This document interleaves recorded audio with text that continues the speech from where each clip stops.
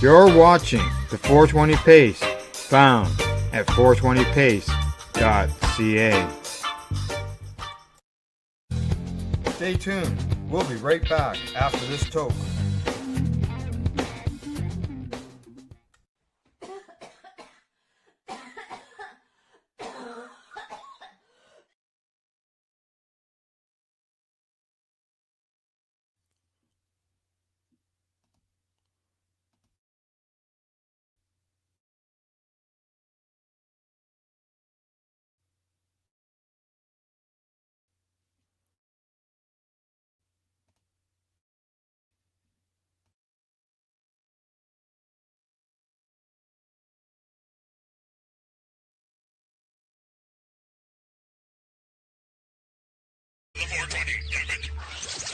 So what are you doing? Nothing. Why not? Trying to get on this Lifestyle Radio website. That's alright. Oh, wait, I might have it. You might have it. You're listening to Lifestyle Radio. The opinions expressed during this show are those of the individual participants and do not necessarily reflect the opinions of their associated organizations or Lifestyle Radio. You like music, you like weed, well, we gonna be good friends indeed. This is how much I like more than smoking trees. They'll make you dance the do-si-do and teach you how to achieve the grow. Smoke a bowl on the 420 radio show. On Lifestyle Radio. Hold up. How's it going? Buongiorno, Kamaskavaski. Yeah, whatever you said. I'm using my international language, my international linguistic skills. Welcome to the International Linguistics version of the 420 radio. Hey, what's the matter to you? What's the matter for you? What you smoking? Hi. It just depends on which area you want to be from, I guess. I guess so. Mary Jane said she'll be here soon if anybody's waiting for her to come. Yeah. And say Her hello. batteries. Her batteries died. Didn't make it. Yeah. She was using them too much this afternoon. Private chat. Who's in the private chat? Private chat. Oh, it's Dale. Dale left. He's coming back. Dale's coming back. He had a flicker. Oh, there's a comment. Hello, Al. Here. No, it's not Al. Hello, Dean. So I'm glad that we've got a comment from LinkedIn because we're trying to make that work. So if you're listening, please say hello, and we'll answer you if we see it. It's a different Dean, I said but what it's Dean still said. it's a different Dean, but it's yeah. I'm just putting what he said up there. Oh, okay. How's it going, eh? German, obviously. So I'm eating a gummy right now. So. Okay, so is it good? I have. Grateful. It's freaking delicious. I got 2 freebies with my order this week from BC Bud. And they are 2 free what? 2 free gummies, large ones, 100 milligrams THC each, so obviously a distillate. And they're from Mad Hatter Medicinals, which is cool. a legacy company. I'm sure you've heard of them. And Dean wants to know what brand of gummy. Yeah, that just said that. Mad Hatter Medicinal. Mine are my own brand. So there was a green one and there was a yellow one. I say was because I ate them both already. And they were really yummy, but I don't like distillates. So we'll just say thank you very much. Next. Don't make distillate gummies. I know you don't. I don't. Okay, so this week I went and got what you said. I'm going to make over the weekend. I couldn't find a syringe, so I got an eyedropper.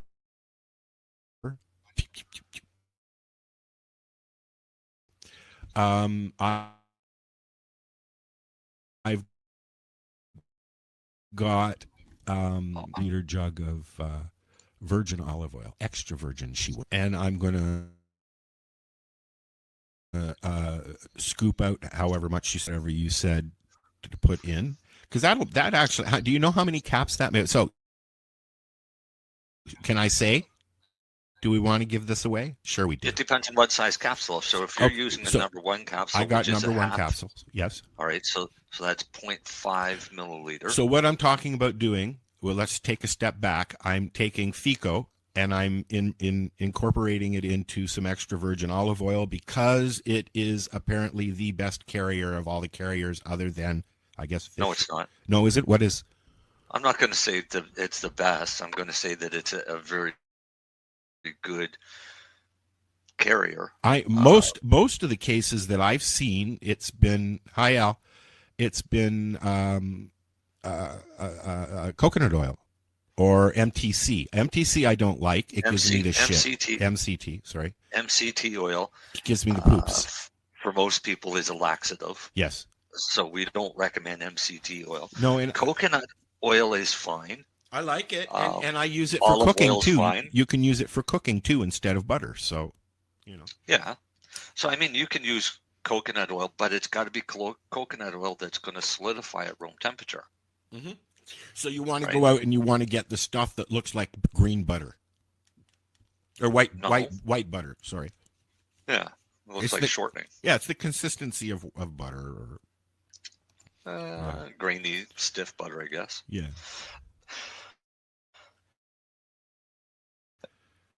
Any natural fat will work. I mean, you could do it with fucking bacon grease if you want. Yeah, you said that to try that for the dog or for the cat. Yeah. Right? Of extending the life of a 12-year-old giant Alaskan Malamute named Uki. How much is this 12-year-old giant dog suffering? A lot. She can barely walk, and she's been getting cannabis since I brought over some butter, and Dean made some cookies for her. She was hiding under through the whole Christmas vacation. She was hiding under the chair out to poop on herself. Usually, we started giving her cannabis cookies.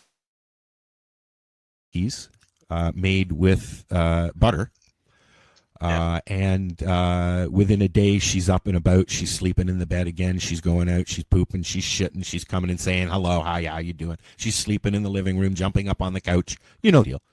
It's wonderful to watch. What I'm doing for Uki is exactly what I did with Buster, except for the fact that when Jess was doing the show, she was sending me, because I was having issue getting cannabis, so she was sending me Chris's FICO and butter, coconut butter. Coconut oil. Yeah, coconut oil. So I was taking a scoop out for me and giving Buster the rest, and I got 3 years out of him, Yeah. So, hi, Alexi. And I guess they've fixed. That's a good thing. You have to remember to take those off as well, Marcel. Oh yeah, I gotta find it. Oh. I'll let you deal with that. But last week, what was happening is for some reason it wouldn't even let me do this. Which sends. Since nothing happened, I'm guessing that it didn't let you again. No. It just posted.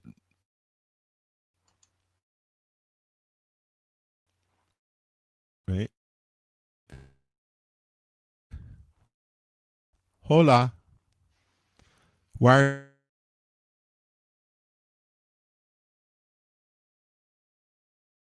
MJ. This is MJ. Do you like her new haircut? I like her new haircut. Let's have a look at her new haircut. It's so funny you say that you're bringing attention to my new hair, because yes, the cut is new, but next week the color is going to be new. What color are you going? The Purple? cut makes you Old makes you blue? look very mature. Well, What is it?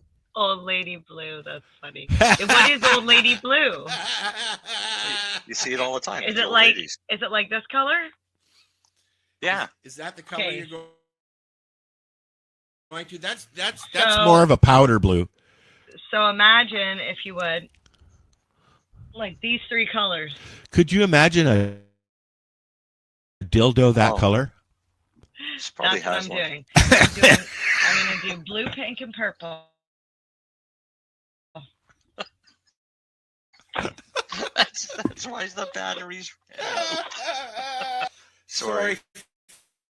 folks. You guys, I don't buy toys. I'm sorry. I gave up toys a I'm long sorry. time ago. Even though it's just MJ and I on camp. Let's say hi to the people on CBG TV. Hi, CBG TV. Oh, OCGBTP. yeah, I know. It's a hard one. So what kind are people smoking this evening? I have a bag full of stuff. Oh. Because I enjoy the services of BC Bud Express. Look them up, Google them. They're very good. They have nice bud. I have some Northern Lights. Oh, yeah? I have some Miracle Alien cookies, a.k.a. what?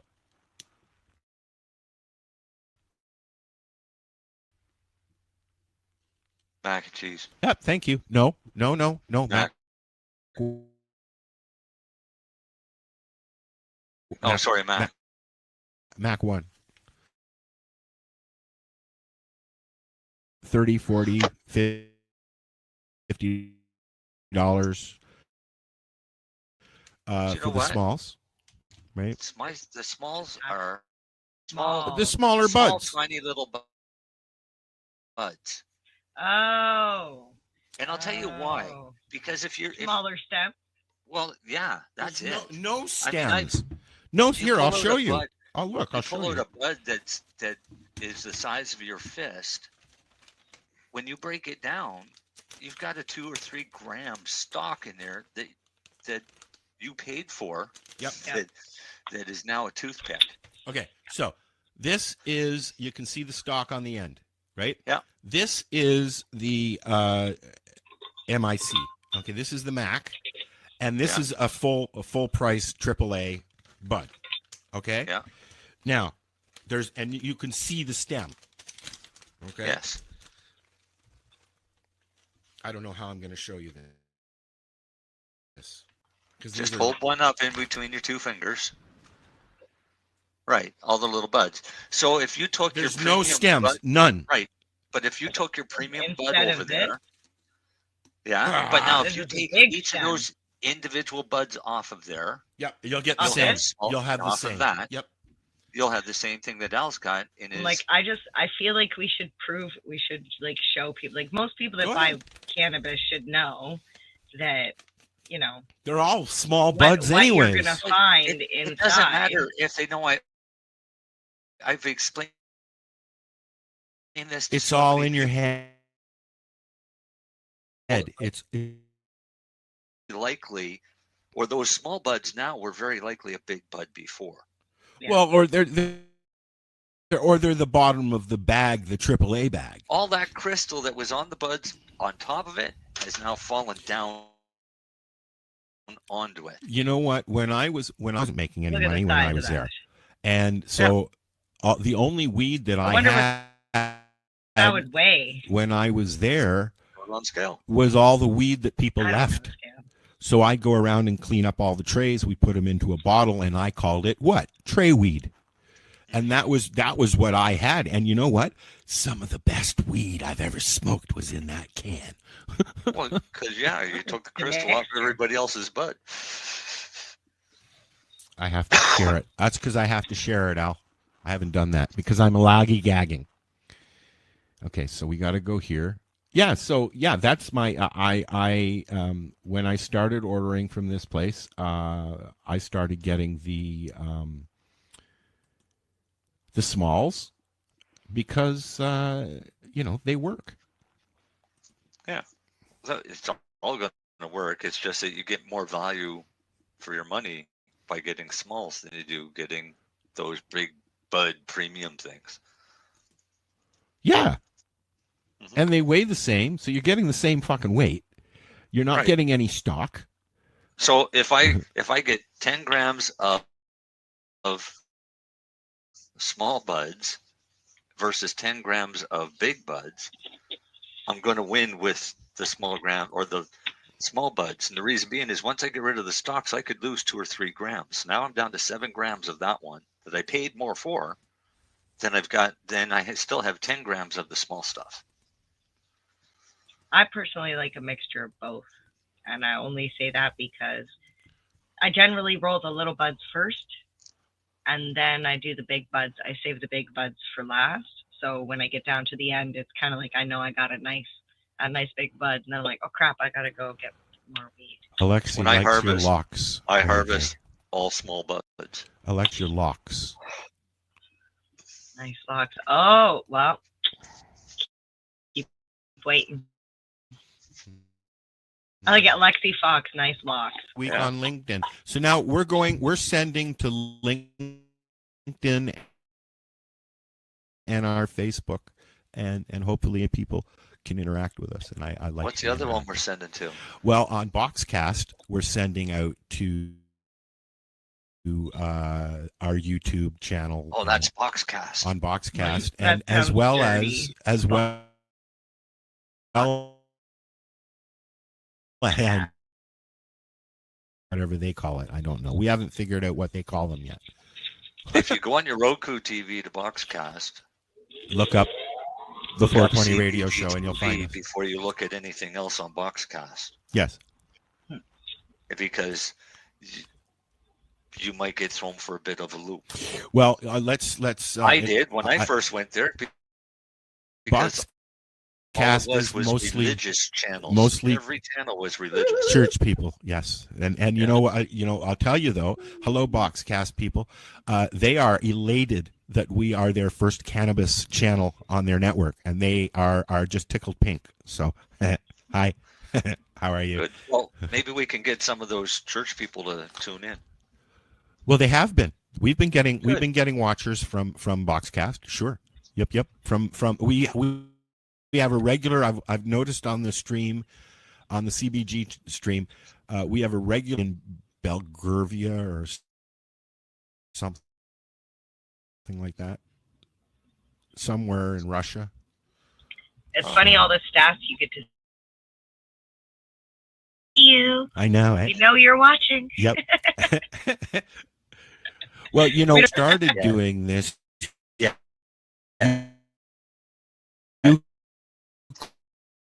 You could actually see this. They want to manipulate them. Blah blah blah blah blah.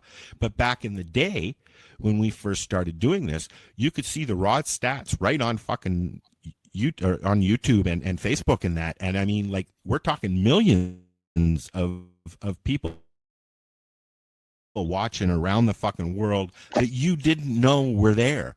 Just because I have this little thing that says right now that there's 2 people watching, yeah, no. There's more than that. The stats are never right on these things, ever. And I know this for a fact. I've been fucking with this shit for almost 40 years. So, yeah. I know that you're right on that fact, because there have been times that my friend and I were both watching the same Instagram, and it said there was only one person in it, and I was like, well, there's 2 of us, and we're both sitting here, so we know that's why. Well, yeah, I mean, when we had a chat room on our website, sometimes there was like nobody, but we'd have 20 or 30 people sitting in a chat room, Yeah, you got people actually talking to you, and you're like, okay, so nobody's here talking to me right now? The stats are not right, or they're manipulated in some way, in most cases, as far as large-scale companies like Facebook and YouTube and stuff like that. They cloak stuff they don't want you to see. For sales, except for Twitter. For Twitter salesperson. Well, no, apparently Twitter is a pretty open book at the moment. yeah, we're about to see everything that happened in Twitter for the last however many years. Well, I walked over to the house there. Well, I walked into the house, I should there, and Dean's first thing out of Dean's mouth, he says, "Well, Musk just bought Google." So I Googled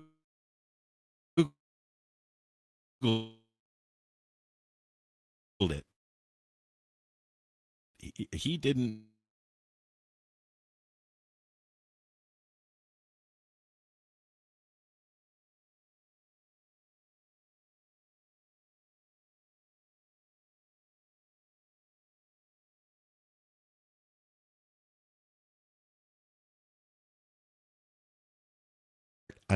A Google like site and blow them out of the water myself. I mean, and Got enough money to do it. Twitter with his owns it, and he can do what he wants with it. I mean, if you choose not to use Twitter because Elon Musk now owns it, well, okay. If you choose not to use Microsoft because Billy Bob Gates owns it, well, okay. But, you know, I find Twitter more interesting lately. Twitter has always been more for, you know, flash posting. It's a constant conversation, basically. I have only ever used Twitter for one of two things. One was to complain about a company about wrongdoing, like Tim Hortons fucked up my sandwich for the 12th time. I go on there because I know the Tim Hortons place won't do anything about it, but headquarters will if they see it on there. So I used it for that. And then I would use it for, oh man, like this. Don't count your eggs before they hatch. Nobody likes a mass chicken. That's what I would post because I was thinking it'd be so funny. Very that I was funny. like, I got to put it on Twitter before somebody else figures out that thing. Twitter is basically a feed of one-liners, and people have learned over the years to have a conversation in 140 characters. And now I believe that they've elongated that. You can actually do it to 180 now or something like that. But and I think before they used to also include the link. That's that right. You were sharing as the characters. But it's trained. It's trained a lot of illiterate bastards how to carry a conversation in 140 characters. Sorry to those people. Why? They don't know you're talking about them. Don't be sorry. Them people. Hi, my name is Al. I'm 58, and I identify as Al. Cheers. Are we doing that? Mary Jane, she, her. Them who. Unless it's my off days and there's come on. A couple different. You know what? I have had some very special friends who are transgendered, full transgendered, or transformation, I should say. One being Sandra Petit, who I adored, and I support the LGBT community 1,050%. But I think that this whole pronoun thing is silly. If you are representing yourself as a female, call yourself a female. If you represent yourself as a male, call yourself a male. Yeah. But okay.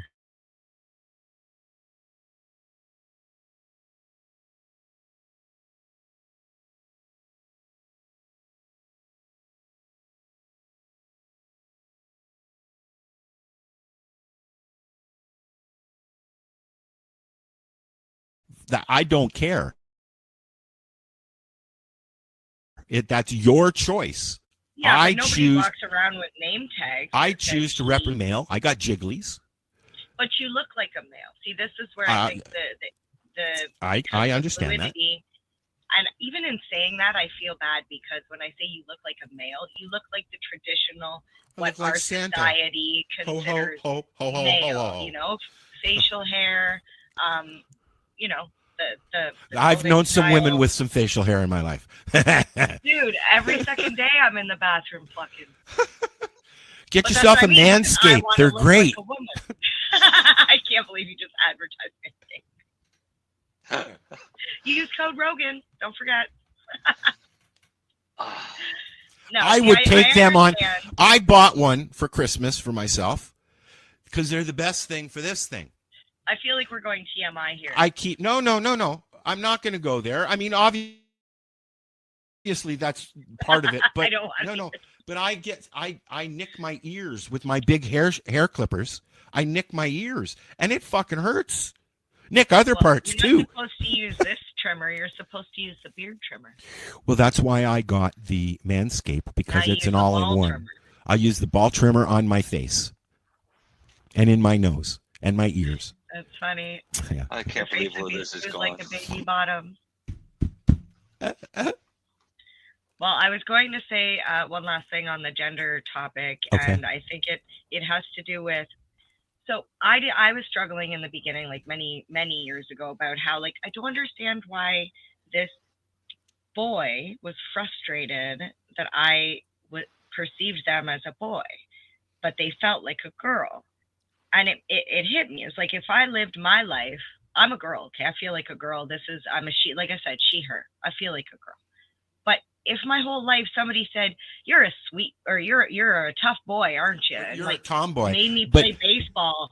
No. If they legit said I was a boy, Yes. and on the outside couldn't see that I was a girl, Yes. that would be extremely it frustrating happens a lot. and confusing. And I think that's where it's a disassociation from what you feel like inside and what everybody else can see. Yes. I have a friend, and I'm not saying any names, who is a cross-dresser, and he lives his life as a male, but he feels in his heart that he's a female, and he expresses that in private to himself because he doesn't have a partner that would accept that. Blah blah blah blah blah. But if he was to have an apartment, if he had a partner that would accept that, I think that. Well, there are many layers. Yeah. Coming out as your true self in whatever form that is. Yeah. Like yeah. Whether it's I'm about to come out next week in my true form with bright ass colored hair, and it's taken me a long time to even just get. You've had red hair before. Okay, yes, but red is still technically a natural hair color. Now, the color of red I chose was elevated. Green hair yes. Before you've had purple hair. You've had orange hair. Nope. Oh nope. God, you're not going to do what Tracy does. What is Tracy? What? With the bright red hair, Tracy Lamourie with her red hair. That's what I did before. I'm doing this color. Okay. This color. So you're going to put multicolor. Mm-hmm. Oh, well, that's fine.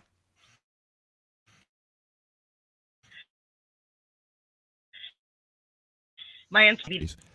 No, I'm not. I have no idea. I don't follow the news and shit like that, and I have no idea who this Jeffrey Peterson guy was. And I'm reading. Oh, that article I sent. Yeah, I'm reading some of the tweets.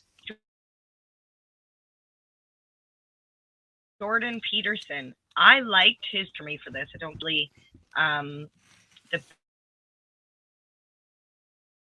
big and beautiful swimsuit model, but this is not beautiful. Oh, really? Yeah. Oh yeah. Here, I'm reading that one right now. Yeah, and I liked it. I agreed with it because I mean, the woman herself, she's a pretty girl. I'm not going to dispute that. My problem is this is Sports Illustrated swimsuit magazine, and we're promoting being overweight as being healthy. I'm like, that's where I'm like, no. That's where I feel we had an issue. So, but they slammed him for fat shaming, right? Like maybe it's not about fat shaming. It's shaming. Period. It's not. I mean, fat the pictures in the article. She's a good-looking girl, right? Like she's a pretty girl, but we're talking about Sports Illustrated swimsuit edition. So what? I like fat chicks in a suit. But are they athletic? Yeah, it was sports. It's Sports Illustrated, right? Look at somebody like Ronda Rousey. She's a very pretty girl and built. She's stacked, but yet look, she makes a fist, and look at her fucking muscles. Men aren't used to that. Okay, I feel like in saying this statement about that woman as well, we need to also address people like me. Okay, I get admired for being thin and pretty and whatever, and I'll tell you, I'm a very unhealthy person. My body fat percentage is higher than it should be. Like, we're talking about health, but our society seems to look at people because they're skinny, and they don't teach people about this term called skinny fat. Right, but maybe people should trying to achieve what they think is perfection and be happy with the way they are. What's her themselves. name there? The Australian Me? girl. I The don't Australian give a girl I that- agree. that's- I that's agree with that hefty. too. But I think we should try and be the healthiest versions of ourselves, whatever that may be. If that girl Right, on Sports Illustrated is healthy and works out and eats well, and she's doing better than I am. I've been watching what I mean? Oprah Like, whatever get fat size she is. and thin and fat and thin all my life that she's been on TV, and she, I think she looks healthier when, like Oprah, when she's thin. I don't like thin Oprah. I like chubby Oprah. I don't like Oprah. I don't like Oprah, to begin with. But you get look. Okay, well, what's the Australian girl, the comedian who when she started was River Wilson Phillips. Wilson Phillips. No, not Wilson Phillips. No, her last name is Rebel Wilson. Thank you, Wilson. Rebel Yeah. Wilson. I knew it was Okay, something so Wilson. when she came onto the scene, she was very hefty, and people gave her a hard time about being very hefty. Now she's lost a few hundred pounds, and she's a thin little dynamite, very pretty girl, very model-like, and people are saying she's sick. It's But sickening. did she do it? That's my question. No, she Did lost. do it healthily. She did it. Well, she Because was doing movies and stuff like that. It's very easy to something- do. They train you how to do it. Yeah, but people don't understand that what happens to your body when you lose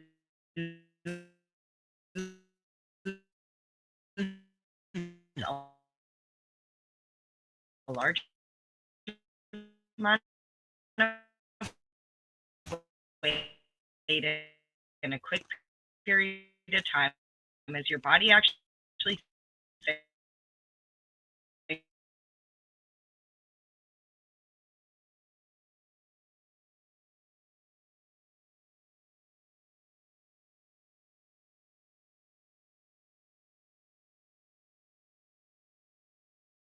Living on the food bank, basically. And this is when I started doing the station, actually. I needed something to do. And I ended up with diabetes. I now have type 2 diabetes. I'm half the person that I used to be, but my body has gone, and I've got more pain than I ever did when I was heavy. I have more issues than I ever did when I was heavy because my body's going, and it's horrible.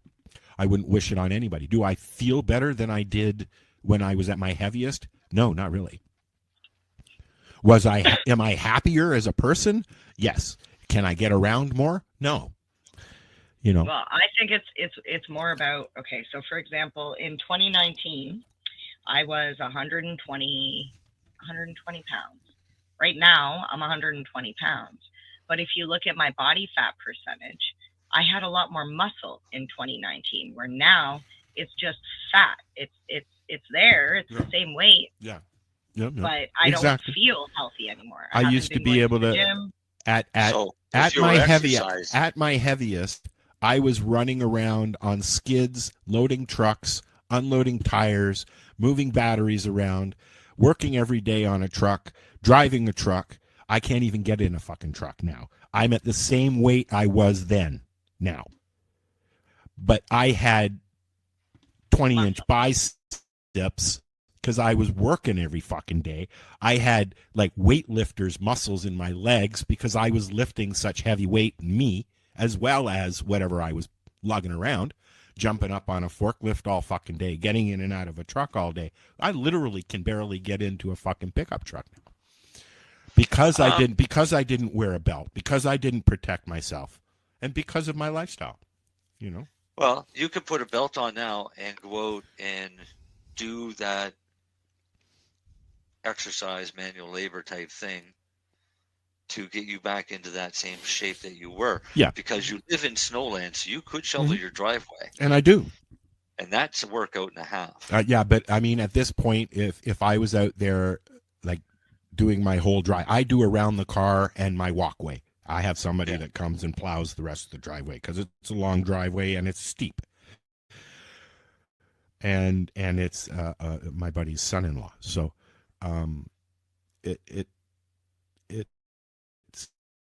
it's 6-1. I could go out and get a snow blower, and I could go out because you just stand there and push it down the hill. But I could go out and get a snow blower and do it myself. But would I actually be able to do it? Is the question. Like, I have one of those big push things. I have a shovel and I have an ice chipper, so I've got everything I need. Yeah. Right? But my mobility, like, I'm hurting right now because I was out there cleaning off a foot of snow and making the snow go away so I could go out to the store and go shopping. I haven't been out in 3 days. We just got dumped on. Right? We're getting dumped on now. Yeah, I heard. Yeah, Toronto. Are you getting dumped on, Mary Jane? Me, yeah, we got it all day. Yeah. Kids were happy. Snow day. What'd you get? Snow? Oh, you got snow. Yeah, we got rain. All of our snow is now gone. Wow. Yeah, that was yesterday. We just got dumped on snow, so maybe it'll change and you'll get it tomorrow. No, it's last I looked, it was 11 degrees out here.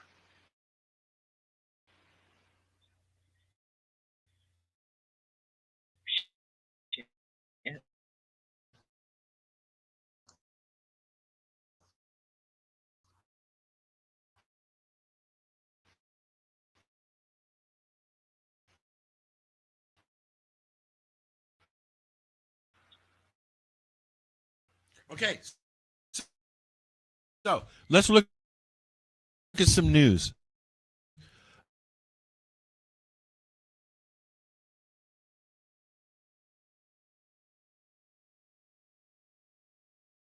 Funky weather.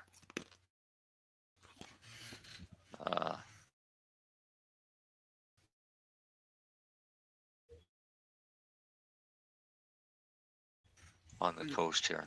Oh, yeah.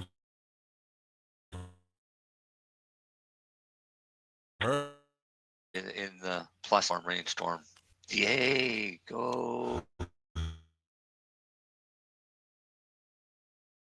Coastal.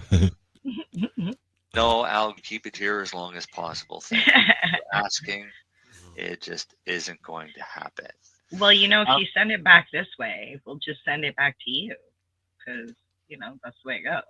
Yeah, because we're like in the armpit of North America. Yeah. So we get So that's why it's so all the stinky crap out there. from everywhere else. Yeah. It's very stinky here. I mean, we should. I got some cannabis trivia for you. All right. This is one that I've known for years and years and years, but it just came out recently. And why I say that? Mine wasn't cannabis trivia. Why do smoking cannabis and eating edibles cause red-shot eyes? Yes, I read that article. Yes. Now, I've been telling people this for years, but what's the answer? Increased blood pressure. No? Well, yes and no. So cannabis acts as a vasodilator by relaxing the muscles around veins and arteries. So your blood pressure actually That's why you go placid when you smoke a joint. right. So your heart rate increases and your blood pressure decreases. And the reason it decreases is because veins to get blood pumping through, saying that it's doing it, but that's all it is. For my venoplasty surgery, that was a very big concern we had.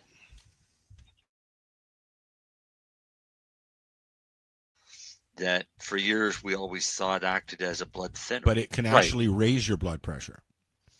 Well,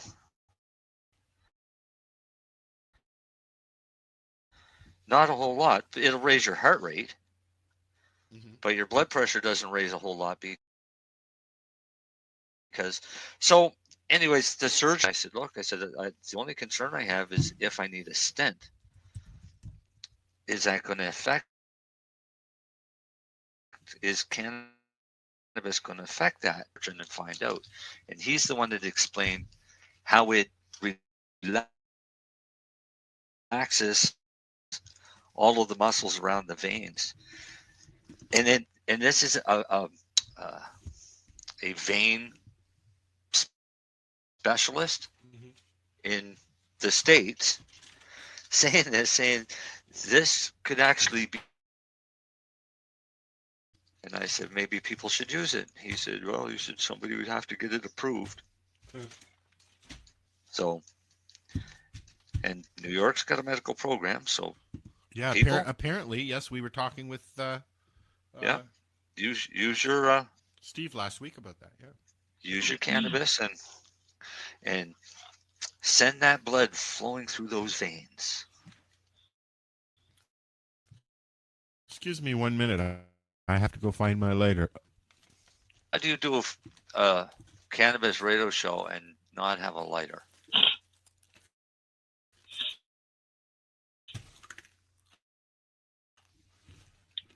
You think about that question for yourself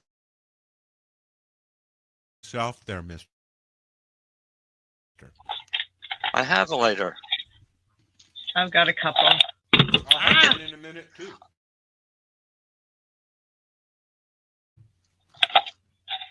I have a lighter. I have a rose clip. I have an ashtray. I just threw some on the floor. I got so many lighters. I have when I used to work at I have a these Tim guys. Hortons Walnut Crunch. Remember these guys? Oh yeah. Lighters. These. This is and I wasn't allowed to take them on the plane. Oh, that's why I never got one. Mhm. That's rude. You know, Kurt is out your way this week. Who are you talking to? You. Kurt is out there Kurt this who? week visiting his daughter. Adamson. Kurt who? Robbins. Adams. The geezy guy. Oh yeah. Yeah. Cool. He's out there with his wife. Visiting their kid. Gazay. Right? Gazay. Geezy. Gizay. Gazay. There it is. I found it.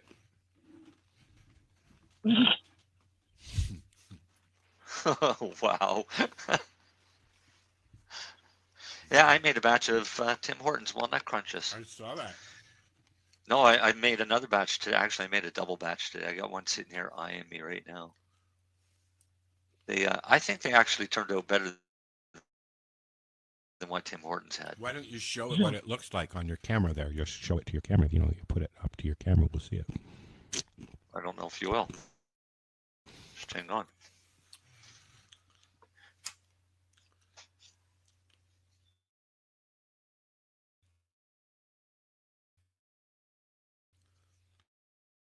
Weird. I think You got it's the time. I think it's background time on. for you to upgrade your background there, buddy. What? I think it's time for you to upgrade your background. Well, just hang on a second then. Did you know that you've actually been advertising somebody's stamp there on the top of his I forehead? don't care. I like his picture. You should send me the picture and That I'll would take that actually- stamp right out. The picture. I can do that myself. The picture I can do actually that would make a myself. nice, not the leaves, but the picture itself would make a nice tattoo. Actually, a chest. No, Why not? because that could also be a copyright infringement, and I'm not going to take away from the artist's work. Yeah, it's just the artist's name. That's all it is. Looks like it, anyways. Yeah. Let's see. Let's make it bigger. We'll see. This is an investigation.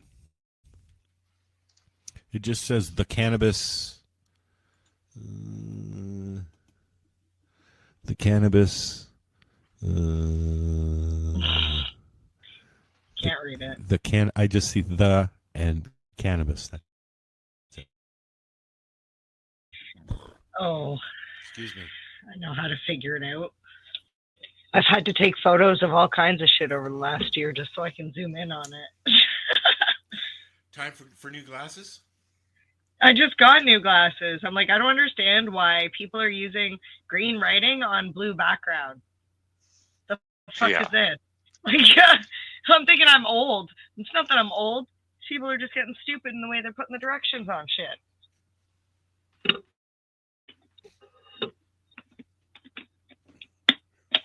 So if you're listening, please let us know. We want your comments. We want to talk to you. Say hello. Hello, how are you? Oui. Huh? I'm close to Quebec. I can you know. Guess what I just found out? What? Or I found out where I'm gonna be. I'm gonna be. Whoop, there you go. Good. Marcel's opening up in his own shop.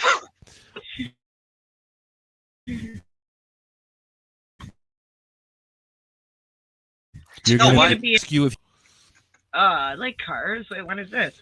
I don't know, but we can put you in because I'm on the media list. So if you want to go, then you can wander around on a Friday evening and we can look at cars. I like cars. And so, I'm actually going to be working a booth at the boat show this year. Oh, cool. Yeah. You going to say who?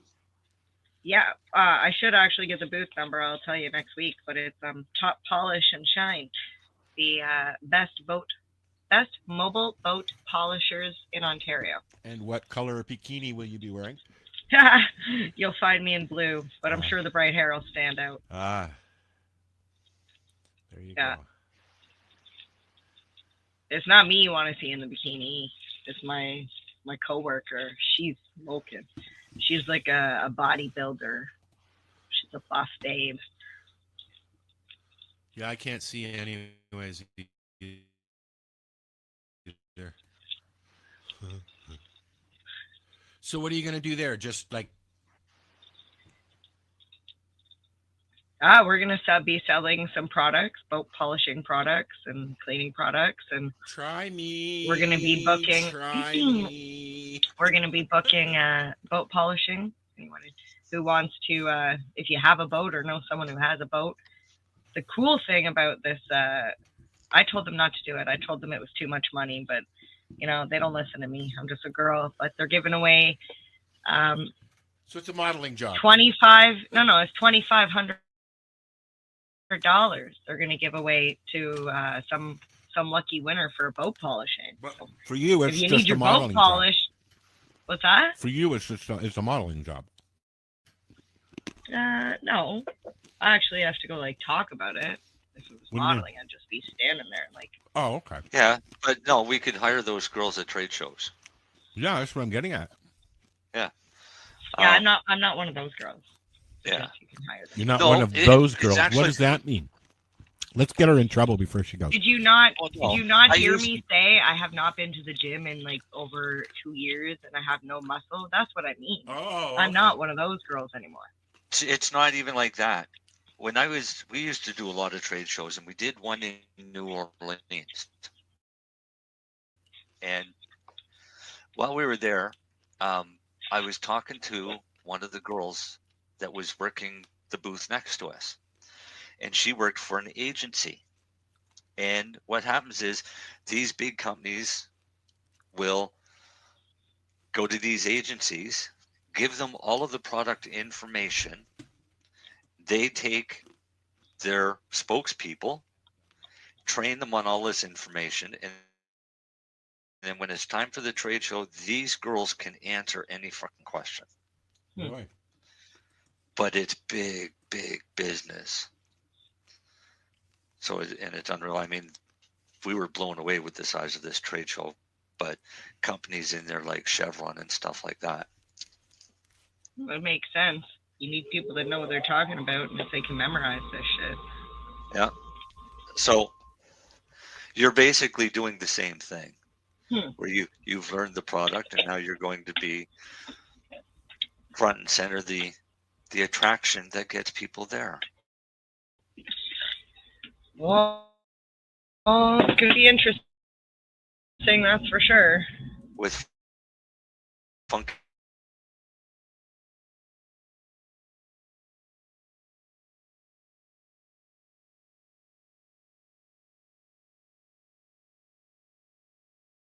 cannabis money to do this study, but a federally funded study concluded that those living in states with legal weed have lower rates of alcohol disorder. I saw. Yes, that's another one Is that I that saw. surprising? No, what's surprising is they did it on twins. What? They did it on twins. So, in all cases, one twin lived in a state with legal marijuana while the other didn't, providing a unique case for researchers trying to understand the impact of legalization without having to worry over complex factors like the subject's genetics and socialization. The study found that while alcohol consumption between states didn't vary greatly, twins that lived in legal states were less likely to face harm when under the influence of alcohol. Huh. Harm being what? Harm could be anything, right down to liver or liver failure. So, yeah, by doing this, they found out that cannabis users use less alcohol in the legal states Yes.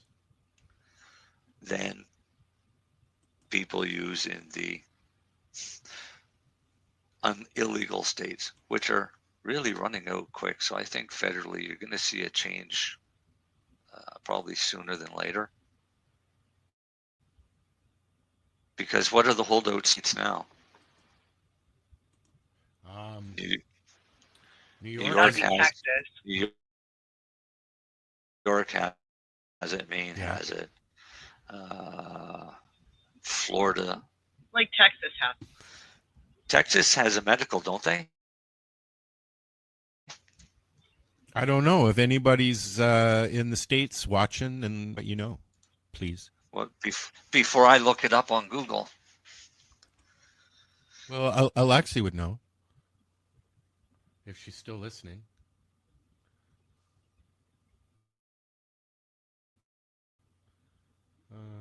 Share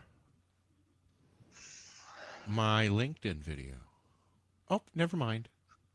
All right. Mind. Anyone? No group.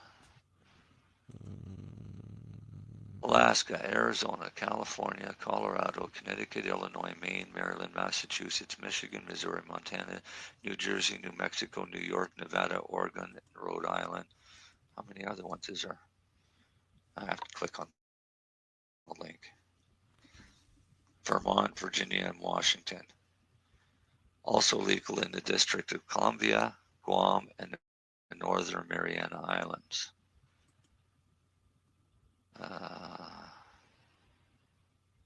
January 10th. That was the other day. That's when Connecticut could do theirs. So how many is this? 21 states. So there's still half the country to go.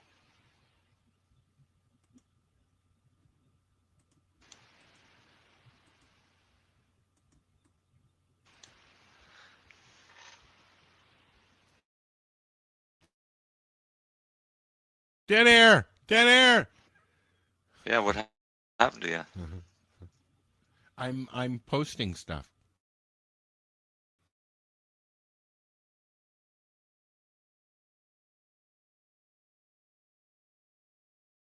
Interesting.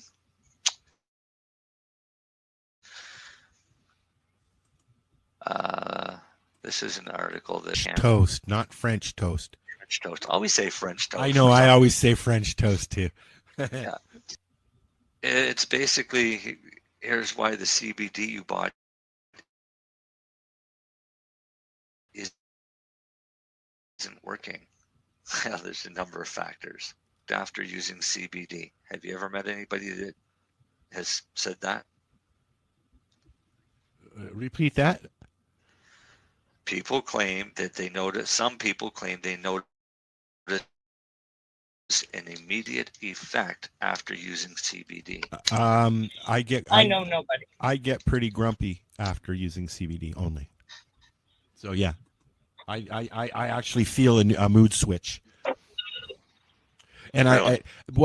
I started feeling that switch when I was on Sesamet for so long.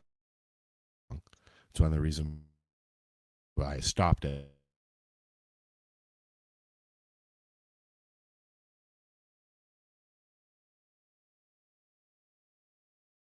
Sesamet is just THC, but the same effect. Well, a little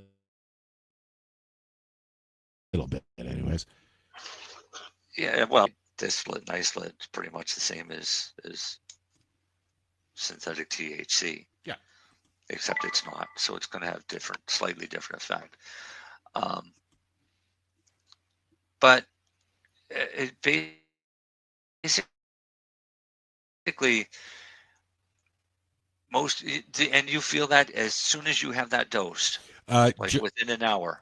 Here's another example. If I am using a high CBD cannabis, if I'm puffing on a doobie, and I haven't had anything for a day or two or longer, you can actually feel it going down your, the boom, boom, boom, boom, boom. You can actually feel it working its magic, like almost instantly. And I was going to ask you about that. Why is that? Why do you feel cannabis almost instantly?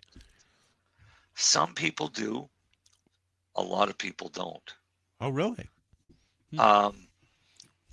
So I've had patients take suppositories and say they don't feel a thing.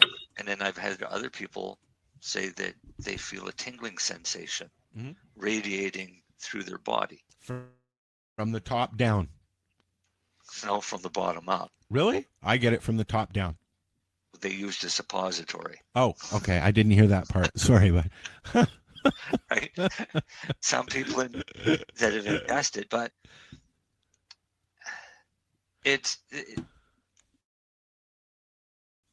basically what they're saying in this article is that whether it's CBD or THC or a combination of the two, the key to making this work is very quickly. But I find that almost always happens when you're smoking it. It's not always when you're doing edibles. Right, but this is for like a medical regime. Yes. Basically. Yep. All right. So you're going to make capsules. What are you going to do with the capsules? I'm going to take them. How? I'm going to ingest them. When? When I eat my breakfast. And when? When I eat my lunch. So do you have a set schedule? Not yet. Because you're going to want to make a set schedule. I'm going to schedule as we go, because right off the bat, it's going to make me feel sluggish. And then when I start not feeling sluggish, I'll know that I'm on the right regime. Because I don't want to be. I don't want to be sluggish all the time, and that's what I'm trying to stop. You might know. Hoping for, but I don't want to get such a burst of energy that I'm overthinking. Right? See, that's my issue. Yeah, you can't stop the overthinking. I can, and that's by lowering things.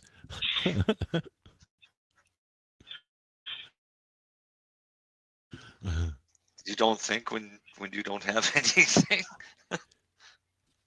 You know what I mean. It depends on the strain, right? If I'm using the wrong strain, it's going to get me revved up, and I'm not going to enjoy that day, right? Right. If I'm using, let me finish. Okay, if I'm using the wrong strain and it's too much, I'm going to be couch locked. I'm going to feel depressed. I'm not going to enjoy that day.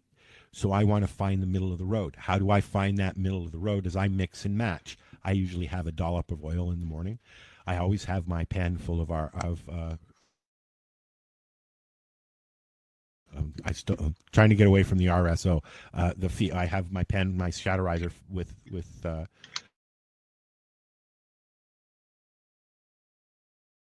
maybe even 20 doobies a day.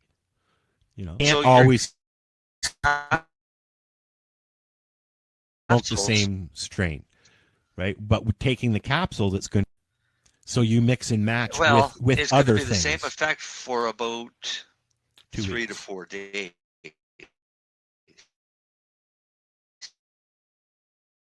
2 weeks. I've done this Yeah, before, you know that. So I mean, yeah. I was driving the You last should time. start metabolizing it within 2 to 3 days for you, because you've been taking, right? These are going to be slightly lower dose.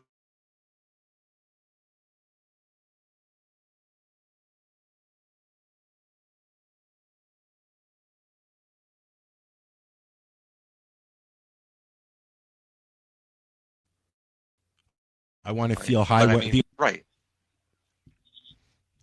Or when you eat a salty ball and 2 gummies. yeah. Done too. Dean's been making cookies. Just what do you call them? Sourdough cookies with some Oh, yeah. So eh, now let me get back to my article. okay, go ahead. So often people take CBD, or in your case THC, and expect it to work like a drug, Yeah. noticeably and immediately. Uh-huh. But CBD is less like Tylenol and more like a good exercise regimen. Yes. It can take a while before you notice a difference. A long while. And like with any good supplement, using CBD regularly is the key to experiencing its benefits. If you're using CBD and you're not sure why you have noticed a difference yet, here are some things to consider. I get a kick out of people taking CBD for sleep. If it depends on the CBD, because if it's got some CBN in it, then it's going to help them sleep. Yeah, but But but usually CBD it's CBD. Let's say this before you continue your article. Usually, in 99% of the cases, you're not getting bud CBD. You're getting hemp CBD. You're getting stock Oh, CBD. okay, so let's go to Am I the correct? regular. Well, yeah, That you're only getting CBD. yeah, but the thing is it doesn't matter what plant that it comes off of. There's If it's a still going to hemp, be other if stuff it's in a it. hemp Yeah. plant with CBD, if it's a cannabis plant with CBD, if it's a hybrid plant of THC and CBD, and even off the shake, the trim, the stalk, it doesn't matter. It's still CBD, because CBD is a molecular compound. Okay.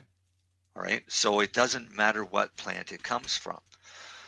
But the key to this was proven years ago, that cannabis works Best with everything.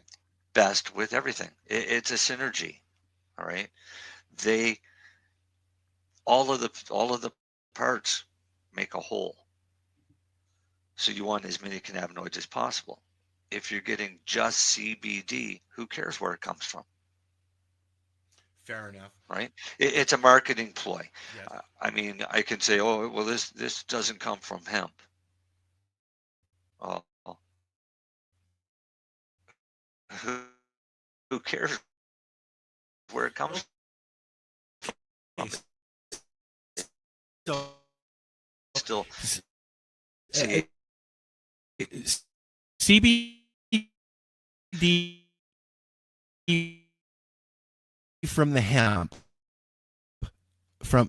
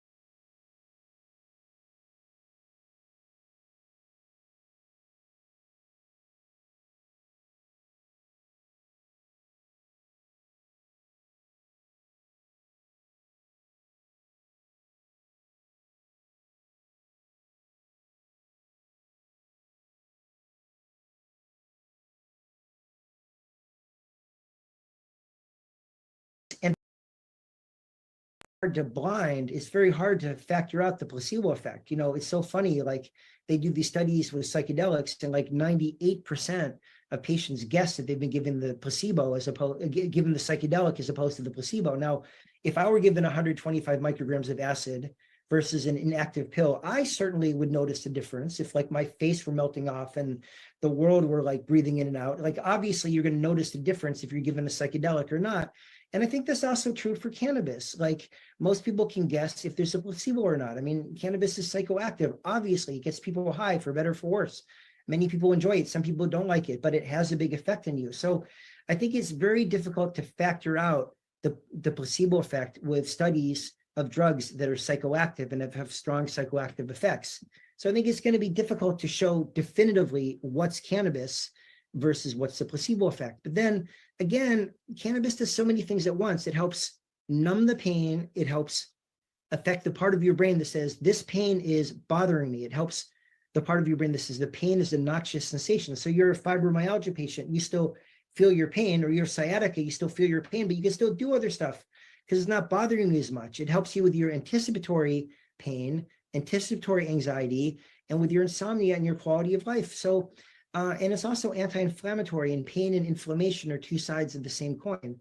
So it just seems like it certainly does have a placebo effect, but it also has a very, very real effect. And I just don't think you do a service to anybody to try to write it off as a placebo effect. But it's a great question because it's very hard to study these things, because for better or for worse, the placebo effect pops up all the time and is very effective. And that's why we asked. All right, next, let's see, will be Wade Laughter.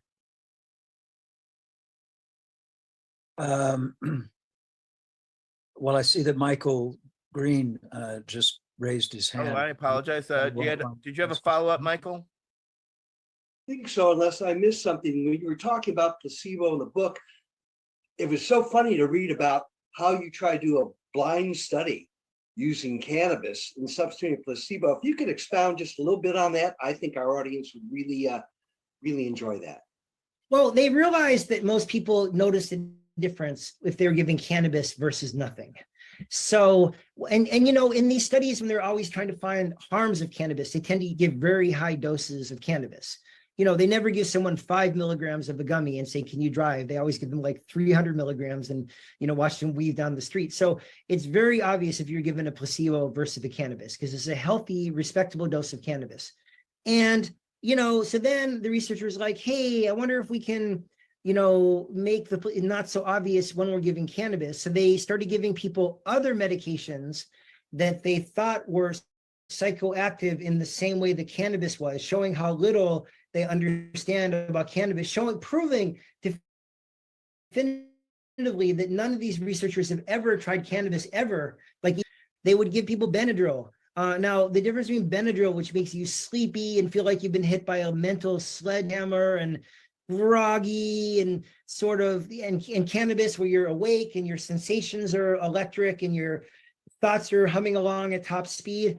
So that didn't work. So then they tried giving people lorazepam, which is Ativan, which is basically Valium. And then Valium, you feel a little happy, you feel relaxed, you feel sleepy, you basically feel drunk, which is like the opposite of what cannabis does. Like certainly it can make you feel a little bit relaxed and a little bit euphoric, but not in the same way that Valium would. Like no cannabis user like in human history has confused Valium with cannabis. They're like nothing alike. And I just thought it was really funny how they did those things. They were thinking, stone cold sober, not stone cold sober, were two ends on the continuum. Therefore, the Benadryl and the lorazepam and the Valium and the cannabis would all be the same thing because they'd have you intoxicated like alcohol versus not intoxicated versus stoned, which is a very nuanced and complex mental and physical way of being. So I just thought it was really like preposterous. I tried not to make fun of them too much, but I don't think I succeeded along those lines. All right, then we will continue on to Councilmember Wade Laughter. Yes, this has been a great conversation, Peter. I really appreciate you taking all this time to hang out with us. One of the things, stigma associated with cannabis has kind of been an issue back when I was in the Navy. It got me in a lot of trouble.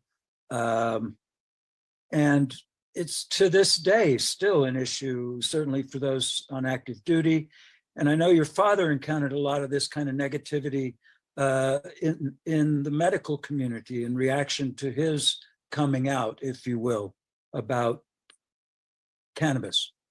Do you still see that going on in the medical community today, or is it just the young students, doctor students, and the few folks who have gotten far enough in their career not to care anymore that are really taking this point of view?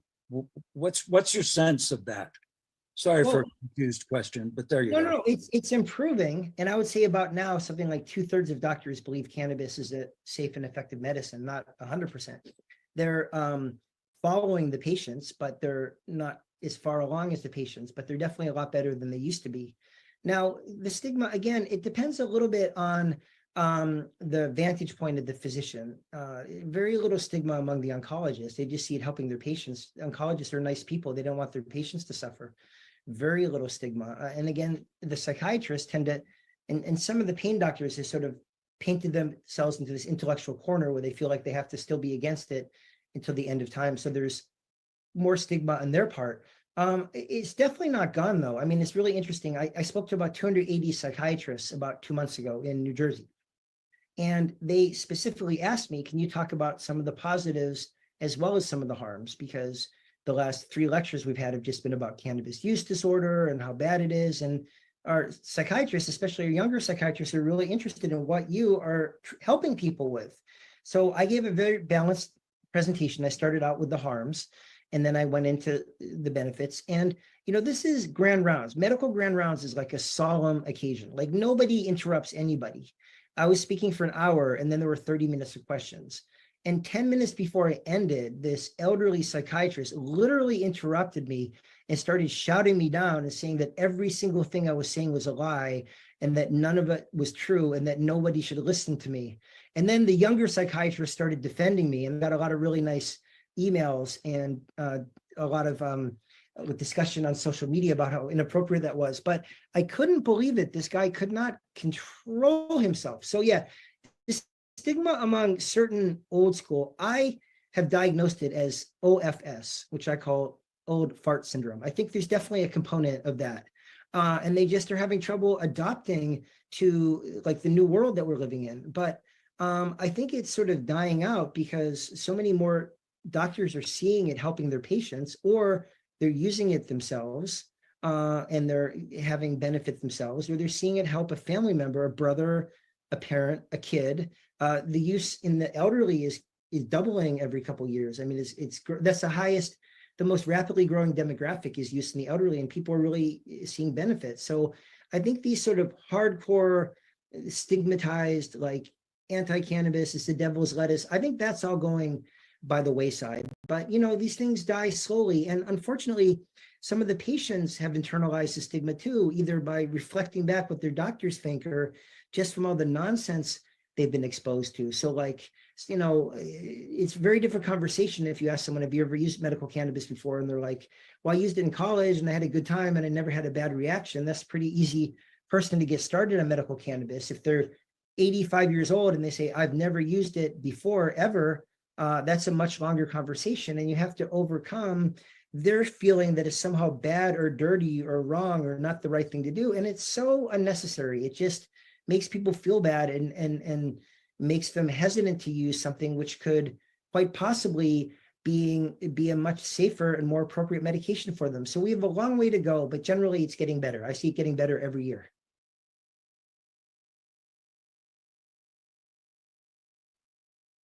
All right. Well, I cannot thank you enough. It has been, we've gone almost an hour and a half.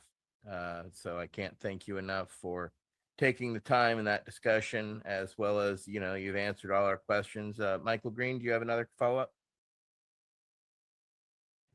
I do, thank you. Discussions going on in Washington right now about the debt ceiling. There's suggestions to budget cuts all over the place. one of the items they're talking about reducing funding for is the Mission Impact Act, which affects each and every veteran who looks for benefits in terms of medical care. I've just now on the brink of your chapter that talks about confusion and the cannabis, cost of cannabis. So I'm curious, I'm thinking there's been $1 trillion spent on the war on drugs since the 70s. How much of that might be to cannabis? What would we save a year, if you have a number, if we just ended prohibition and we're not funding at least that portion of DEA's budget and other aspects, law enforcement, forget the social equity and everything else, just the fiscal cost? Well, the costs are sort of so vast, they're hard to even calculate. Because first of all, there's the costs of not criminalizing people and traumatizing them with the social, with involvement in the criminal justice system and the trauma that they get. And, when someone gets arrested for cannabis, it affects their job prospects, their housing prospects, their student loans, their educational prospects, their right to vote. So it's infinite, the psychic and interpersonal poverty and damage that getting all these people needlessly involved with the criminal justice system costs. Number two, there's the cost of the criminal justice apparatus, which is so out of control. We have these, and the costs are not just financial, the cost to our communities of having these militarized drug units barging around is absolutely awful. It just unravels the whole fabric of our society. I mean, law enforcement are absolutely the wrong people to be involved in drugs, not just cannabis, any drugs. It should be doctors, nurses, social workers, lawyers, scientists, not law enforcement. If you get the justice system involved, everything gets worse. You still have whatever addiction or problem you've had, then you've got another problem, which your life is falling apart because of the criminal charges. So they're just like the wrong people to be involved in anyway. So we could save like hundreds of billions of dollars. Then there was a study in 2016 from the Journal of Health Economics, where when they legalized cannabis recreationally in Colorado, the expenditure for Medicare D went down by about $200 million because people were using, even though it was just legalized recreationally, for whatever conditions that people could use cannabis for, they were using it. Chronic pain, insomnia, PTSD, multiple sclerosis. So the insurance companies are saving billions of dollars by the fact that people are substituting other more dangerous pharmaceuticals for cannabis. And they're saving money, first of all, because they don't have to pay for these overpriced pharmaceuticals like gabapentin or Lyrica, but also because people aren't destroying their kidneys by using all the non-steroidals or overdosing on opiates. So, I mean, there's so many different categories of saving that I think is pretty hard to calculate, but I'd say that the savings are just broad, they're vast, and they're not just financial, they're financial and in terms of interpersonal suffering. So, if we could have ended the drug war before it started, that would have been better for our society. Thank you so much. Needless to say, Peter, is there anything that we've talked about or anything that you'd like to share with us before we let you go? I really enjoy seeing a lot of friendly faces, and I thank you guys all for being such good friends with my dad and my parents. And I'm glad you got to see my mom for a quick cameo visit. Next time we'll have her on. And, we had a big book party for my book on April 20th. And she spoke in front of like 200 people, completely calm and poised. It was just really amazing. I think my book hopefully is going to help, move the chains and get people educated. Hopefully it'll help get the doctors educated. And, it's really aiming for the middle. I think a lot of people agree with a lot of stuff we said, but we've got to reach our neighbors and our friends and get them all on board. So I'm just hoping to make an impact and to stop this senseless war on cannabis users. I mean, every single society has used psychoactive drugs to change their consciousness. And it's just so hypocritical how our society picks which are the good drugs, caffeine, alcohol, and tobacco, and which are the bad drugs like opiates and cannabis or cocaine. And they're just drugs. It's all about how we use them and if we use them responsibly. And again, law enforcement shouldn't be involved. And I'm just hoping to do my part in having us have more sensible and humane policies for people who use drugs, whether it be recreationally or medicinally. There's no reason for anybody to be stigmatized, criminalized, pathologized, or punished. So I just really appreciate the opportunity to chat with you guys tonight. Well, it's been an honor for all of us.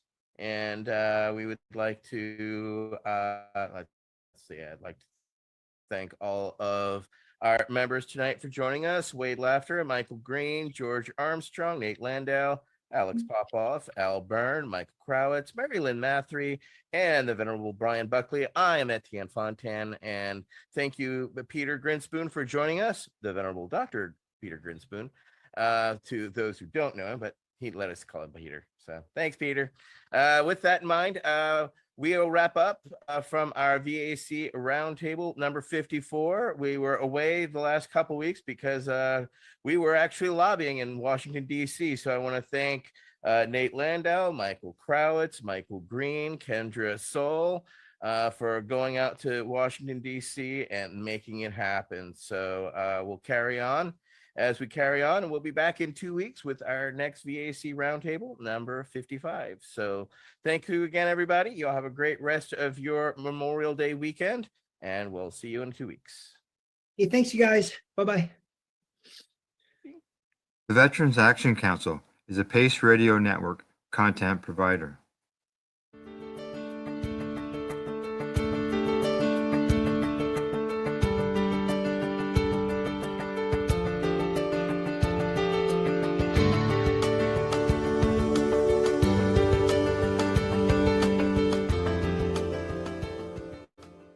You're listening to the Pace Radio Network here at paceradio.net.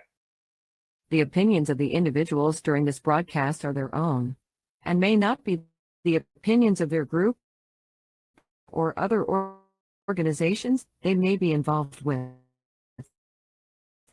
All medical physician. Enjoy the buzz of legalization with Campbellford Lifestyle Shop. From lights to plant nutrients, books, consumption accessories, and more. We've got all your basics to grow or consume cannabis. Visit our info center or take a look at our piercing services and body jewelry, now available in-store through Campbellford Lifestyle Shop. 17 Bridge Street West, Campbellford. Limestone City Hydroponics is Kingston, Ontario's hydroponics shop. Take your growing to the next level and create the optimal environment with a tent kit, or maximize your yield with an ebb and flow flood table kit. Either way, Limestone City Hydroponics has more sizes and options to fit your needs. Are you looking for the power of the sun that adapts to your budget? Then look no further, as they have professional grow lighting. They have indoor grow systems that are easy and cost effective, with many options to fit your living space and lifestyle. Cultivate your growing potential. We have everything you need to succeed. And if you can't make it to the store, they offer local delivery to the greater Kingston area. Remember, when you're looking for experts to help you grow, then look no further than the locally owned Limestone City Hydroponics, 105 Sunderland Drive in Kingston, Ontario. Call them at 613-548-0420. We are people advocating cannabis education here at Pace Radio. You're listening to the Pace Radio Network here at paceradio.net. The views expressed by the individuals during this broadcast are their own opinions, and they may not be the same as those of their group or other organizations they may be involved with. All medical advice during our broadcast is not a medical opinion and should be checked with your medical physician.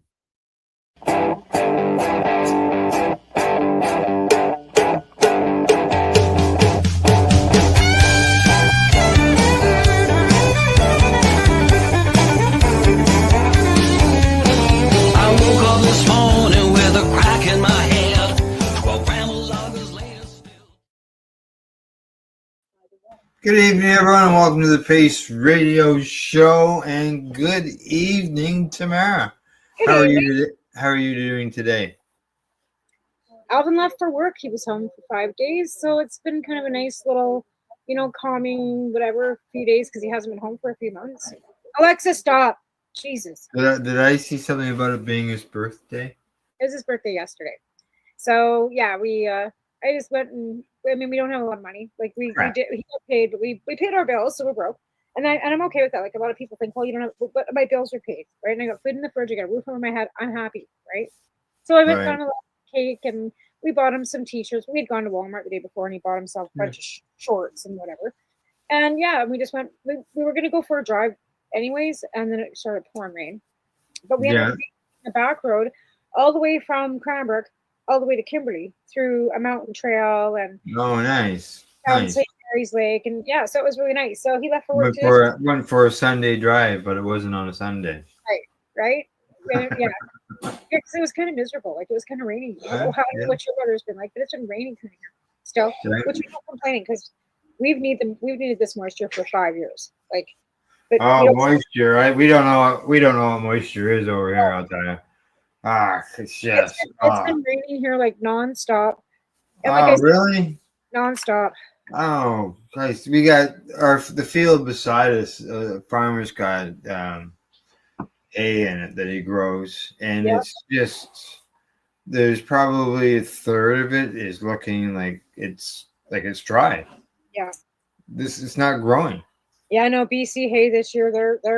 They're bumper cropping this year. The raspberries out here bumper cropping this year. All the cherries, because last year all the blooms in Creston froze.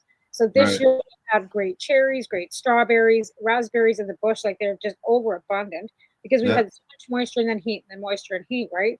So Yeah. and Alberta too, they've had the same type of thing. So it's a good grow year for the farmers out there, except for the tornadoes and the hail. But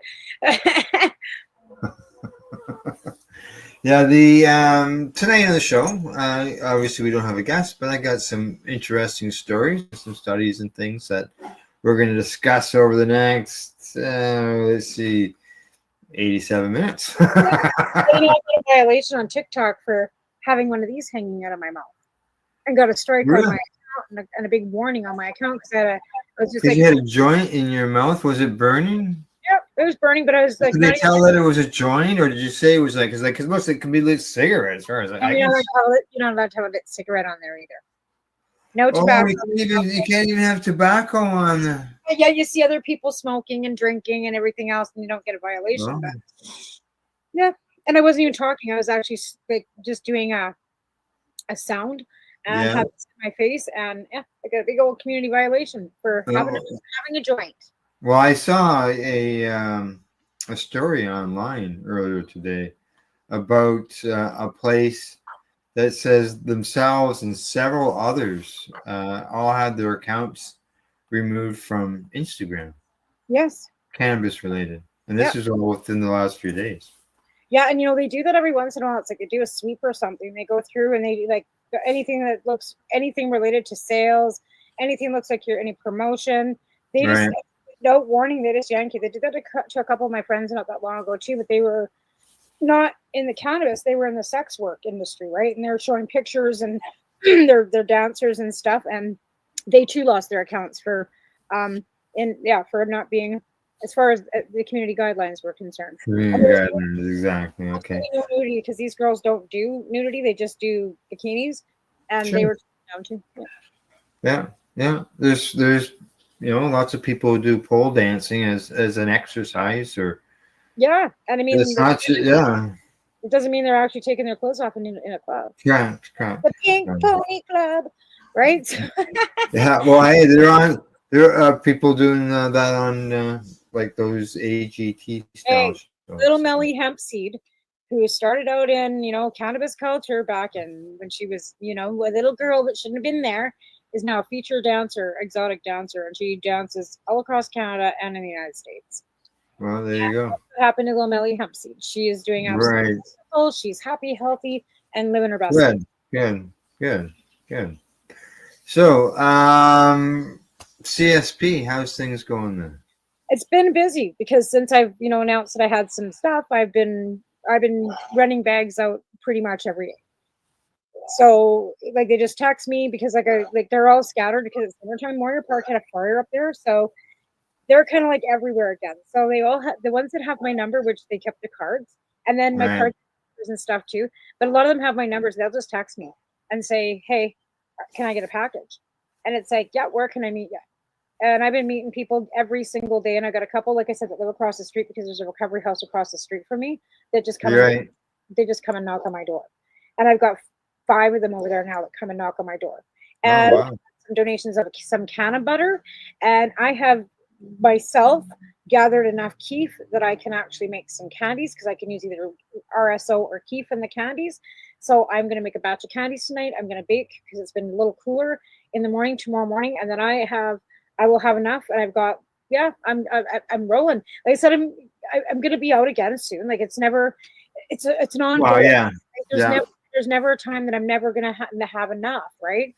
But Yeah. again, we're doing this. So like I said, 5 and then 1, 12 this week already. It's only Wednesday, right? That's how Oh, much okay. out this week since So you're Monday. finding that that's more the way that things are turning now, is that instead of you going out to a place, that people are reaching out to you? Well, because here's the thing, Moyer has gotten fairly dangerous because there are different transient people coming and going, right? Sure, yeah. So some of the regular people that I was servicing out there aren't there anymore. They have moved because they don't feel safe there, right?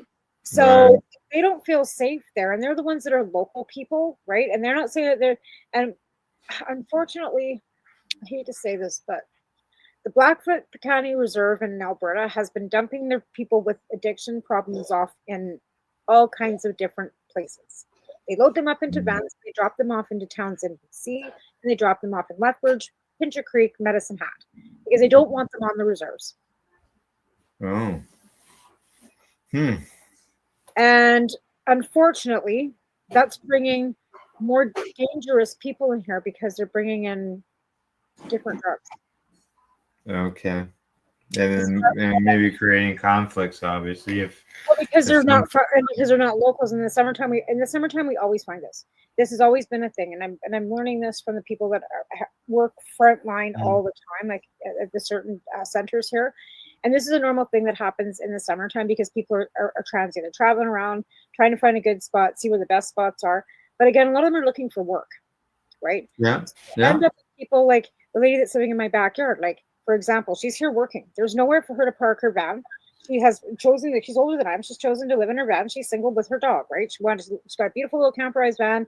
She, has everything she needs in that van. And it's winterized. She can live in it year round, right? To camp at the campsite at the end of my block, which is Baker RV Park, it's $50 a night, and you can only stay there 7 nights consecutive, and you can't book consecutively. So you can only stay there 7 nights. And $50. you gotta move on. Right. And the next campsite's Jim Smith, which is just out of town, but it's provincial. 14 days, and then you can't stay again. It's $23 a night. Yeah. Yeah. Our provincial parks are 21. Yeah, we're 14 out here for provincial, right? And then where do you go? Because you can't go back to Baker. You can't Yeah. go back to Jim Smith. Then you're out to Moyer, which is farther away. Then you're out, and these are people that are working. Okay, they come in and they're working. These are seasonal flagging jobs. They come in because they worked for them last summer, right? They go, she went and did whatever, hung out with her friends, and then when they called her to go back to work in the spring, she came back. She had Right. no, Yeah. I know that's paving jobs or like that, seasonal right? jobs. Right. Yeah. Seasonal jobs, and there's lots of them out in British Columbia. Same with the tourism industry. Like, we have a lot of seasonal people that come in from other provinces and whatever to work, right? But there's Right. no one to stay, even if they want to camp. So a lot of them will take a tent and go, find somewhere out in Crown Land or whatever to do that. If they've got a vehicle, they can do that. And some of them, there's some that don't have vehicles and they end up in the homeless camp areas, and that apparently has become more dangerous. So Yeah. they can't even leave their camps. If they do, they're getting stuff stolen. So I prefer to just stay, and I've got no volunteers. Like, I'm doing this Right. alone. If Yeah. I had a volunteer to go with me, then it'd be a different scenario, right? Yeah. If I go and meet them in front of Safeway, or if I go meet them in front of Canadian Tire, if I go meet them in front of Walmart, right? In my Yeah, well, if people start showing up or calling you that you didn't give your number to, then it's being passed around. right. Well, I do have people that call that I don't know. I do have Yeah. people that checks that don't know, that tell me, I got your number from so and so. I'm here. I need a package. Can you help me? And I go, tell me what you're wearing. Are you driving? Like, whatever. Right. And I tell them I'll meet you, or ask them, where can I meet you? Where I want it to be a public place. So it's usually, like I said, in front of Safeway, in front of Walmart, in front of Canadian Tire, where there's lots of people coming and going. And I just pull up in front with my car. They come to the window. I hand it out and I drive away. Right. Yeah. See you later. Yeah. Okay. And it's safety for me. They're still Right. getting what they need, and I don't feel like I'm not safe, right? And I don't want to ever feel like I'm not safe. Right. And again, like, it's a small community. It's not like I'm hard to find if they wanted to find out where I lived. You know what I Right. mean? Yeah. And I never want them ever to think that I've got an abundance of medicine here. Yeah. So Exactly. Yeah. That too. All righty. Now, talking about texting and stuff like that. Did you know? And I know I didn't know this, and I don't know how long this has been going on, but in the U.S., the DEA promotes. They have a guide that decodes drug emojis. What You know, drug? the little symbols, right? Yeah. I don't know if we have any drug emoji. I've never seen a drug emoji. What the fuck's a drug Well, emoji? you got to think of for me right off the top of my head is the mushroom. Okay, but there's no cannabis leaf in any Well, of the. they're what I use is a seedling. Well, I use the palm leaf, like whatever, right? Yeah, Again, yeah, I get that. I get it there, but they're looking for people to like find those. Like I don't. Well, they use this. Yeah, they use it as part of the thing. They say that, for example, they say a banana can symbolize a fake prescription oxycodone. An eight ball emoji, like Oh you yeah, know, for yeah, pool. yeah. Okay, You yeah. know where that goes, right? I can even get that one, but Yeah. again, Okay. Now, let's see. cool. I've never heard that before. No, you're right. That's my life. I I'm thought so I'd bring it up. surprised. Now let's see what else. Never heard that. Okay, now they have pill emojis. The DA says signals sales of anything from exotic annex to MDMA. A snowflake emoji is for can be for cocaine. Yeah. Mushroom, for magic mushrooms. Let's see. A cookie emoji can mean that it's a large batch of illicit drugs. The emojis fire, wind, pine trees, and clovers, as well as the shocked face, all mean cannabis.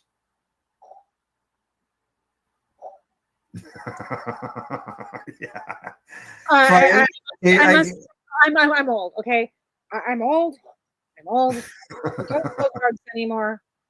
Yeah, I get it. Okay, now I can understand the fire because people use the word fire to describe cannabis. I can understand the fire end of things. Now the emoji, the shock one, I was really surprised about that one. That one doesn't make any sense. Now get this. A red maple leaf. Who has a red maple leaf in their flag? Maple mangas on TikTok. Red maple leaf. A country has a red maple leaf. It is a universal stand-in for any drug. Interesting. I wonder if all the maple mangas that use that, red maple leaf on their profiles and stuff realize they're announcing that they're drug users. Let's see. They're selling the illicit drugs. Maple MAGA. They say that the reference guide is intended to give parents, caregivers, educators, and other influencers a better source or better sense of how emojis are being used in conjunction with illegal drugs. We should bring a teenager onto the show and ask him if he knows if these are actually emojis that consider that. I put two puffs of smoke and then the seedling. And that's not for selling cannabis. That's just what I use as yeah, it's just like a friendly gesture. Like it's not like yeah. I have to ask Taven because like like I said, maybe because we're old and we've passed through that generation that we don't have kids or I've got a 16-year-old but again he's not using a lot, he's not using drugs, so yeah. Okay, let's see what they say about on drugs and stuff that I'm you see on TikTok or alerts about drugs and stuff for teens and so I bring them down and ask them because they're trying to sell drugs to kids apparently online through Minecraft, through all kinds of street yeah. So I'll bring them down and I'll ask them have you heard about Thanks, Steve. Thanks for the thumbs up. Right on, hello. But again, I ask them, have you heard about this? Are you being you're watching you're playing Minecraft? Is somebody trying to sell you something? He goes, no, I've never heard of that. But if yeah. Where you see they're being groomed or they're trying to sell them drugs or and then kids end up dead. There's one 14-year-old in the States just killed himself on Minecraft because of something that was on Minecraft. Really?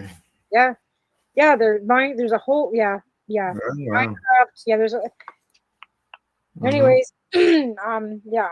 So my son doesn't play Minecraft that much, but again, I just had to check on him. But yeah, Right. Right. Hey, buddy. Got Odie here beside me.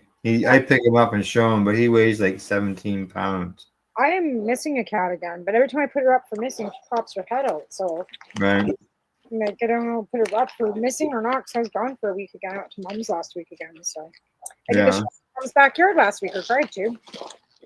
Right. Right. So, just for anybody who's looking at maybe bringing their plants in for the winter, I'd be taking a look at your plants closely, checking for them to go into bloom. Why? Well, it's getting that time. Not quite yet. It's not September yet. Oh, I get them before September. Last year, I had them start changing in August.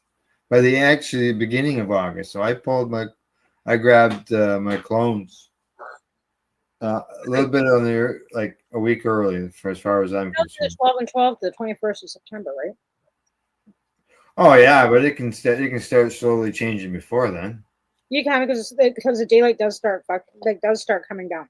Right? Correct. Oh yeah, I used to do it at 13:11. Yeah. Yeah. 13 hours of light and 11 hours off. Yep.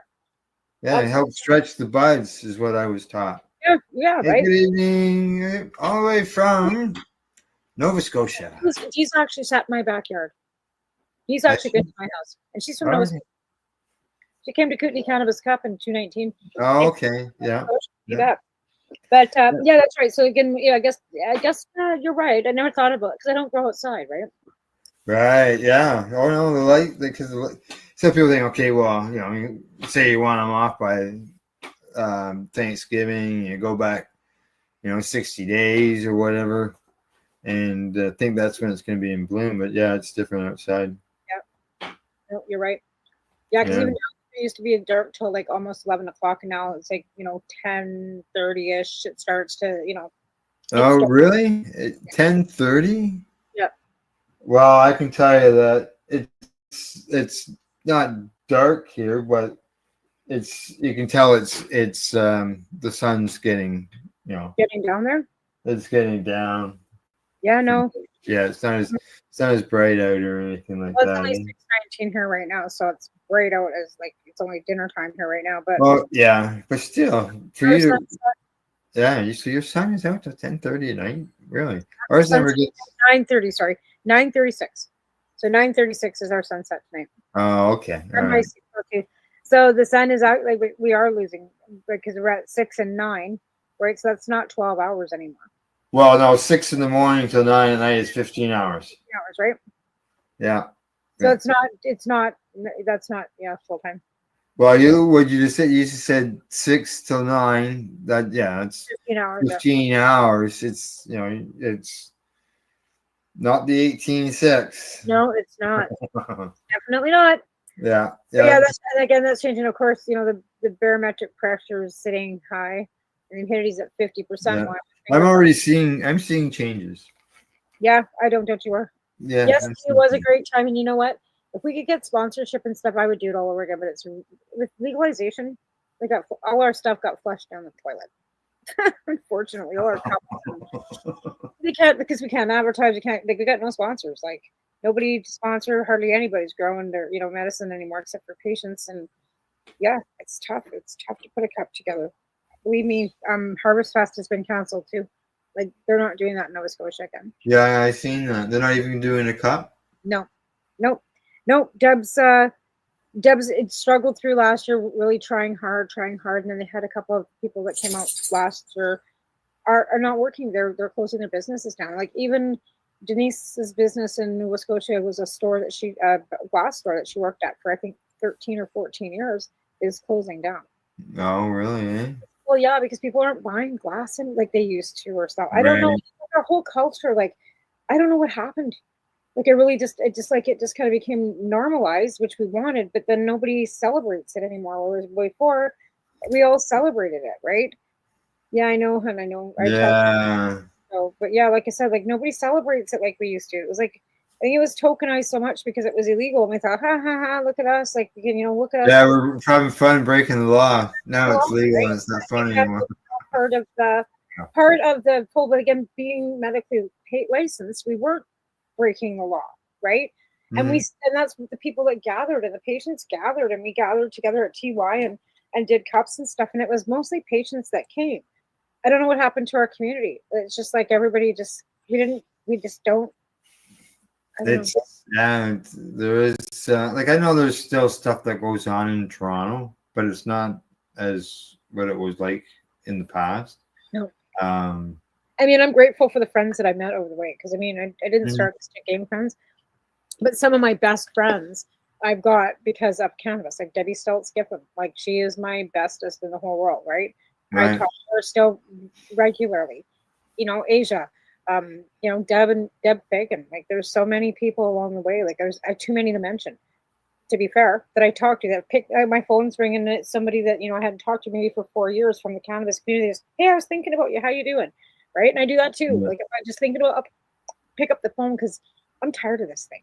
To be fair, I'm tired of texting. I'm tired of videos. I'm tired of FaceTime. But- I want to hear you. I want to like FaceTime. I do because you can see people. That one I love. Right. But I pick up the phone. The texting, I'm just done. I'm over it because it's so. Well, I would say doing the video is better than texting. It's not as good as being together, No. in the But when I same was- room, but at least you can Right? can see You can- and hear. At least feel like you're together. So even like when I was Correct. home, my friend Sue has never been to Lundberg Falls. I know it's totally off topic. But I took my phone and I called her on FaceTime and I took her to Lundberg Falls. I stopped at Lundberg. Oh, yeah, that was at Big Falls. I think I saw you. Yeah, Lundberg Falls. Yeah, it's just before Pincher Creek through the Crow's Nest Pass. Yeah. And she'd never been there. So I phoned her on FaceTime and I took her with me to Lundberg Falls. Right. So Yeah, she was that's able to see it. Yeah. Right. there you go. Right. That's right. Oh, Yeah, that's okay. I see Dee's responded back on the Harvest Fest. yeah. And that's what I've seen as well posted in the moms group is that they're just having a gathering at a private place this year just for the afternoon. And that's great. Like, you know what? That's great. I mean, Nova Scotia's always had a really great community. But you have to remember, like, Chris is out there doing CSP too. So he's busy bogged down with what he's doing, like I'm doing here too. And everybody was doing their thing, but there's still the patients that want to connect and there's still the community there. Nova Scotia's always had a great cannabis community. So I'm really happy to hear that. Unfortunately, there's no cannabis community where I am. There never really was. Yeah, well, Nova Scotia, I believe it's one of the highest per capita regions in the country when it comes to being cannabis consumers. So, well, like I said, the cup wasn't local people; it was mostly people that came in from Nova Scotia. Cindy was here too that year, so Cindy and Dee were both here from Nova Scotia. I had people in from Calgary. Kelly Christie was here, so he came in from Calgary. My cousins were here; they were in from Calgary. Yeah. Like everybody there was a few local people, but maybe 10 local people. The rest of them were all people from other places that were part of the community. Because that was the year I was going to have it out at that mining camp, and then that all kind of fell apart, right? So, but the people still came. mining camp. That give you everything. That give you sleeping quarters, kitchen, and all that. It was a mining camp that a central, but all the little like it had 10 cabins, right? That were all fully with kitchenettes and everything. So for the weekend, when you'd have but we were going to do meals and like give you your meals, like 3 meals a day coming out of the kitchen. If you didn't want to, you could pay for extra, kind of like we had to split it all up. I had it all set up and Dee bought tickets and then I refunded her part of her money because we had to put them in a hotel and they had a nice hotel room here and we still fed everybody and we partied all weekend. And, we just didn't have the bands and the entertainment like we wanted to. We played, we brought up sitting around fire, but we had a great time. It was a great time. It just because the mining camp decided that the lady that was running it as an Airbnb, they decided that they didn't want her doing that anymore. They were moving miners back in. So, and that was kind of the rug pulled out from under us, like within weeks of the cup.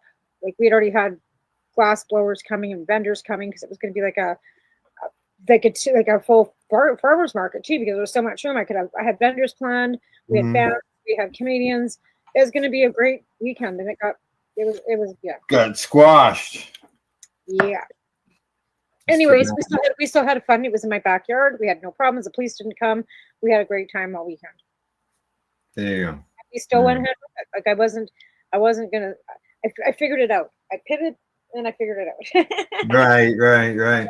No, it's a lot of work. There's no doubt about that. You know, like I was involved with TY, and it it was a year-round thing. Sure, it's only for a weekend, but it's a year-round thing. Well, yeah, this was in August. It was 25th and 26th of August. I started planning in January.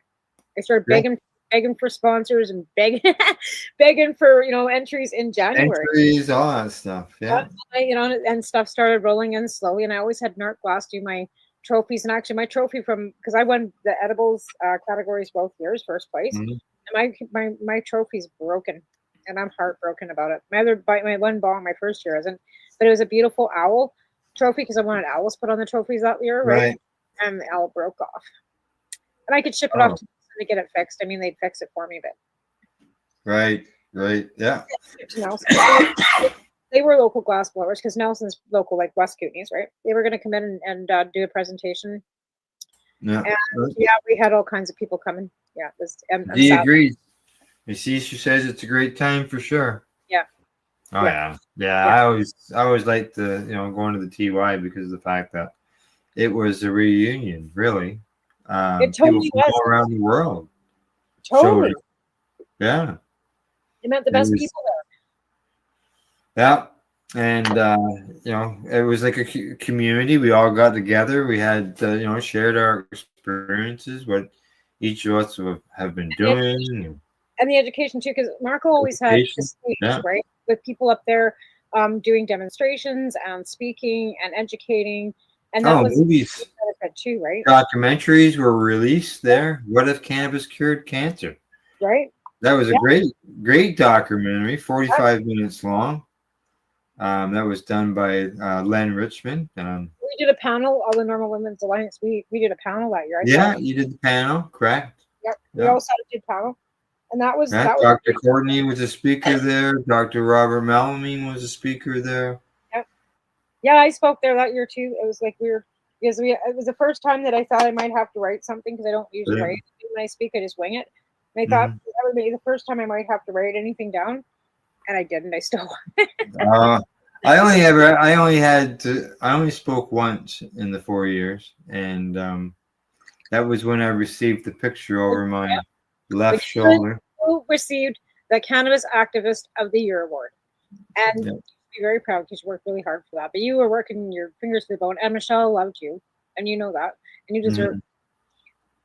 Yeah. So she's no longer with us, obviously, but she's always there, looking over the shoulders and seeing what's going on. Still, I look at it as being involved, right?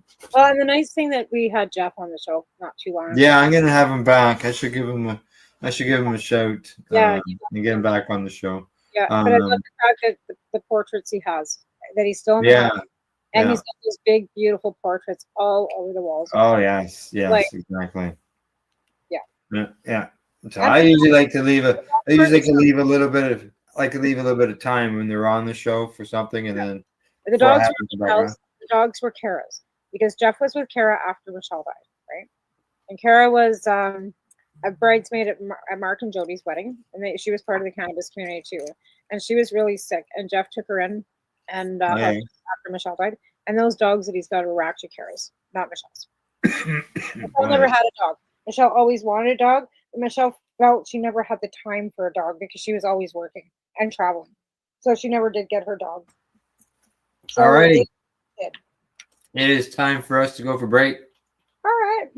All right. Let's see. Which one do I want to run? I just love that you're here. I think that's just great. Thanks for joining us. Let me see which one I want to grab.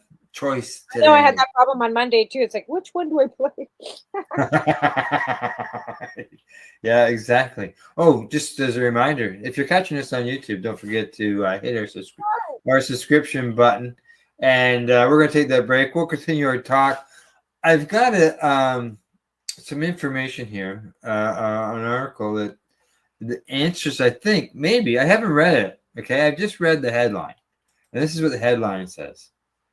Lack of cannabis education leaves future prescribers with a missing tool.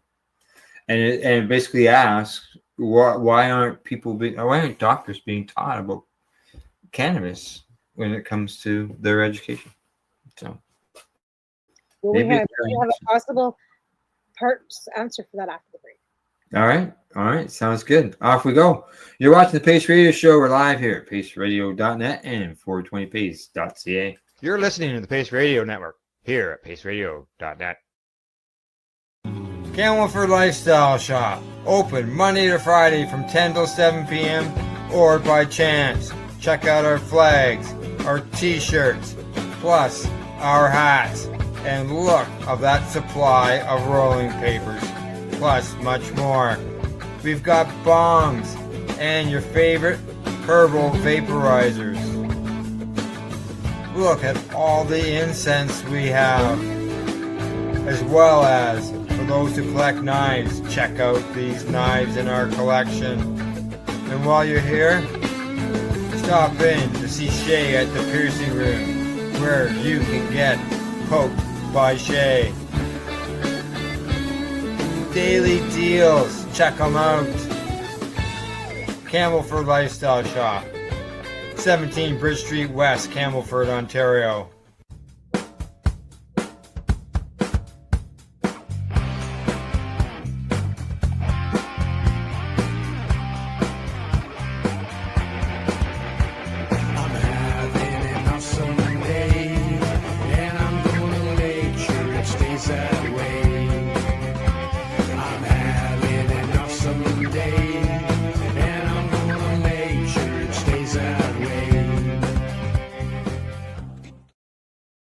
Limestone City Hydroponics is Kingston, Ontario's hydroponics shop. Take your growing to the next level and create the optimal environment with a tent kit, or maximize your yield with an ebb and flow flood table kit. Either way, Limestone City Hydroponics has more sizes and options to fit your needs. Are you looking for the power of the sun that adapts to your budget? Then look no further, as they have professional grow lighting. They have indoor grow systems that are easy and cost effective, with many options to fit your living space and lifestyle. Cultivate your growing potential. We have everything you need to succeed. And if you can't make it to the store, they offer local delivery to the greater Kingston area. Remember, when you're looking for experts to help you grow, then look no further than the locally owned Limestone City Hydroponics, 105 Sunderland Drive in Kingston, Ontario. Call them at 613-548-0420.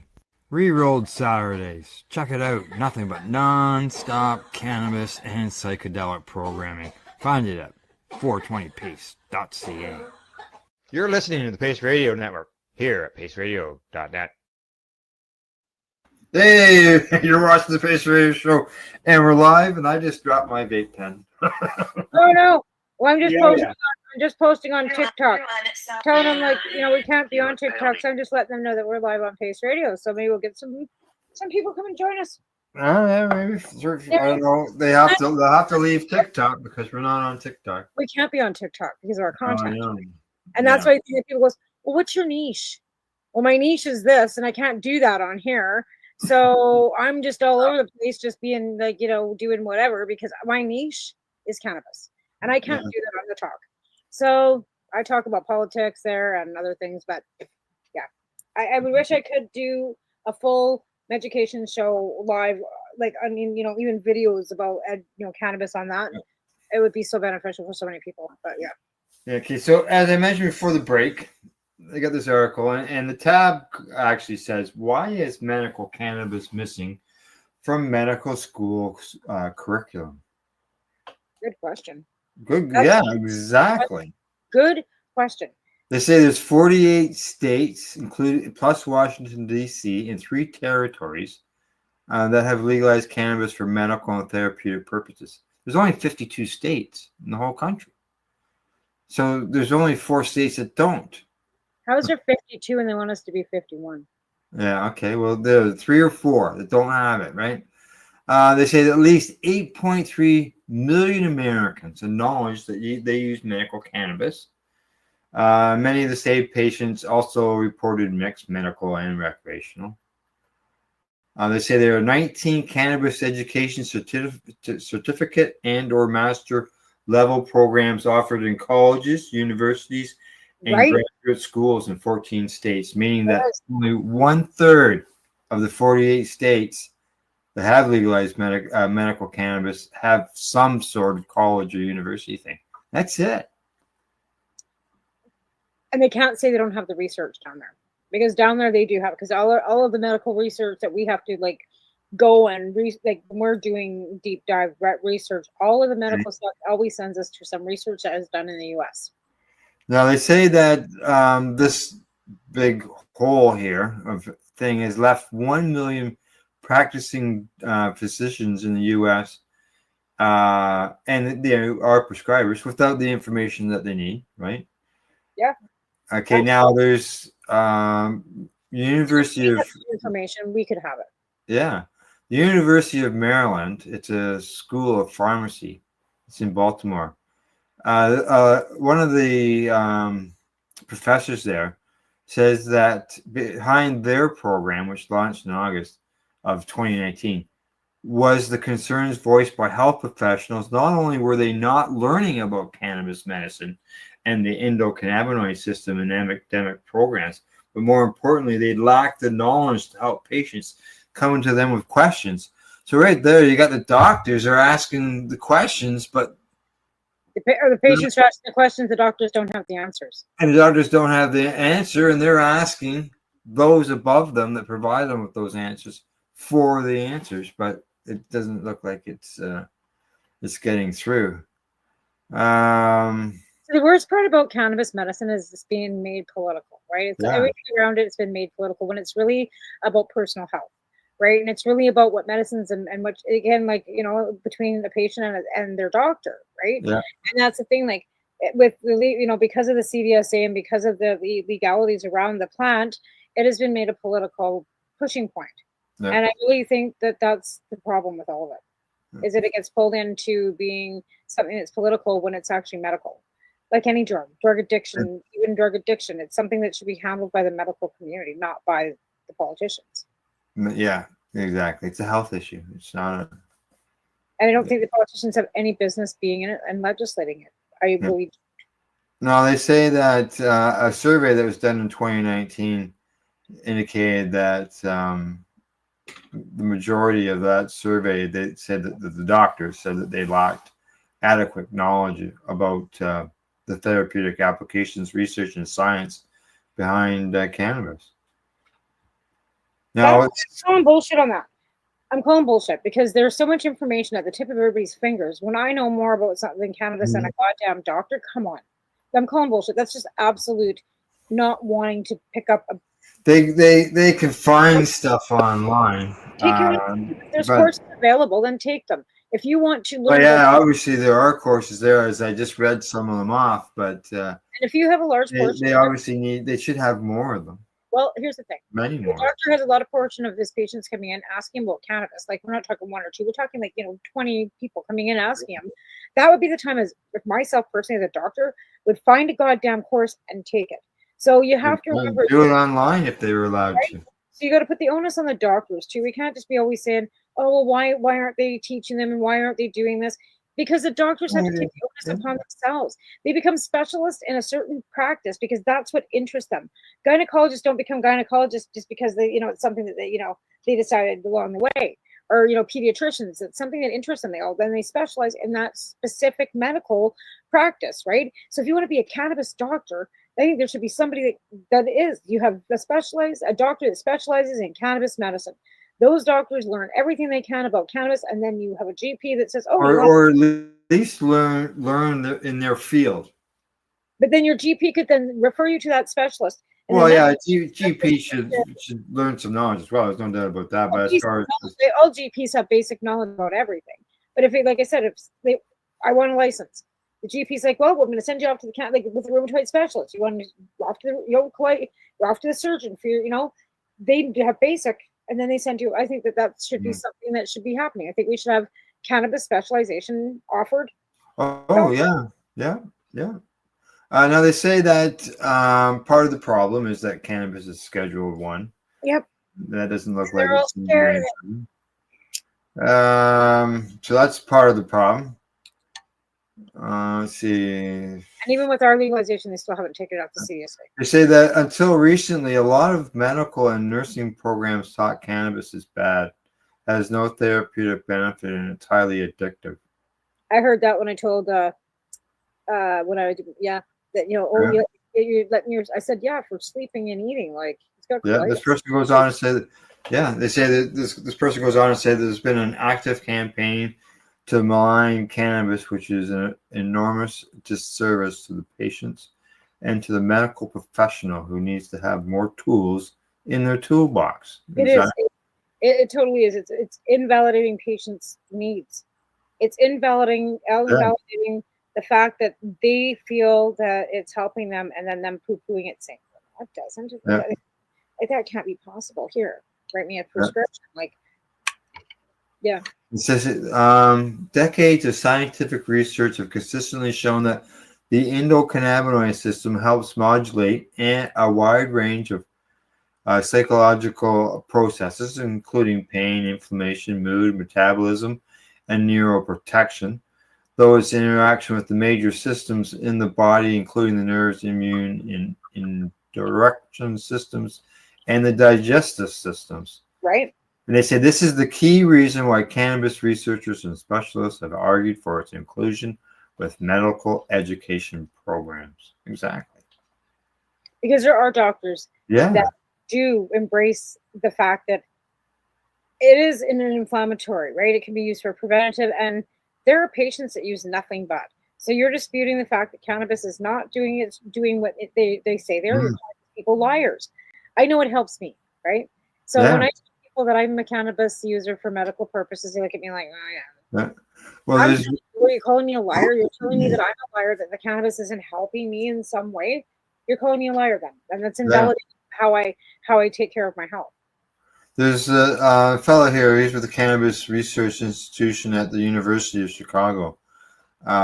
He says that we now understand that there are endogenous cannabinoids that are similar to the structure to what we see in cannabis, and the endocannabinoid system is like the one ring to rule them all. It interacts through all other biochemical pathways and systems in the body to help keep our different processes in balance. Without understanding that system, we create other problems. Yeah. And that's the thing. Like, I take some pharmaceutical, like, and I've never had it interact badly with anything else that I'm taking. Yeah. In fact, it helps me with nausea, because sometimes if I'm in the superflow and I have to take hydromorphine, it makes me sick.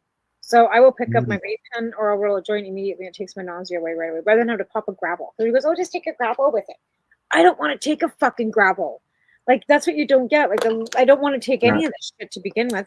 The least pharmaceuticals I have to take, I that's where I'm at. So even telling me to take a gravel, no. No. I would take this over a gravel any day. I have a headache in the morning. I'm not reaching for an Advil. I'm reaching for this. Oh, these people here, they said they developed an online 40-hour advanced medical cannabis certificate program. Where do you get it? Is there a website? Oh, it says Russo. I wonder if this is okay. Let me just scroll back up here. Because I know that I didn't see his name anywhere else. Ethan Russo was doing something with a program, but I just see Russo as the last name. I'm not seeing in the article his first name, so I'm gonna assume it's because I know he's doing a course. There's not many Russos out there, so Correct, and one of our viewers recently mentioned about a course that Dr. Russo was doing. That's right. And I think that's actually amazing, because I think if you do it online, it reaches more people, and make it accredited. That's the thing. Like, we need accredited courses. We don't need these half-assed scamming, courses that the rock, the College of the Rockies pulled, paying $5,000 for a crock, and then you just get a little. It's not even a degree; it's a diploma. Yeah. A little certificate saying you completed it. No, I want a degree. If I'm going to spend 3 Mhm. years or 4 years taking cannabis education, like I would any other education, and specializing in cannabis education, and it's going to take me 4 years. I want a Bachelor of Arts in cannabis, and I think every university should offer that. Yeah. No, I've gone through more of that just to take a little more view of it, and there's all kinds of great information in that article, but it doesn't really get to explain other than the fact that it's a Schedule 1. That's what Yeah. That's what's holding it up. It's just holding it up. And in Yeah. Canada, it's the same thing. Even though we've got legalization, it is still on the CVSA. It's still a control. Oh yeah. Why They all it's so recognize it. even alcohol, it's not on the CVSA, right? But they regulate them both the exact same way. So the same regulations they have for alcohol now compiles up to cannabis. And that's why it has to go through the ALCB or the BCLCB or the Ontario Control Board, whatever, right? Right. Because they didn't then have to make a separate entity for cannabis, which would have created jobs and done some good things and maybe actually got ahead of people with cannabis, right? Hey, Jewel. Right. Hi, Julie. So again, they keep backtracking on it and raping it or not, like conjoining it in with alcohol, right? With the regulations, like I said, that's why we have no medical. Well, yeah. Well, Exactly why we have no medical cannabis, because they still, like I said, it's between your doctor and the patient, and they haven't recognized it as medicine. talking about that, getting it more out there and things. I see in Alberta, they have made a move that I haven't seen anywhere in Canada, and they say that Alberta now permits cannabis sales at events where minors are present. Yep, at the Calgary Stampede, they had cannabis sales there in with the beer gardens and stuff, where it was Yep. a vape too, where you could go purchase and then smoke. Yeah. Just like you do with a beer. They're doing the same thing at Whoop Days this year in Lethbridge. My mom's like, I just think that's terrible. I go, why? I said alcohol's Why? hard, worse than cannabis. But yeah, they're allowing them to have like cannabis beer gardens. You go Yeah, there, it's just sit, and you can have. I don't know if they're gonna have. I don't know how they're gonna do it. Like I don't know. I wasn't at the Stampede. I didn't get any information about. yeah. That. Well, they are going to have a designated area for them, and Oh, yeah. and that area will be for 18 plus, just to Oh, yeah, go so in the beer gardens. The beer go gardens. in the beer garden, right? Yeah. So Well, that's not true. In British Columbia, you can have minors in pubs anywhere selling food where there's liquor up till 9 o'clock at night. now, according to what they say here, they say with multiple major festivals on the summer calendar, this one company, Plant Life, they say that they're going to be among the first to legally sell cannabis on site under this new framework. They're setting up shop at the Country Thunder Festival in Calgary, as well. I believe there's there it is, the Rocking Thunder event that is happening in Edmonton, and that has already happened, July the 11th to the 12th. Yeah. Well, like I said, I know that they did it at the Stampede too. What about smoking at an event like that? Smoking, well, you wouldn't be able to smoke out and just at the general event. You'd have to stay within the designated area. So what they're doing is they're selling it to you in that area, like a beer. It's like a beer garden. You go to the beer gardens, you go up to the little guy, you grab your beer, you go sit down and drink your beer, right? Same thing, you just go up to the little guy, you grab your joint or your little whatever, you go to your table, roll it up, smoke it, and then you leave. You can't walk around smoking it, or then you can walk around drinking a beer at the Calgary Stampede or anywhere else. So, pardon me, I don't think there's anything wrong with that. I mean, why not? It's legal. Yeah, it's legal. And who says that you have to? Julie's exactly right. Beer gardens have fences to keep people in an area. Exactly. Right, exactly. Well, and the same thing. No, I can see some people will complain about it's smoke and the fence isn't going to keep smoke in, and beer doesn't have smoke, doesn't drift off, it stays in the glass, right? But with cannabis, there's so many alternatives. Cigarettes are the same, right? You can't you can't smoke. So this wouldn't be like an event in a park where you can't smoke cigarettes, right? We're talking like you can smoke cigarettes in designated areas at the Calgary Stampede. In the beer gardens, I believe, because it's open space, you can. So it would be the same Mhm. thing with cannabis, right? They're going to have it in an open space away from like, all the food and everything else. But cigarettes are pretty much openly being able to smoke at those events if you can smoke, but you can't. And there's so many bylaws now with smoking cigarettes in any public space, Oh yeah. Oh yeah. anywhere, right? I mean, Yeah. outside of bar, outside of restaurant, that's a whole different scenario. You can still do Well, you that. gotta be 30 feet away from a door. 6 meters away from the door here. So, but if you're like, say, at like, okay, so we have the party in the park Thursday nights down here. They have a beer garden down there, but you cannot smoke in the park. So you can have your beer in the park, but if you want to smoke a cigarette, you have to step outside that like onto the sidewalk to smoke a cigarette. Yeah, so we have. And I was we have- sneaking. we have parks where you can now legally drink in. You can just go in there, have a picnic, and bring along a bottle of wine or a few beers, and do that. We don't. Yeah. There's some in Toronto. That's great. I think that's great. I think that we should have. We're adults, right? But again, alcohol and tobacco and cannabis are all regulated under laws, then legislations that they put in so they can keep us all controlled by doing it. Yeah, and people. I'm sure there's people out there that would turn around and say, "Well, if you can walk down the street smoking a joint, why can't I walk down the street drinking a beer?" You can't walk down the street smoking a joint. Oh, I can. We're allowed to here in Ontario. No, not here or not. Oh, are you? No, we have strict no smoking laws. Period. You can't smoke a cigarette. Wow, I did. I guess that's you can't.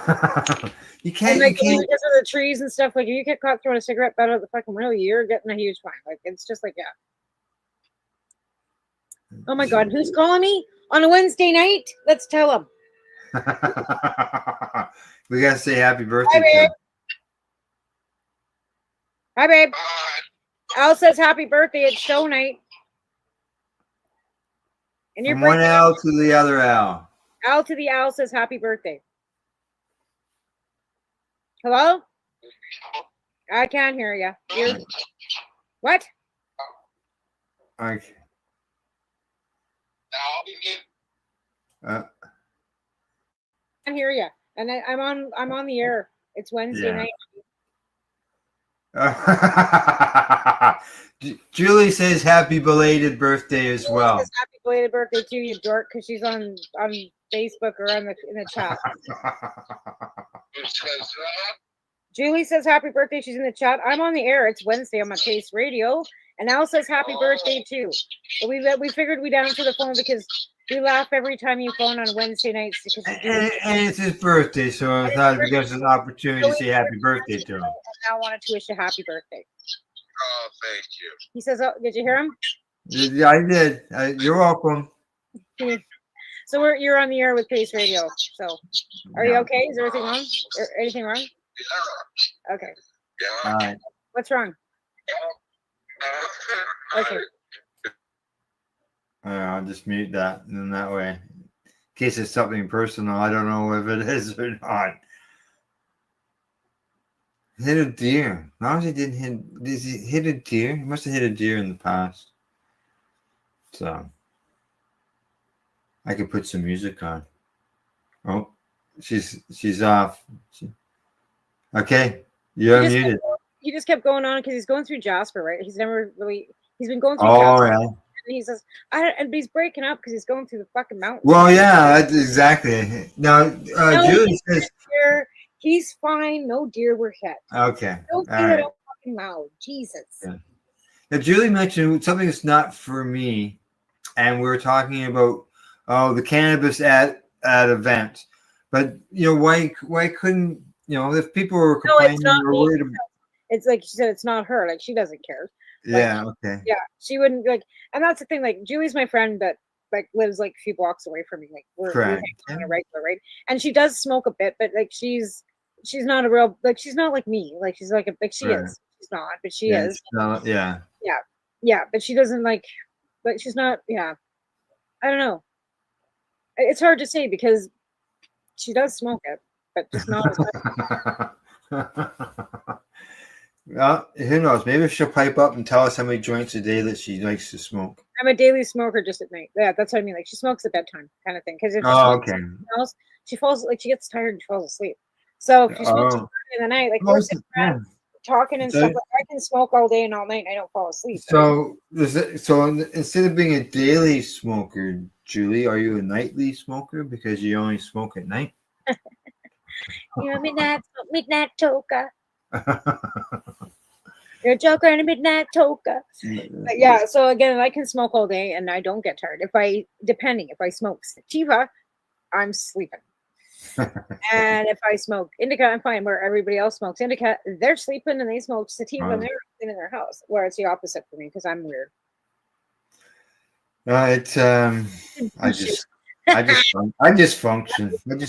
That's all. You know, I have a list. You know, it was one of my things that my mother taught me years and years and years ago, and that was write yourself out a list.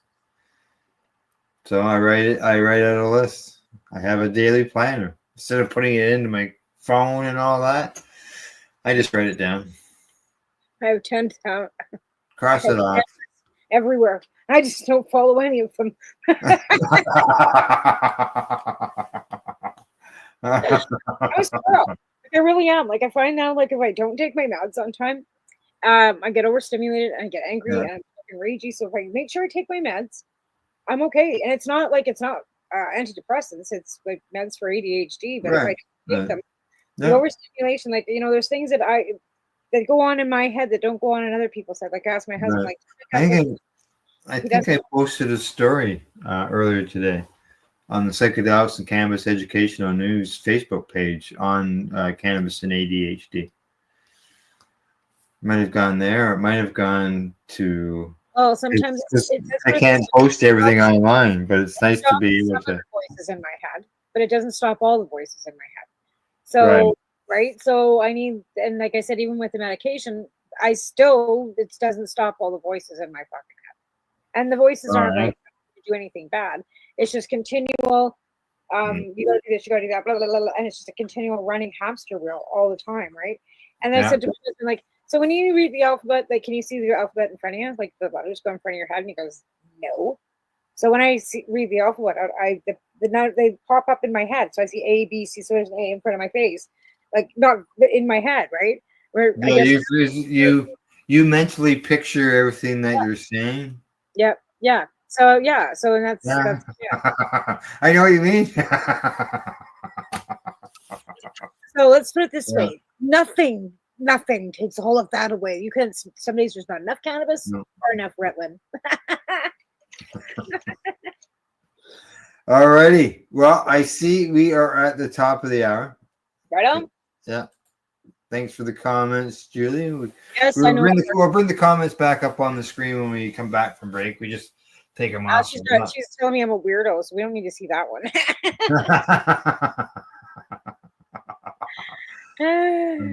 Okay, sir, you should be around Tam and I in person when we're talking Unreal. There we go. Yeah. Obviously, I've never met Julie.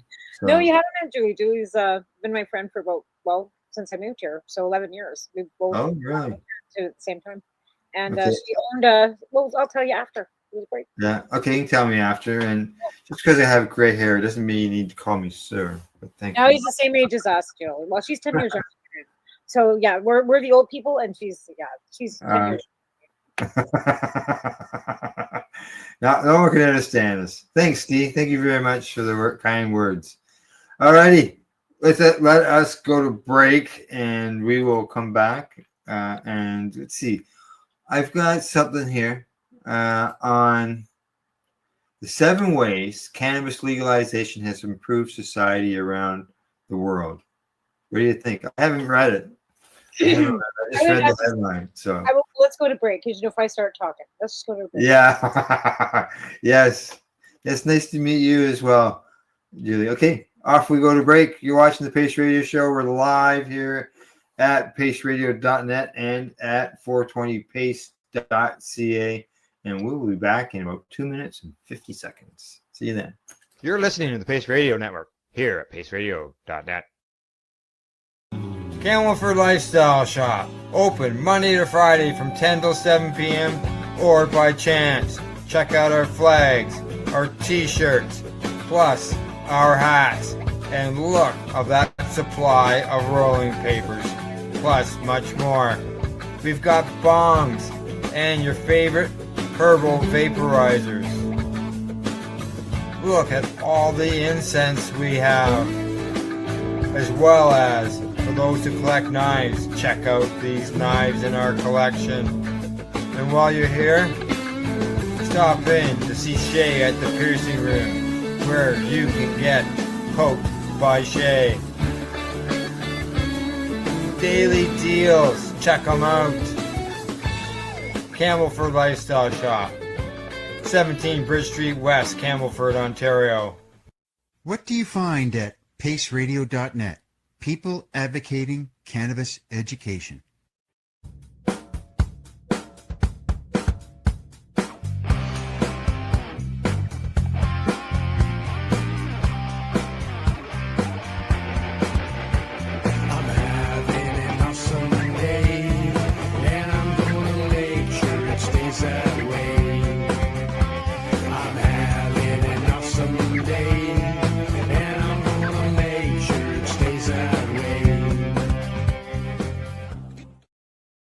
Limestone City Hydroponics is Kingston, Ontario's hydroponics shop. Take your growing to the next level and create the optimal environment with a tent kit, or maximize your yield with an ebb and flow flood table kit. Either way, Limestone City Hydroponics has more sizes and options to fit your needs. Are you looking for the power of the sun that adapts to your budget? Then look no further, as they have professional grow lighting. They have indoor grow systems that are easy and cost effective, with many options to fit your living space and lifestyle. Cultivate your growing potential. We have everything you need to succeed. And if you can't make it to the store, they offer local delivery to the greater Kingston area. Remember, when you're looking for experts to help you grow, then look no further than the locally owned Limestone City Hydroponics, 105 Sunderland Drive in Kingston, Ontario. Call them at 613-548-0420. Rerolled Saturdays. Check it out. Nothing but non-stop cannabis and psychedelic programming. Find it at 420pace.ca. You're listening to the Pace Radio Network here at paceradio.net. And you're watching the Pace Radio Show. What are you reading, Tamara? Julie texting me. So she's Oh, talking, is she? she's texting me during the break. Oh, okay. All right. Let's come over after the show. Okay, So, good. yeah, she's coming over. Okay. So So she's gonna get over here after the show. Well, there you could interview her right there beside you. in Sure. a show. I've done that before. I know. I had a Oh, guest. yeah, I know, and we could bring her on, but I don't know if she'd do that. I've got a few people that I could actually bring right into my bedroom and have them interviewed right here in town. Like, we wouldn't have to. Yeah, a few of them really that would come and sit right beside me and be on the show without an issue. Yeah, There you I go. don't know if she would though. I guess if she shows up before the show's over, comes rolling in my bedroom, I guess we'll find out. I guess. Yes, you'll find out. Exactly. Okay. As I mentioned, 7 ways, and then I got another thing here on how the cannabis boosts aging brain memory. We'll get into that when we got these 7 ways done here. Yeah. So, 7 ways cannabis legalization has improved society across the world. Now they have them numbered. I don't know if they mean these as to be number 1, number 2, as far as the main or top reasons or whatever in a certain order. But there we go. They said that legalizing cannabis leads to lower teen consumption. Now, did we not hear all the complete opposite of that for decades? Oh, you Well, can't here's the thing: it is, and increase consumption rates. well, the teens are getting access to the other drugs, which is worse. Yeah. So legalization of cannabis has cut down teen consumption because they can't get it. There's no access for them. They're not 19, right? Yeah. So they can get No. meth on the street, so they're doing that instead. They say this study was published by Swedish researchers in 2022. Okay. They say easier access to cannabis leads to fewer opioid overdose deaths. I believe that 100%. Yeah, and we have read reports on psychedelic. I see it all the time with my CSP. Like I have one girl that was with using the safe Yeah. supply. I told you about her. Yeah. I don't hear from her anymore.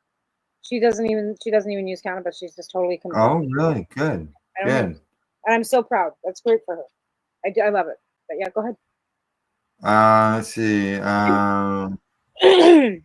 Something that I could read out. Okay. Legalization improves the quality and safety of cannabis. Yes, I agree with that. I mean, there has been some issues with. There's been issues, yeah. Yeah. But it's In the not beginning, overall. yeah, in the beginning it was the mold issue. I don't hear that so much anymore. Usually, the only thing I'm hearing now is if something's mislabeled. Yeah, and again, like I think And it's usually mislabeled to be weaker than what it, or sometimes it's even stronger. Well, again, like I So said, it's swung both ways. but after this many years, I think that the growers, like the information on the back of these packages, like I was reading this one last night, like this one tells you who's growing it, like right down to grower information, the clones, where they came from, the grower, the farm type, and these are like, and then here's a little tip for everybody too. If you're buying cannabis at legal stores, buy smaller amounts because the smaller amounts are the better cannabis. If you buy ounces, Is that VC? That's VCC. So that's the Victoria Victoria. company, right? Yeah, yeah. I've interviewed them in the past. And this is the growers Taylor King, and all the information's on the back. Like it's just like this is Mm. like, and it's pretty good. And it's decent, right? And it's got the terpene levels and limonene and all the stuff on the back. But the nice, Right. I like it, the fact that it has the cultivator's name on the back really impressed me. Good. Good. All right. Number 3. On to number 4. Cannabis legalization increases tax revenue. Of course it does, because when it's not legalized, there's no tax. When it's prohibited, there's no tax to be collected. Yeah, well, where's that Right? money? So obviously, Where's that money going? It's not being given to the well, that's a whole issue. That's not just here in Canada. That's everywhere, and it's nice when we read reports when it's going to things within the community that helps the community and so on and so forth, instead of just going into a slush fund Well, and you don't know where it goes. The federal government and the provincial government are offering a lot more grants and stuff. Maybe that's where some of that money's going. Like more grants for businesses, more grants for non-for-profits, more grants for schools, more grants for training and apprenticeship. Maybe that's where some of that money's going. I would hope to think that it is. Hopefully. All right. Let's see what else. Number 5. Sorry. Cannabis legalization reduces crime. Yeah. Yeah. I'm just seeing if they got any statistics here. All right, really? They say that in California, which 1996 became the first state in the U.S. to legalize medical sales, more than 1 in 3 people are thought to consume cannabis every month. 3/4 claim to buy their cannabis products from licensed dispensaries. In Canada, the figure is even higher. They say 97% of the cannabis sales are thought to be made legally. Do you think that our legacy market only controls 3% of our market? Then where do they put the indigenous market? I don't know if they got the stats from the indigenous markets. What's that? They might not have the stats from the indigenous. They may not include that in their stats. They might not. Yeah. And that's a harsh thing for them not to do, because in reality that should be part of the stats too. But again, they're different. It's different. Yeah. Number 6, safe access to cannabis improves public health outcomes. Yeah. Yeah. Absolutely. I don't. There's a few downfalls, but all these things I can agree with. Right. Always is. They say number 7 is fewer people use alcohol and tobacco and cannabis and legalized. In Canada, beer sales were observed by researchers to fall in the years following legalization by about 3.5%. Yeah. Yeah. Smoke weed then drink, and if you couldn't get weed, you drink. It says here the 2 decades of data don't lie. The question isn't whether legalization works. It's why more places haven't caught on yet by judging it by the momentum That's changing fast. Yeah, there's more countries that are legalizing it. And like, I think there's more countries looking at legalizing more drugs because they see the fact that when they legalize cannabis, crime rates are going down. So if they legalize the next one, then more crime rates are going to go down. Yeah. If they legalize more of it, and then they start looking at trauma and addiction and start like there's a place in was it Vancouver where they house alcoholics and they actually give them a certain alcohol every day because they can't function without it. And these guys, Without it. people go Yeah. to work, they come home, but that's the way you can control addiction. Yeah, we could, even Ray. It was Ray Charles. He had an addiction, but yet he was still producing and creating music that people enjoy. 90% of the music industry were all screwed up at one time on some substance, whether it was alcohol, like some sort of drugs. And the best creators and creations came out of those haze-filled, diluted fucking whatever. But at the end of the day, they all grew up and decided that probably wasn't the best life for them. Some of them lived, some of them died, and that's where we're at. Drugs aren't good for anybody. No. Okay, now, as I mentioned, and we go back from the break, one other one I wanted to touch on was cannabis boosts aging in brain memory. And they say, according to the Psychopharmacology journal that was published in it, they say that THC may actually improve certain types of memory in aged rats. And they use rats because of the similarities with humans. They say that though these effects depend on the sex, the method of delivery, and the specific type of cognitive task. So there's obviously some benefits and spots. Wasn't there a study done about Alzheimer's and cannabis too at one point, where they were finding that the use of cannabis actually retreated the tardive buildup on the brainstem that caused Alzheimer's? Yeah, I was reading something before the show too about the white mass. Apparently, it's a negative on the white mass that's in our brains. It says here in particular, they say researchers found that acute cannabis smoke improved smoke. Okay, not an injection into the mice. They said smoke improved. But pot boxed them. Hot box them, eh? Improved working memory in aged male rats, but improved it in aged females females. My memory is really good for somebody who's Okay, so it was good in the male rats, but it was bad in the female rats. bad for the female rats. Our brains didn't work. Well, it says it impaired it in the aged females. Okay, well, They say chronic oral THC, on the other hand, enhanced working memory in aged rats of both sexes without harming spatial memory or affecting younger rats. So chronic oral THC. So constantly feeding them an oral dose of THC can improve their working memory in rats. Just pound it to them, right? I guess chronic.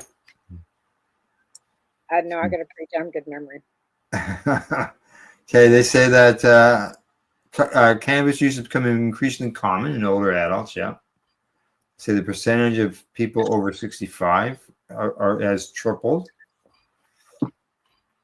because they're remembering all these things about the cannabis when they were younger.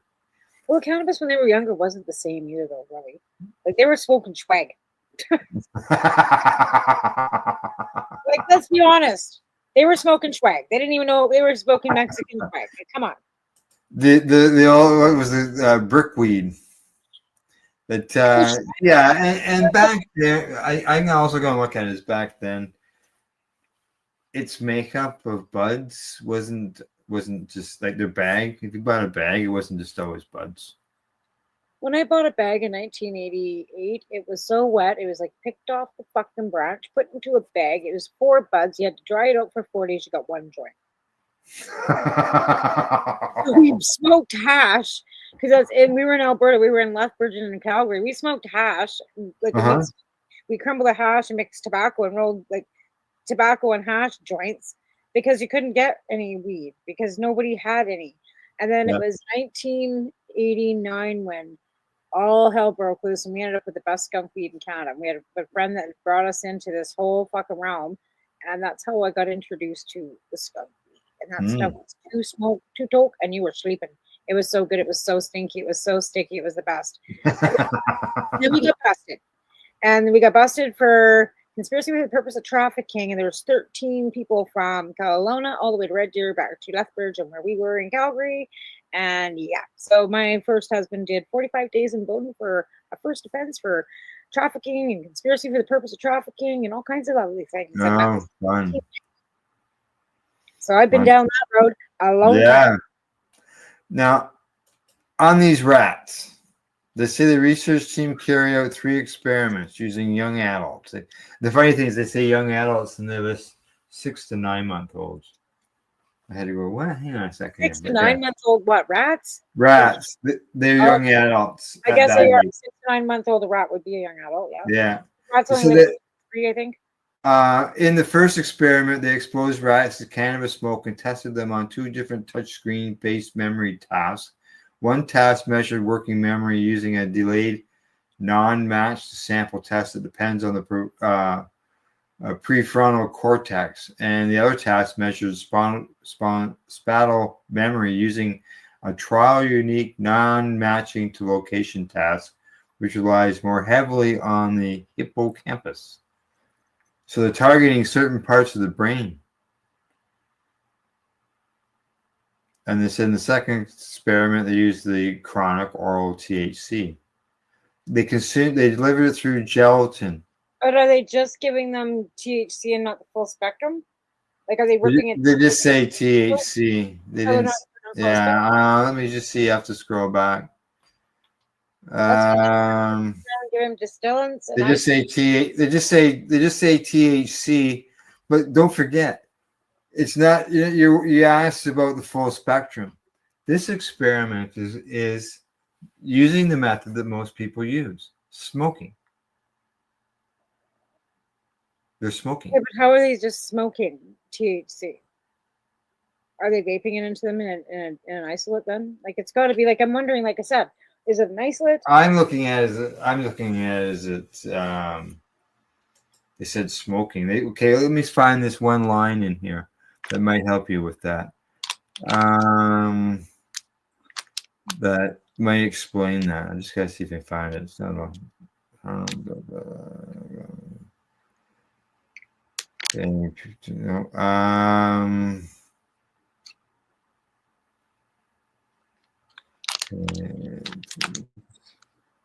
could put a song on while I go through. I'll sing for you. Okay, here they say. Here it is. They wanted to use delivery methods that reflect how people typically consume cannabis by smoking and eating.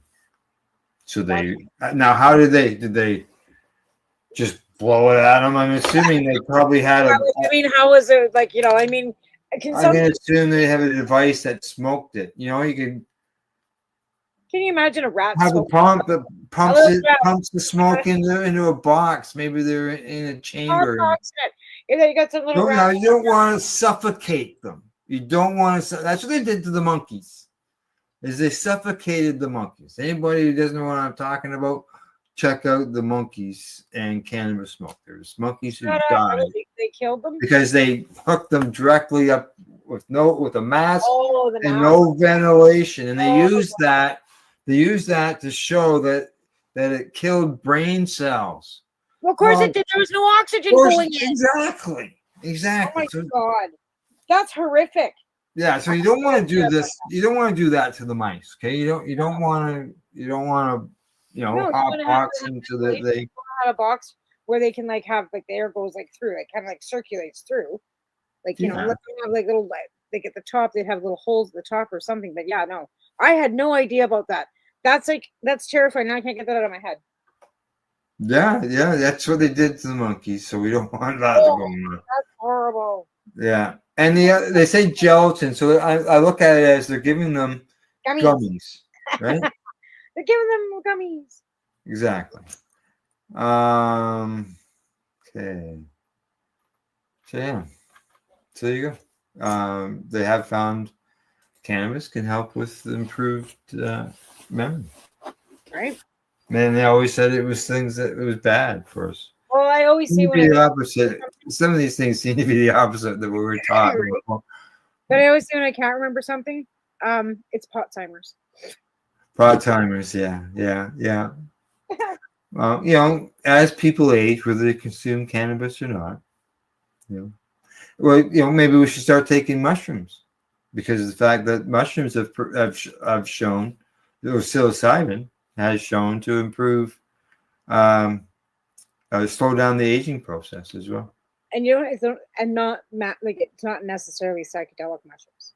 Right? Correct. It's just microdosing. Micro dosing, and again, Yeah. and it's like lion's manes too, and other Yeah. different types of mushroom, fungal mushroom. I found a mushroom up at St. Mary's Lake. It was a big. Yeah. I didn't pick it. I left it, but yeah, I don't do well with that psychedelic stuff. Like I'm not. I don't like them. Like I said, there's lion's manes. There's all kinds of mushrooms that are beneficial. Yeah, I could do. Yeah. I would eat lion's manes and. Yeah, like right. yeah, I'm taking the stuff that Steve had sent me there, and that's what it is. It's all in the capsule, all different kinds of naturally grown mushrooms. For the dogs, right? And I used it for the Yeah, dogs. and But- there's no psilocybin in them or anything. No. No, I got my 16-year-old dog still. Like I It's said, got, I don't have any. roots, and it's got roots and peels and all kinds of things. Yeah, it's awesome. He's a sponsor of the show. Correct. Right? So you can always just get, contact him directly and you can find out more about it. But Yeah. I need to get some because, like I said, he sent me some stuff too, but I've used it all. And that was because it was a while ago and I need to get some more, but I've been a broke joke. So now things might get a little around and maybe I'll be able to get some stuff. But yeah, it was good stuff. Like I said, Stitch is 16 going on 17. And yeah, I think it's cool. Yeah, for sure. I do. I give them CBDs every day too. I have pet CBDs for all my dogs and the old dogs. I have pet CBDs every single day. Yep. You betcha. I didn't see Kent give us a thumbs up. Thank you, Kent. Hi. Thanks for coming in. Yeah, we hear from Kent. We hear from Kent every time we watch the show. But I really believe that cannabis is it's not a cure-all. We've never ever said it was a cure-all. We never ever said it was overall it's it's individual and everything else. But I really feel that it's given me quality of life and it's been beneficial to me. Yeah. And that's the only thing I can comment on. I'm not a medical professional. That's what, that's what I've told a lot of patients over the years. No guarantee it's a cure, but it should improve your quality. I will guarantee that it will put you to sleep. Well, see, those are obviously things that you can tell people. You know it's going to put you to sleep, right? I know you're going to get drowsy. It might make you go to sleep. I'm going to say definitely. It may put you to sleep, depending on you, right? Some people. Yeah, too, and depending as well as what strain they're consuming too, could have a difference. And how much consumption they do, and if they're a new user, or if they. Well, you and I are opposites. When I smoke sativa, I can't stop. I'm like a spinning top. So I smoke indicas. It doesn't put me on the couch, but it slows that top. Right, and because of the ADHD too, like sativa, but again, it puts me to sleep. Like, I mean, I will spin around for a while. Like I do get it's not like, and then I burn out, and then I'm done. Oh. And it's just the burn down on that. I just because I don't know, but yeah, I sleep. So I just stay away from it unless I want to sleep. And I will go and pick up patients just to try because honestly, it's changed because sativa back before legalization, it was always scrubby and loose, and it was like lamb's breath, and you get this stuff, and I was like, "What the fuck is this shit?" Right? Oh, it's really good. It's $3,500 a pound here, and you can see through this shit. There's no bugs.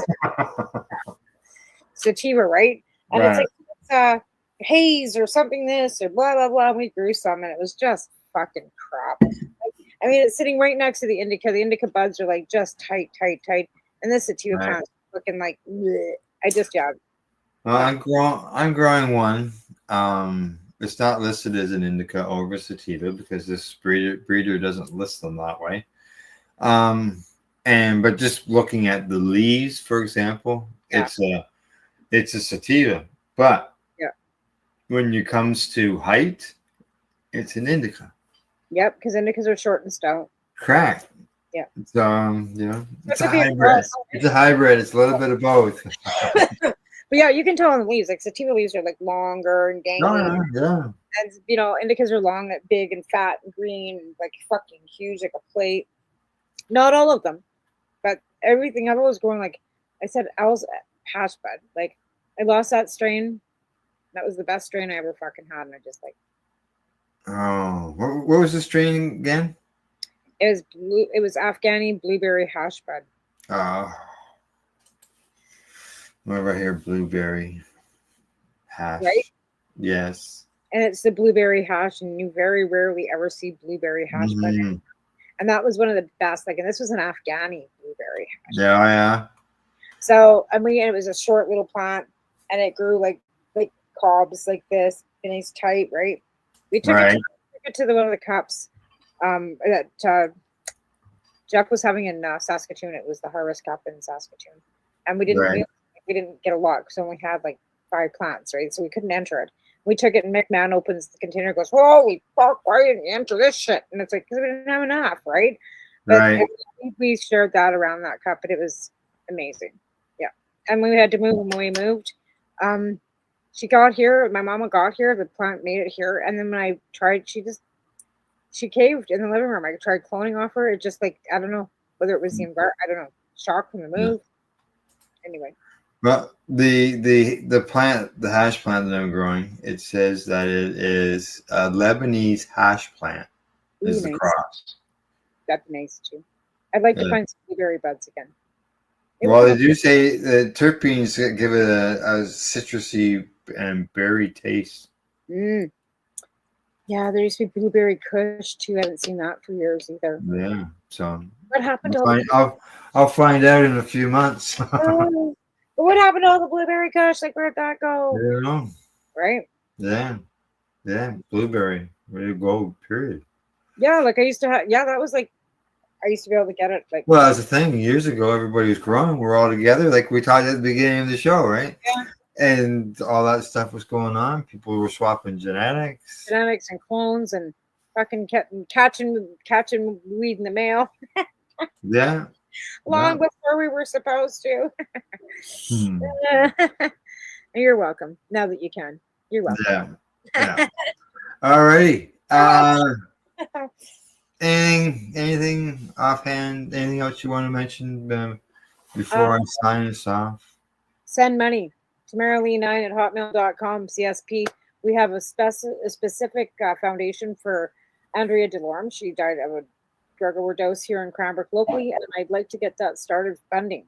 So if everybody wants to just even send $1, $5, anything you can do, so I can at least tell her family that we've got something in that fucking foundation.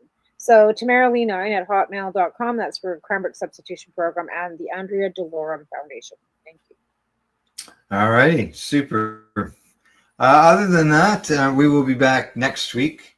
Who knows? Maybe we'll have a guest. Just see how it goes. I like changing things up every once in a while. Have a guest. We need a guest every once in a while. Yeah, and talk about some medical stuff or some stuff going on in the news. You know, it's all about we're still advocating cannabis education and spreading and stuff. And we have so many shows on the network that actually run randomly, or not randomly, consecutively. That's what I meant. And then also on Saturdays, right? Yes. Oh yeah. There's shows broadcasted basically every day of the week. There's days where there's 2 shows that come out. For example, Monday is one of those days, as well as Tuesday, Thursday. Doesn't Wednesday too? Doesn't the AB and the DB come on after us? Well, that is the 420 pace end of things because Okay. the Newbie Newbie's on 420 radio. Right. So I'm just looking at the pace end of things. Yeah. Well, yeah. Yeah. We're And also then- like there's other stuff going on. Al's always got stuff going on. Al's always I was working on some stuff today. Yeah. Al's always shaking it up. So Yeah, it's I got look for new stuff in the future because you just never know Yeah. what it's gonna do. yeah, I was working on stuff today. some new That's stuff and doing experimenting on some stuff that's going to be coming down the road. awesome. That And sounds great. it might take people back in time depending on where you live. So You know what? When I went camping out in Perry Creek, when there was no service, there was no phone, no Wi-Fi, no nothing. And I was thinking, I can't even play my Sirius radio with my boombox, right? I can't even connect my Bluetooth. you can't get the satellite. No, right? So there was nothing. And I'm like, well, geez, back in the 90s before we had fucking cell phones and in the 80s when we went camping, we'd turn our cars on, flip the doors open, crank our fucking radios, right? So that's what I did. I just turned my fucking car and opened the doors, cranked the local radio or whatever, because I couldn't get anything else because it doesn't have a CD player. Nobody, you know what I mean? But I did. I just cranked the radio and sat out there. They don't have CD players anymore in them, I don't think. No, but again, like no, because I got Sirius radio and I could attach. It's Yeah, all Wi-Fi, right? it's all Bluetooth and stuff now these days. Right? Yeah. So I did. I just sat out there with the doors open and back to the 80s. There you go. Yeah, just make sure you don't kill your battery. It sucks when you're camping. You have a dead battery. No, I'm smart enough to leave the car running. Good. Well, I turn it on every once in a while. Turn it on. Yeah. Leave it off for a while. That plugs in like a fridge too. That plugs into the 12 volt in the back seat. Yeah. So I make sure I run the car every few hours just to make sure that. Yeah. Sure. Yeah. All right. Other than that, we'll be back next week, as I mentioned. Thanks go to our sponsors, limestonecityhydroponics.ca, the Camelford Lifestyle Shop, as well as at ease.ca. Thanks for everybody for tuning into the program. Thanks for the thumbs up. Thanks for the comments. Yeah. Yes, as well. Yeah, we love interacting with our viewers. And YouTube, subscribe. Yeah. Let's start monetizing this outlet because we've been doing this for a long time, making no money. So how about to get us? I don't do it for money. No, we don't. I do it to share and spread education and information. Right, but we could give that money to charities because there's so many. Yeah, that's right. Never thought about that. So, all right, everybody. Thank you for tuning in. Other than that, we'll see you next week. Bye-bye.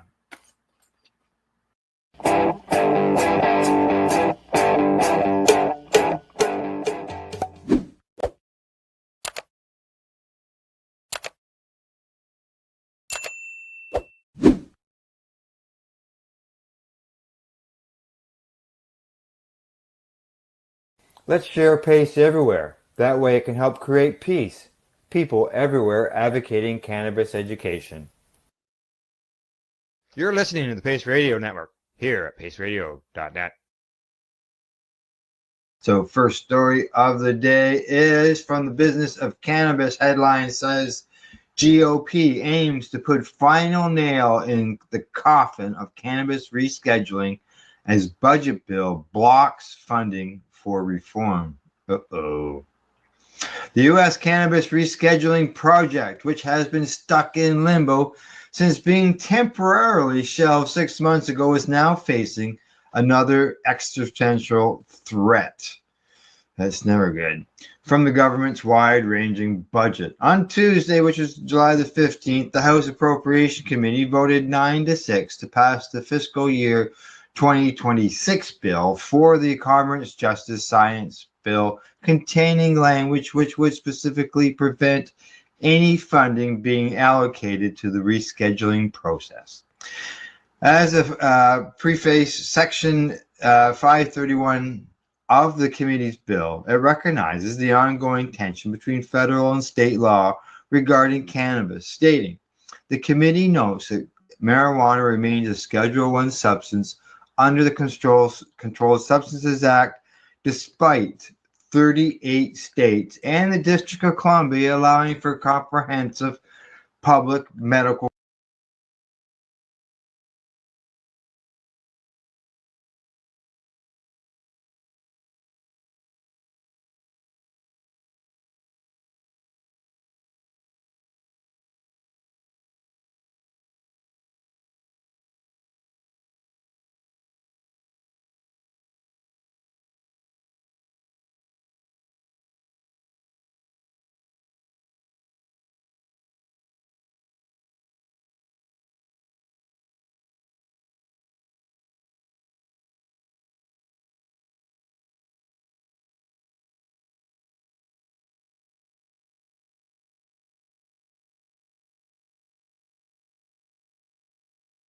The opinions of the individuals during this broadcast are their own and may not be the opinions of their group or other organizations they may be involved with.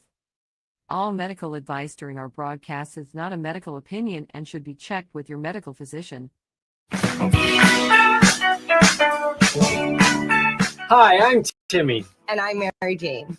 He's the newbie. The doobie, and this is the show where we toke cannabis talk from both sides. Is that even possible?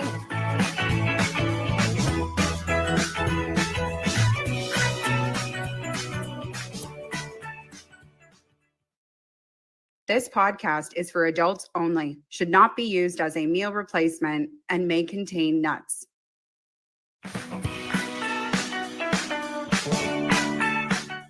Hello and welcome back to another episode of The Newbie and the Doobie. I'm Batman, the newbie. And I'm MJ, the doobie. You sound like you got something stuck in your throat there, newbie. Long night of fighting crime. Oh, that's what it is.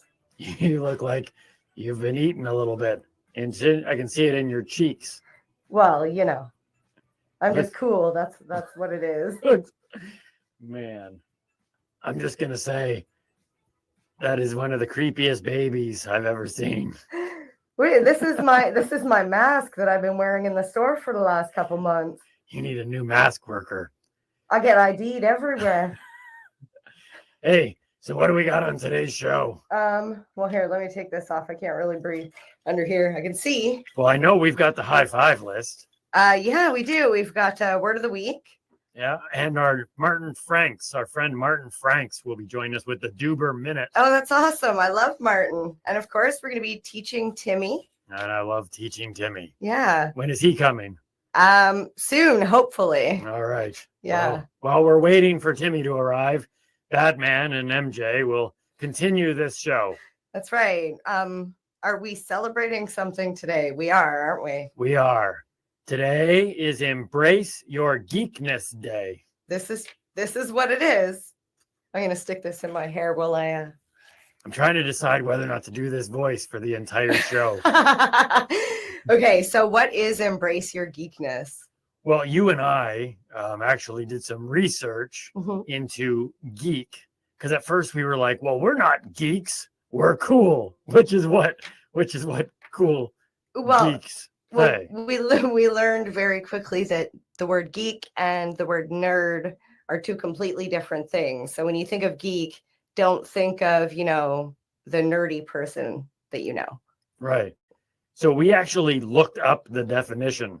You did? So we knew. Well, I did. I didn't. I do research for these shows. Well, see, that's funny. See, I look at it like it's a noun, right? You could be a geek, and it's also a verb. You could geek out on something, and I think all of us geek out on something. It can also be an adverb. Oh, what's that? And wait, I don't know what an adverb is, but an adjective, a description word. So it's like you're a geeky person. That's an adjective. Okay.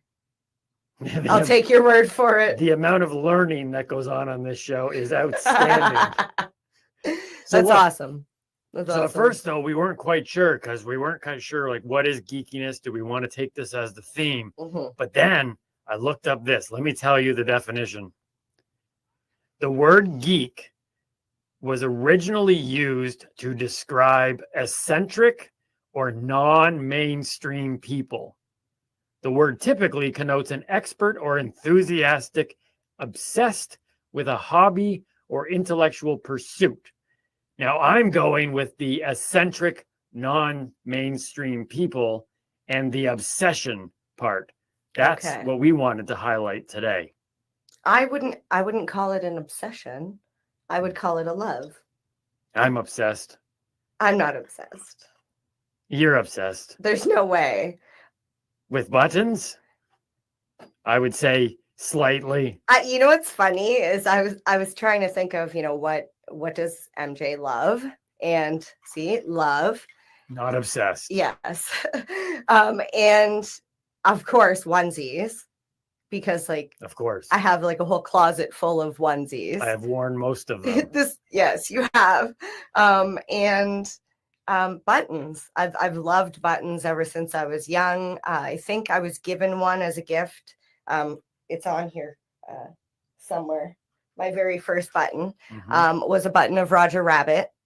Nice, classic. Right. It's from like 89, I think, like that, which is super cool to still have it. But I didn't Fun fact, realize 1989 was also the year that the best Batman movie in the history of the entire world came out. Just little side note. Look Carry at on. that. Okay. So I didn't actually realize how many buttons I had until I rounded them up for this podcast. What did you round it to? 1,000?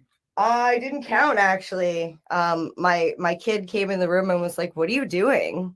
And I was explaining to him that I was, building my outfit for the podcast, and he said that's like a bulletproof, like an armor, a vest of buttons. That he said I'd be safe if I mean, I feel safer already because I'm in the presence of Batman. Right. But and because I don't kill anybody, I would only be able to punch the buttons, not shoot the buttons. yes, well, don't punch me because that would hurt. They would probably, buttons are notorious for opening up and pricking you on the inside. Citizen, you have no worries. Good. Thank you. I only am after the criminals. Now, I do realize at this particular moment that there are people who listen to the podcast and don't watch it and are severely confused about what exactly it is that is happening on the other side of the table right now. Well, I think they just think that Batman's on the show. Right? And as they should. Because you are Batman. Because I am Batman, the newbie. The newbie. As to be fair, as a superhero, I have not consumed cannabis or any regular medicinal pharmaceutical drug. I need to have my mind 100% clear. Not at even all coffee, times. folks. Not even coffee. Not even pop. Yep. Water. Just water. I literally just drink water. I'm laughing, but it's so true. It's true. Right? Yes. It's the best drink ever. That is a fact. Fun fact. Well, here's the thing. Growing up, I don't know what it was like in your life, but the word being a geek and having those obsessions, something happened over the years. Like if you were obsessed with comic books when I was in school, and yes, I read them, and I always wanted to be a superhero. So then I went into this intense training program, and then I gained a lot of money, and then I was able to become a superhero. I thought you were going to say muscle. It's not everybody's path, but it's mine. But here's the thing. Used to be made fun of, but then now it's almost like the minority are the people that don't watch Marvel movies and DC movies and read comic books. That whole Comic-Con fandom that used to be seen as you're the geeks, they're the cool people now. Well, I think it happened when it transferred from paper to cinema. Because personally, even back in school when they're like, do the Catcher in the Rye or whatever. And I was like, is there a movie for that? Right. So people just don't want to be bothered to read the book. Lord of the Rings. People will say, yes, but the book has so much more in depth. You're missing so much. 50 Shades of Grey. But as soon as they brought it to the cinematic world, I feel like people could just go and lose themselves in this experience, because like the Marvel universe, I can't even wrap my head around how all the stories intertwine. Sorry, are you upset because I brought up Marvel? Yeah, for the record, I'm DC. sorry. I'm sorry. See, I'm one of those people that's not in the loop, and I didn't realize up until like I met Timmy. Yes. That it was it's like Adidas and Nike. It's completely different. As a sole proprietor, I can admit that the Marvel movies are genius cinematic works of art. just because I am not currently in those movies doesn't mean that I can't speak honestly as a sole proprietor Now, vigilante. do you think that there will ever be a crossover? Like, you know how the Flintstones met the Jetsons? Yes, I do. Like, That was is there going to be like a DC Marvel where the superheroes kind of like the Avengers all got together? Would there be like a master universe, so to speak? I am for that. Okay. Because I fear no other superheroes. So Come on, Marvel, DC. right, let's bring it together. That's what this show is about. Yeah. Bringing people together from both sides. Absolutely. So why can't the DC people and the Marvel people get along, even though me as Batman is better than everyone else? Batman? I still think we should be unified. You made me think of Nightman Wait, or Dayman. wait, that's going to come up though. Don't worry about it. Okay, so I Don't won't jump touch on that. ahead. Oh, I'm talking. Okay, I Don't didn't jump even know ahead. that. Okay. Listen, we got a few things we want to talk about here, but I do want to point this out. Michael Keaton was the best Batman ever. Yes, so much so that I heard they were bringing him back in not another Batman movie, but in another movie to play Batman. Yes, agreed. I'm so happy because I agree with you. The 1989 Batman, which is back here on the shelf behind me, is the greatest depiction of my real life that has ever been done. So Nice. if I was to choose someone to play me, it would be Michael Keaton. So And then, who am I? Mary Jane Watson? no, that's Spider-Man, I think. Oh, yes. See, Yeah. this is what I'm talking about. I don't that was a joke. Come on. Is it not Vicky Vale? All I do is battle. Tell me the it's Jokers. Vicky Vale. It's just me and the Jokers constantly. The Always another Riddler? Joker. What? Okay, so that always wondered me. What you have a Joker and then you have a Riddler. Yes, we They're do. pretty much the same thing. No, Were they like related? We have, well, the newest one I used to battle the Joker, and then I had the Riddler, and now I got Dad Joke Guy. And he just tells dad jokes. He's not nearly as funny as the Joker. Oh my God, I seen him. He makes his kid cry. Yeah, he's better than the Riddler. So embrace your geekiness, whatever it Yes. may be, whether it be buttons or Batman or whatever it is. Don't let the naysayers, the poo-pooers, as we say, get you down. Embrace your geekiness. Embrace the things you're to obsessed say with. B-U-B. B-U-B. Yes, like, you know, the newbie and the doobie. B-U-B. Are those buttons uncomfortable? They're a little heavy, to be honest. Yeah. Yeah. Some people think this cowl is uncomfortable, but I have such amazing yoga shoulders that I don't even feel the weight of it. That's awesome. Yeah. So I love your buttons. Thank you. And I would be remiss to tell you this, or remiss not to tell you this, depending on how you want to use the word remiss, which I don't think I've used in a very long time. I couldn't even tell you what it means. But this cowl, currently, I have a whole lot of cowls. Alfred is fixing up my better ones right now after a big fight last night. But this one here is actually a replica of the actual 1989 Batman cowl From that the Michael best. Keaton wore. Yeah, from the best Batman movie ever. This is it. The guy who owns the mask makes replicas You're from pretty it. much Michael Keaton. I am. Oh, I'm so lucky. I'm Michael Keaton doing a kind of closer to Christian Bale voice. It's a weird mix. I'm also wearing the socks. Would you like to see them? I would. I was looking at your shirt and I'm like, that shirt looks awfully familiar. Did you steal that from my laundry? Maybe. Maybe not. You know that's my son's, right? Let me show you my socks. These are my socks. These are my Batman socks. Oh my God. Yeah. I know. They're so cool. Oh my God. Okay. Right? Yep. Those are not mine. No, those are mine. All Timmy's. Listen, I think you should embrace your buttons, embrace your onesies, and Embrace my bright colors. I'm going to and embrace my Batman and everything else. It is okay to be a geek if it simply means you are an outsider, or as this definition here says, a non-mainstream person. Well, how many times have I said to you, I know I'm weird, but, and then I say something and you're like, but that's not weird. That's unique.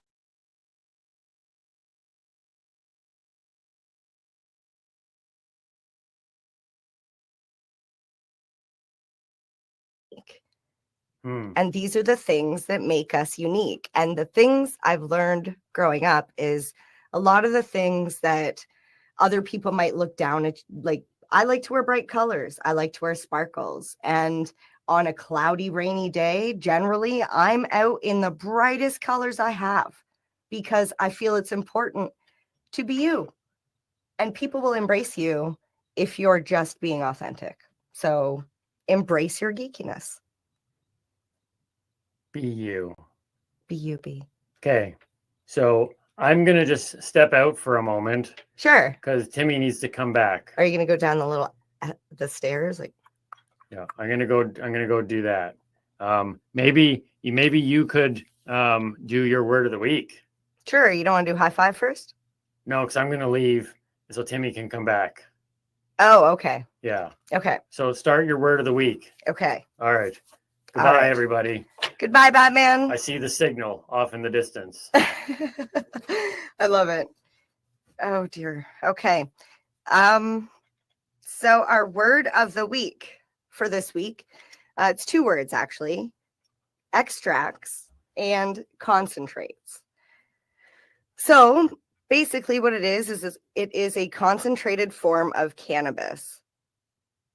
It is the process in which we extract the cannabinoids. Hey, Timmy. Hey, MJ. That's funny. I could have swore I'd just seen Batman wearing the same. Batman was here? He was. What? Yeah. But wait, why does your name tag say Batman? Because I've always wanted to be Batman. That's so awesome that he was here. I'm sorry you missed him. Oh. And you missed the beginning of my word of the week. Man. First it was Pokeroo, then it was Batman. I just can't seem. Can't catch a break. Oh, well.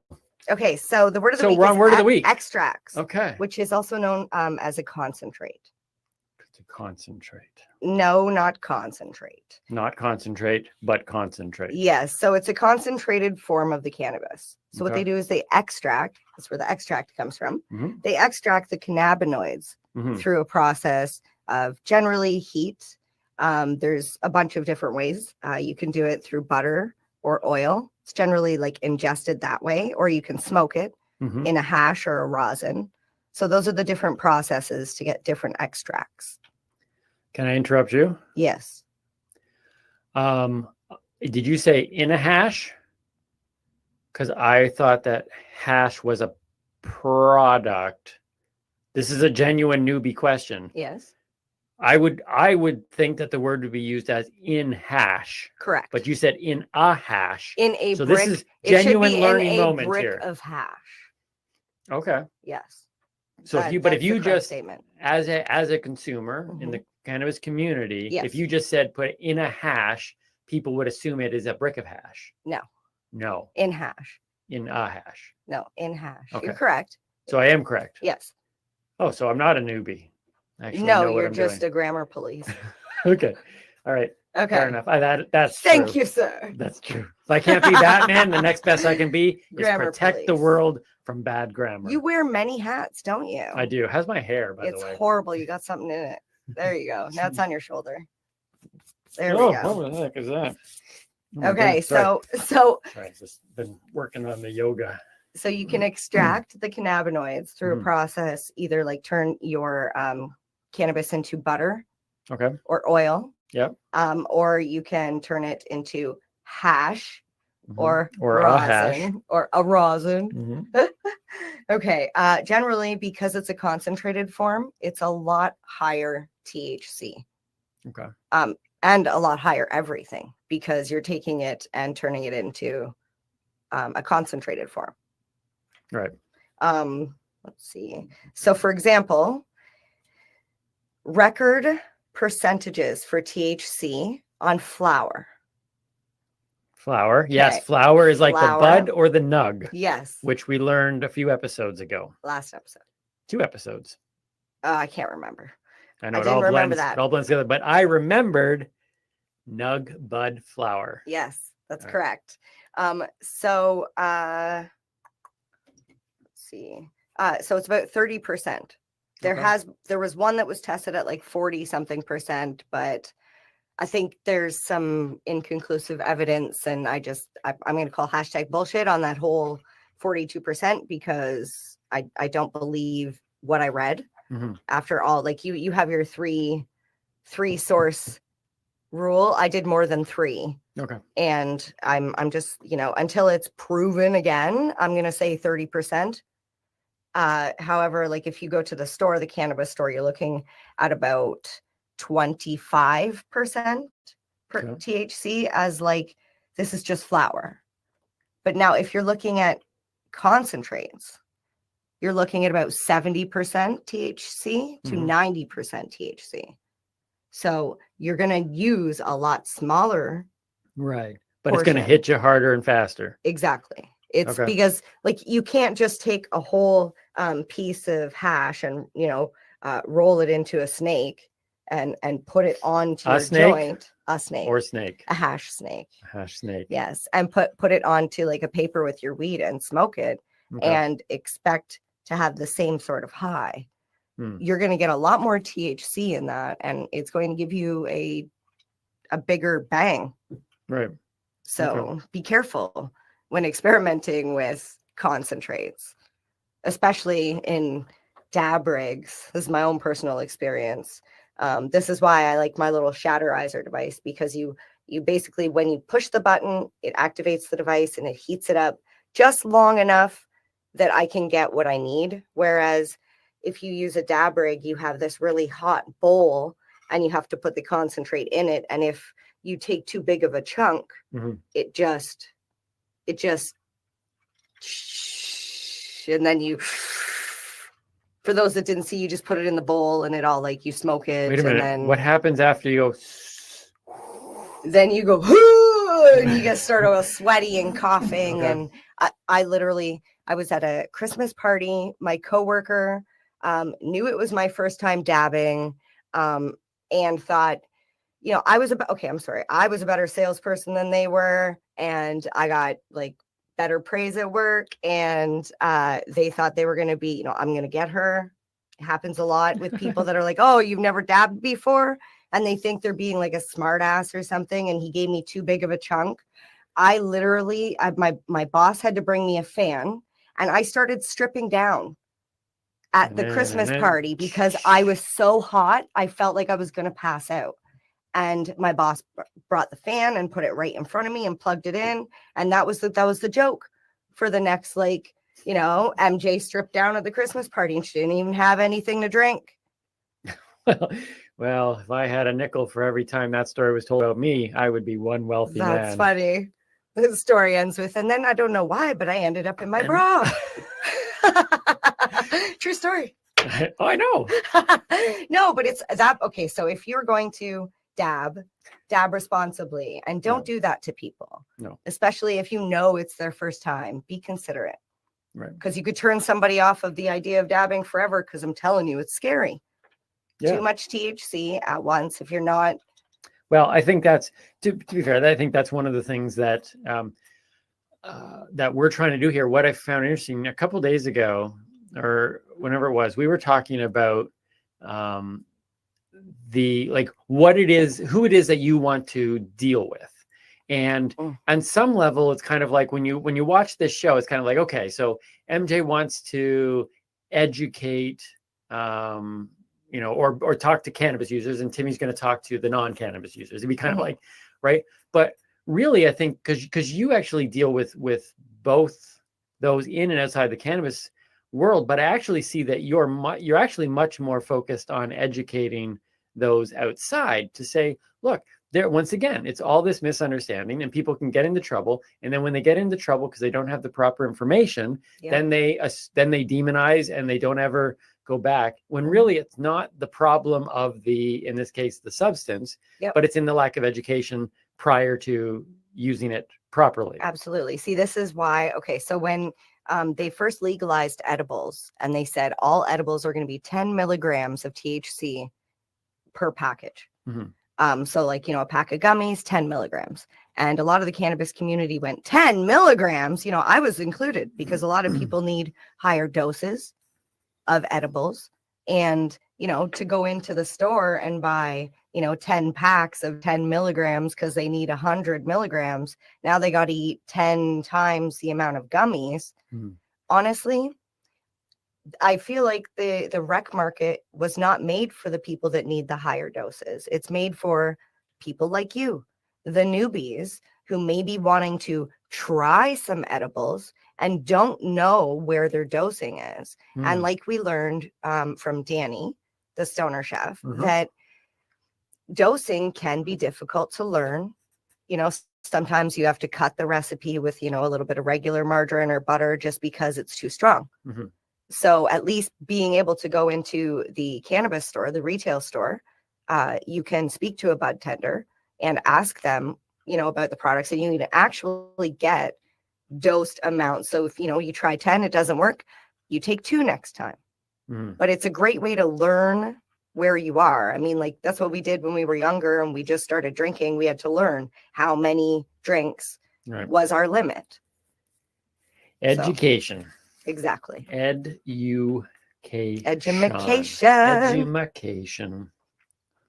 It's wonderful. Oh, that's a bad idea. That's a bad That's sign. a bad My sign. computer's just gone down, and we were going to actually need that that's funny. later on. So Nice. I tend to run my batteries pretty low. Yeah, you do. Yeah, and my gas. Well, let's move on. We'll figure that out later on. But yeah, no worries. Easy so breezy. let's do my high five list. High five. High five. All right. All right. High five down low. Yeah. So on Geekiness Day, and as you know, I brought in actually greatest movie ever, 1989's Batman. Today's high five list was pretty basic in terms of its principle, but I really want to express my opinion in this regard. Okay. So this is simply Timmy's high five superheroes that aren't Batman, because Batman's the given, right? So there's Batman and a gap, a lot of superheroes, a gap, and then Superman. So like there's like this large gap in the middle of superheroes followed by 2 gaps. So the greatest superhero is not Batman. Are you ready for this? Okay. Okay. Number 5 is someone who has recently come into my your sphere, my sphere of knowledge that I gain every day, and is on here simply because it's fresh, it's new, and I'm thoroughly enjoying it. It's Dayman. Do you know Dayman? Yes, I do. Although I thought you were going to say Wanda. To be honest, Let me go through this list. I'm sorry. This is I'm number sorry. 5 on the list. Oh, I thought we were going to. Okay, We are we're going back up. We're going 5 up. to 1 all the way to 1. I don't know why. For some reason, I thought you'd say the first one first. I don't know either. Maybe it's because I'm hot and I'm getting delusional here. Could be you're in a onesie. I know. In a hot studio. You should do what I do and wear no pants. I brought an outfit underneath. Can I interrupt and can I Why? just, like, Yeah. Why are you wearing okay, 'cause a? I'm really hot. And Wait, shake though. I mean, like instead of the belly dancing, you just do a little button dancing.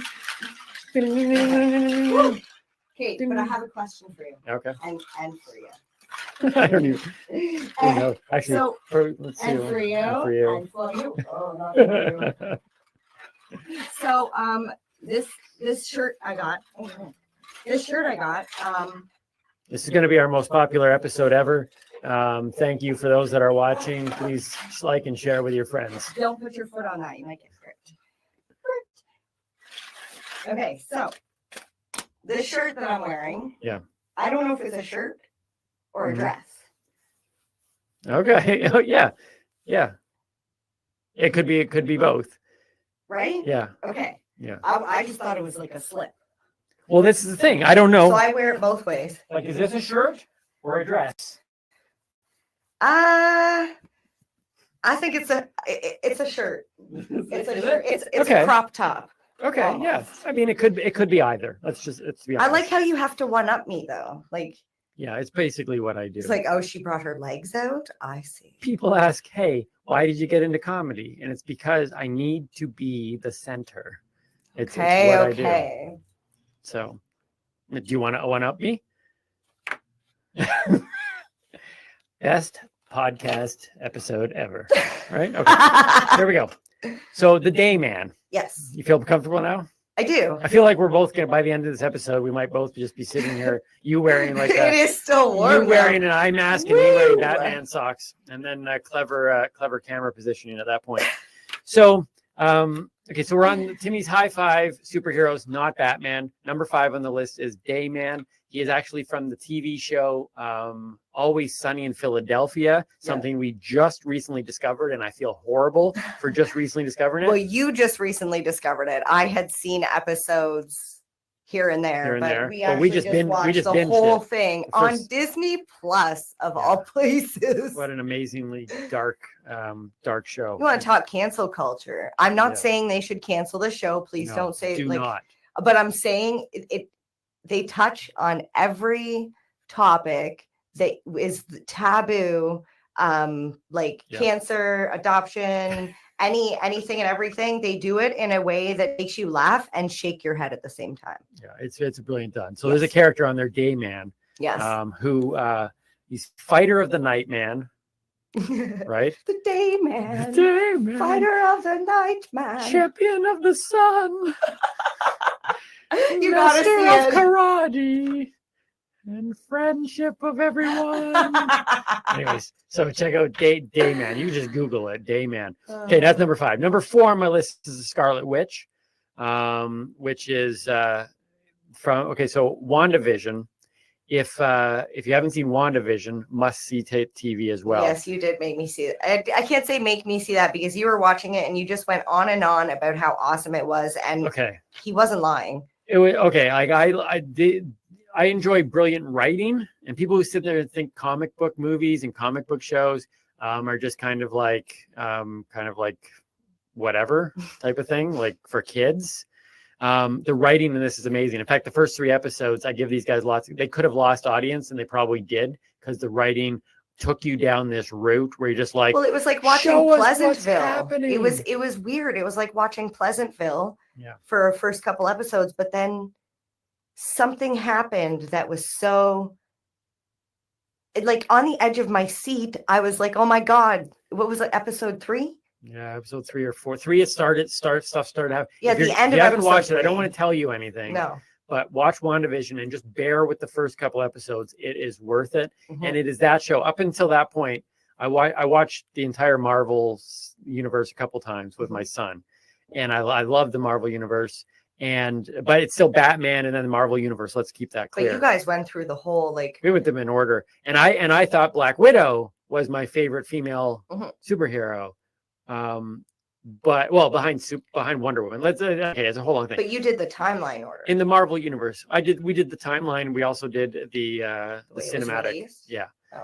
So, but then WandaVision made me fall in love with Wanda and the Scarlet Witch. So she's now up there as number 4 on my list. Number 3 is Iron Man, who I never knew anything about until Robert Downey Jr. Yes. Put on the Iron Man suit years ago, almost 20 years ago, 15 years ago. He created that role. Number 2 on my list is Wonder Woman, classic. I wasn't sure about Gal Gadot because I am like original Wonder Woman, like TV show Wonder Woman. Like she was like growing up as a young, teenage boy. Linda Carter was like the thing. Well, she wasn't the thing. There was a whole other TV show called The Thing. But anyways, the point is that, but then Gal Gadot came in, and I've yet to see 1984, I think the movie's called. Okay. The most recent one, but I will. But anyway, she's up there. She's got an invisible jet, for goodness sake, and like a lasso, and well, even her name is just awesome. Gal Gadot. Gal Gadot, yeah. Like that name. Wonder Woman. Yeah. Didn't we just see her in a movie with Galifianakis and Fisher? Yeah. I don't remember the name of the movie. Something about the neighbors or something. Joneses, Keeping Up with the Joneses. Oh, that's right. And number 1 on my superhero list, on Timmy's high five list, that is not Batman, is Wolverine. Wolverine is there's probably a gap between Wolverine and the next. But let me just say this, because I want to make sure that we get Teaching Timmy, because I'm excited. You've been telling me all about Teaching Timmy. It's We pretty got to get to exciting. Teaching Timmy. But I believe that there is a reason why Wolverine, who was played by Jackman for 17 years, and Iron Man, who has been Iron Man for I don't know how long, and why Batman has been able to reinvent over and over and over again. Why there's such a love for these characters in particular, 3 of them on my top 5, 3 of them in the top 4, is because they are relatable. Guys like Superman served a purpose when everybody felt weak and they needed that they needed that guy. But what I love about Batman and Iron Man and Wolverine is that these are guys who, in fact, more so than not, show their flaws. These are people like who's what's Iron Man? What's his alter ego? Who's the guy? Tony Stark. Tony Stark is not actually a lovable guy. He transitions through the movie. Bruce Wayne is a tortured soul. Wolverine is an angry, frustrated, doesn't want to live forever, like as long, he's almost eternal in the way he heals. He's not eternal, but anyway. But these are people that I think we can all really gravitate Superman's to. just a geek. Superman's an alien. He's not even one of us. The point is that I could be Batman. Aren't you? I could be Batman. Well, no. With because you're not money human. and more workouts, a few more workouts, not many more. I could be Batman. That's what's intriguing to me. Okay, he's a human. You could be and Iron he's just Man. anybody. Yeah. So anyways, those 3 characters, but there you go. That's my top 5, my high 5 list: Dayman, Scarlet Witch, Iron Man, Wonder Woman, and Wolverine. And then of course, because Batman's not on the list. So when I suggested earlier Yeah. about Blunt Man and Chronic, Yes. I have to bring this up because Okay. I was a little hurt myself. Yes, I know. You were like You stormed out of the room. you acted like you didn't even know who they were. No, I knew who they were. I just dismissed them as real superheroes. I thought it was because they were 2, but now that I hear you have Dayman, I definitely know that it's not, because you didn't even mention Nightman. Well, you No. did, but you because just said Dayman he was fights the Nightman. fighter of the. I guess Nightman wouldn't be a superhero then. No. Okay, I take it back. Good list. All right. Yeah, thank you very High much. High five. All right. So right now we are going to actually quickly bring in our friend, because we're not teaching Oh Timmy yeah. yet. Okay, I was getting all. Yeah, I'm yeah, so yeah. excited. I know. I'm excited about this too. I forgot about the Duber Minute. Right? We've got the Duber Minute right now. Now, a few episodes ago, we introduced our podcast friends and family and world to Martin Franks, our cannabis-using Uber driver down in SoCal, is Yep. what he calls it, SoCal. And we had met him at a comedy, went down there for the Clean Comedy Challenge Yep. at the Ice House in Pasadena. Yep. And we're excited to have him back. We've asked him basically, can you come in once in a while and just share a thought? And so once again, ladies and gentlemen, this is the second episode of our Duber Minute with Martin Franks. Hey guys, what's happening? Martin Franks here on the road. Just checking in. I was thinking about something I want to share with you real quick. About a year ago, somebody, they find all kinds of things in your car when you're Uber driver, wallets, phones, purses, sandwiches, whatever, all sorts of stuff. But I guess one of the weirdest things I found in my car was a hamster, man.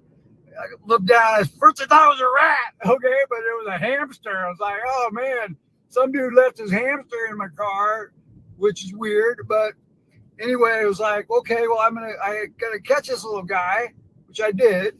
Hamsters are cute.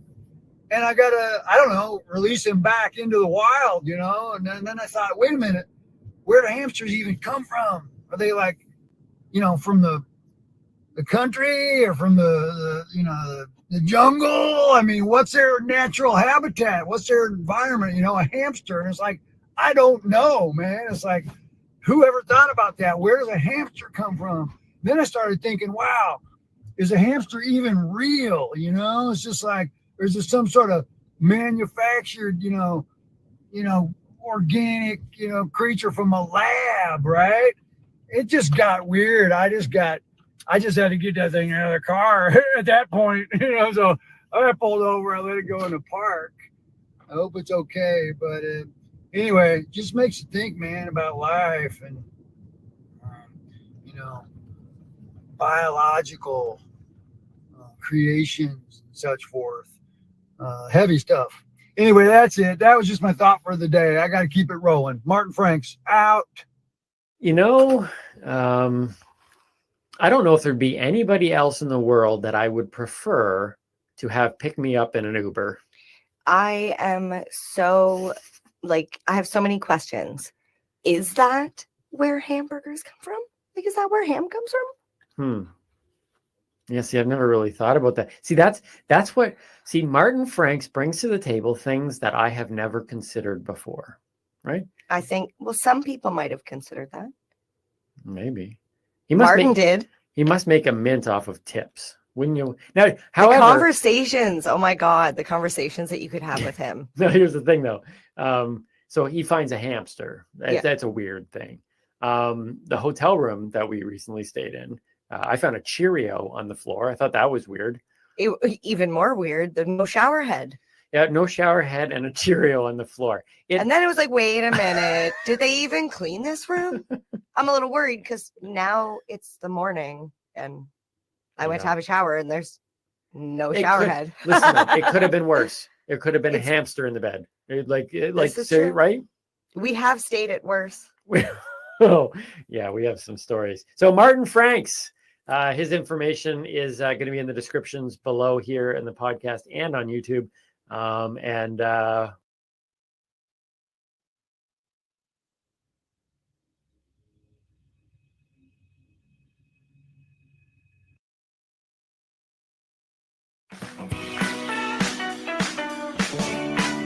Hi, I'm Timmy. And I'm Mary Jane. He's the newbie. She's the doobie. And this is the show where we toke cannabis. Talk. From both sides. Is that even possible?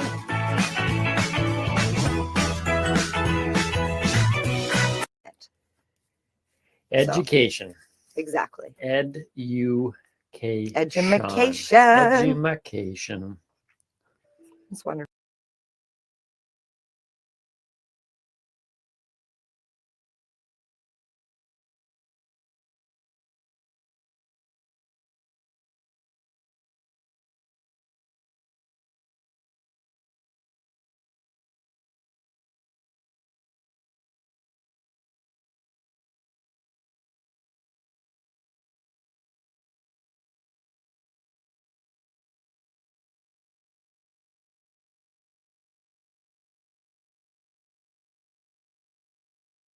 You're listening to the Pace Radio Network here at paceradio.net. The views expressed by the individuals during this broadcast are their own opinions, and they may not be the same as those of their group or other organizations they may be involved with. All medical advice during our broadcast is not a medical opinion and should be checked with your medical physician.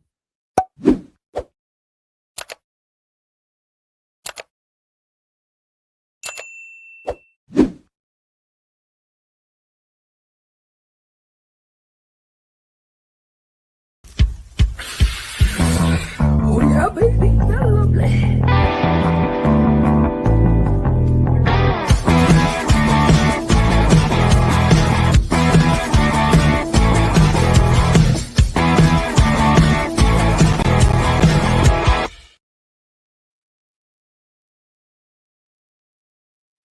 Oh, it is July the 24th, and we're live here at paceradio.net. Good morning, Miss Cindy. How you doing? Good morning, Al. I'm doing okay. How are you? Not too bad. I think maybe we've beat the heat, and life could be more comfortable. Hopefully, nice. Weather-wise, hopefully. But something tells me we got some warm. You are breaking up now. I'm not sure if it's you or me, which is really strange because we were chatting before the show and everything was so smooth. Everything was fine before the show, exactly. And now all of a sudden things freeze. Yeah. Carry on. The show must go on is what the saying is, right? Yeah, it was a hot one out there Monday and Tuesday. I was out in Ontario Monday and Tuesday, and it was bloody hot. Right. Yeah. Was it ever hot? What else was hot in Toronto on Tuesday? Well, on Tuesday, we were celebrating the win from Monday night. Because, of course, I was at the baseball game Monday night watching the Jays take the Yankees 4-1.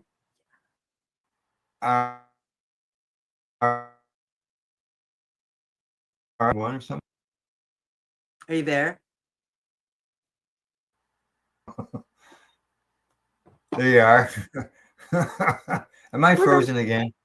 No, you're back now. Okay. All right. Let me know if it keeps going, if it keeps it up. So they won, obviously, on Monday. They won Monday night. I think they won on Sunday. They won Monday night. They lost on Tuesday, and then I think I didn't look, but they were winning last night. The last I checked, it was a 4-game series with the Yankees. And you're frozen again. Okay. And what was that winning streak that they were on? Lost. Oh, I froze. Yeah. 10 games? I'm not sure.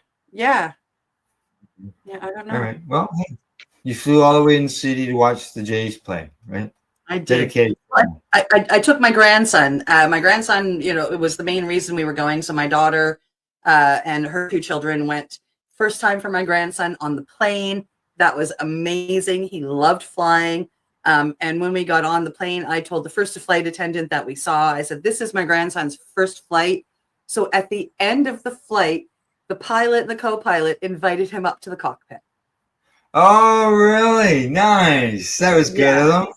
He got to see the plane, and so that was really awesome for him. He thought that was just great. They gave him a little collector's card because they don't give out wings anymore. They have these collector's cards that they give to kids, and yeah, it was really, really, really sweet to see. We flew up and back. I don't mean to make a plug, but I'm gonna make a plug. We flew up and back on WestJet, so it was WestJet that got him up there to meet the pilot and the co-pilot. On the way home, it was a very empty plane Tuesday night. The stewardess or flight attendant made up special little treat bags for my grandchildren and gave them to my grandkids. So they had a treat bag with a bag of chips and a chocolate bar and a whatever in the treat bag. And they signed it. Thank you so much for flying WestJet. Love love the crew of WestJet, whatever the flight number was, and it was pretty special. So everything about it was really awesome. We had some tired kids on Tuesday after a full day on Wednesday or Monday, but it was well worth all of it, and they had a blast. Hey, Paul.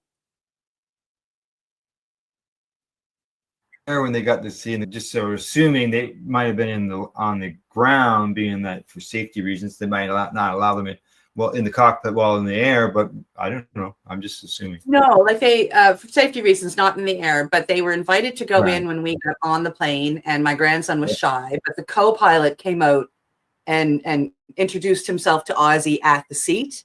And he said, when we land, why don't you come up? And once Ozzy had met him, Ozzy was all over going up to the cockpit, and he saw everything, and we got some pictures, and it was really great. So big, huge, massive thank you to WestJet for making my grandson's first trip. Just all that. All right. Well, it's fantastic. I'm glad that he had a good time. It's time for us to get on with the news. But first, I'm going to say hi to Paul, because Paul is saying hi to us. Good morning. All righty. Here we go. We'll get the first story all lined up. There we go. Coming to us from Cannabis Business Times. DEA judge overseeing cannabis rescheduling hearing set to retire. What? This just never ends, does it? Here we go. The DEA's judge, who is tasked with overseeing a Biden administration proposal to reschedule cannabis, is set to retire on August the 1st. John Mulrooney, Chief Administrative Law Judge, notified the hearing's designated participants on July the 23rd that he will no longer have jurisdiction over the case come the end of next week. End of next week. Wow. My retirement will leave the DEA with no administrative law judge to hear this matter. Holy shit. Or any of the agency's other pending administrative enforcement cases, Mulrooney wrote. The Controlled Substances Act requires the DEA administrative enforcement hearing proceedings must be conducted in accordance with Administrative Procedure Act and presided over by administrative law judge. The current hearing process to debate the merits of a proposal to reclassify cannabis from Schedule 1 to Schedule 3 under the Controlled Substances Act has been stayed since January 13th of this year, when Mulrooney granted an interlocutory appeal amid claims from pro-rescheduling parties that the DEA conducted improper communications with anti-rescheduling participants. Oh, I'm going to have to get you to take over here. I see I've got to deal with a dog who's got a bit of a bathroom issue. I gotcha. Yeah. Okay. Mulrooney has retained limited jurisdiction over the case during the past 6 months to provide rulings on non-dispositive procedural motions, such as certain participants dropping out of the process and others seeking alternative counsel. However, during the past 6 months, the hearing process has remained delayed in the absence of DEA administrator fixing a briefing schedule to allow for a designated participants to weigh in on the matter as Mooney ordered. Pardon me. Derek S. Maltz was the DEA's acting administrator from January 21st until early May when he stepped down. And Robert Murphy was the acting administrator until July 21st when the Senate confirmed President Donald Trump's nominee, Terrence Cole, to head the agency. That said, the fate of the hearing process is now in Cole's hands. Until there is a change in this circumstance, all matters filed in this case will be forwarded to the DEA administrator for whatever action, if any, he deems appropriate. What? Mulrooney wrote in his retirement announcement on July 23rd. Let's read that again. Until there is a change in this circumstance, all matters filed in this case will be forwarded to the DEA administrator, who is Terrence Cole, for whatever action, if any, he deems appropriate. Mulrooney wrote this in his retirement announcement. Yeah, all previously issued procedural orders remain in full force and effect unless otherwise modified by a successor administrative law judge, the DEA administrator, or the attorney general. Yeah, and the new administrator, as we'll see in an upcoming story, doesn't seem too positive. Yeah. So you're at Cold Told.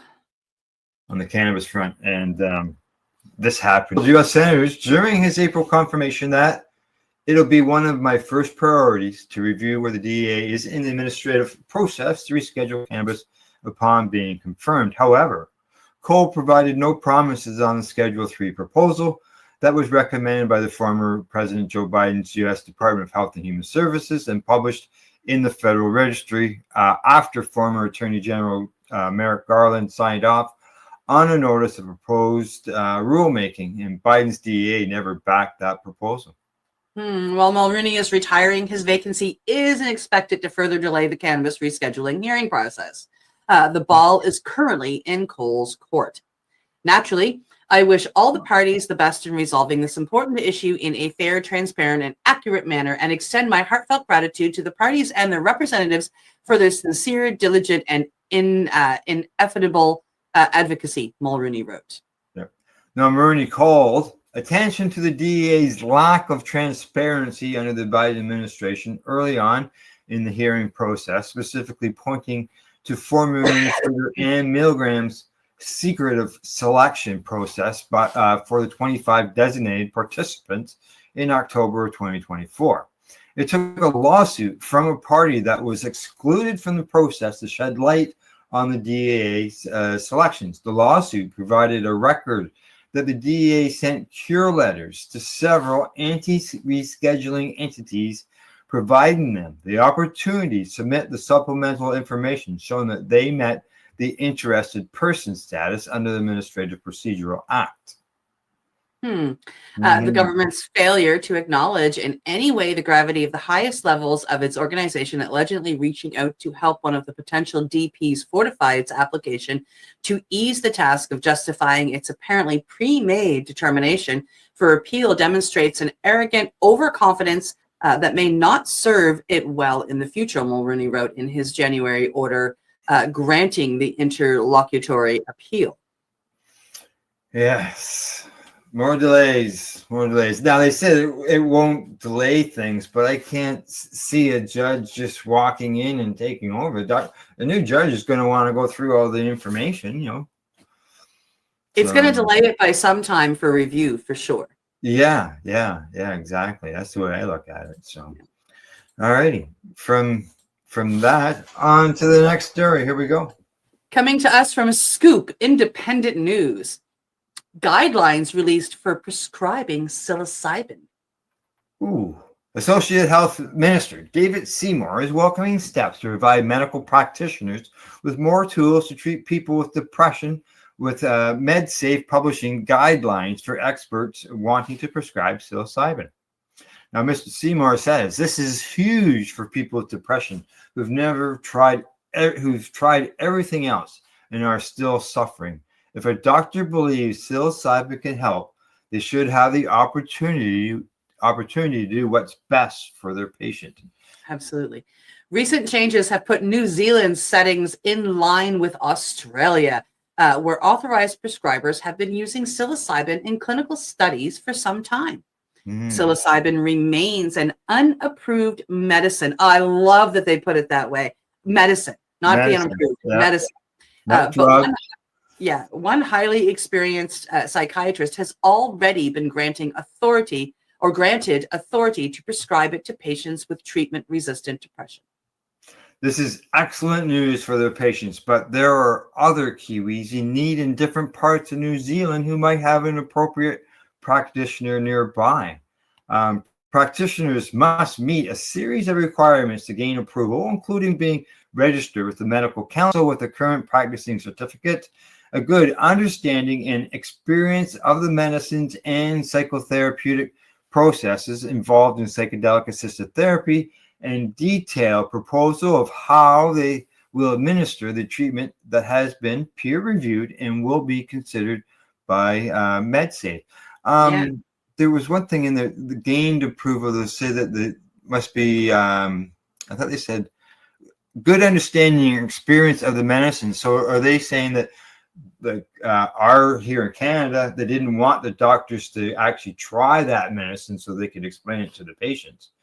Does this look like and that's one of the things that I have learned in all of my studies, and all of the medicines that I have studied, and there's quite a few on my list, is there is no school and no teacher out there that will accept you until you have a good understanding relationship with that medicine. So in other words, unless you have done this medicine to a full release dose, you can't serve it to somebody else. You don't have a relationship. You don't know what that medicine is going to do. Therefore, you can't serve it. It has to be a personal knowledge. And I agree with that. There you go. Yeah. Right. Here in Canada, they didn't allow the students to Correct. take it. Correct. Soon, more practitioners will have the ability to use this medicine, meaning more patients will benefit. And it says a note, guidelines can be found here. So if you click that button, you can take a look at guidelines for applications, and the application form pops up from MedSafe. If you're curious, we'll see if we can get that on the Facebook page. Yeah. But, being we're in Canada, it popped up for me. So I mean, I'll pop it up on my phone and screenshot it, and then we'll have it. All right, there we go. Okay, we'll get the. I'll leave it here where I won't delete it, and then I'll try to post it after the show. Sounds good. All right, we will move on to our next story of the day, and here we go. It is ready. Coming to us from StratCan, cannabis incidents charges decline post legalization in Canada, exportation and exception. Since cannabis was fully legalized in October of 2018, Canada has seen an unsurprising overall decline in cannabis-related incidents. A notable exception to this trend, though, is an increase in incidents related to the exportation of cannabis. And I see that in the news.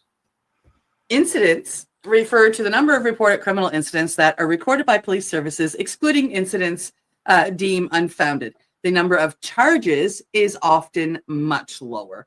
And I've noticed that, like somebody is like stupidly forgot to take out their joint that they had crossing the border. Like, that's an incident they may not get charged, right?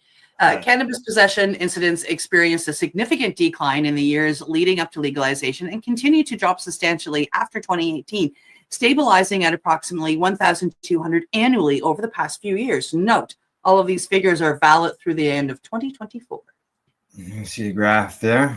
Post-legalization possession incidents encompass a range of offenses, including possession of illicit cannabis of more than 30 grams of cannabis in public by an adult, possession for the purpose of distributing, selling, and exporting, possession of more than 5 grams by a young person, possession of more than 4 cannabis plants, and possession by an organization. The total number of actual incidents under the Cannabis Act, which refers to reported criminal incidents recorded by police services, that's excluding unfounded incidents, peaked in 2019 and reached its lowest level in 2023. I got to go back to something that was set up here. Possession of more than 5 grams by a young person. So if your 4-year-old has 4 grams, that's okay. Is that what they're saying? Oh, no, people have been charged. Minors can be charged, let's say like a 14-year-old. Okay. Yeah. Yeah, because that really just kind of, that little bit of a blurb kind of, was just funny. Yeah. In 2024, there were 8,875 actual incidents, roughly half the amount recorded in 2019, the first full year of legalization. This represents a rate of 21.5 incidents per 100,000 population.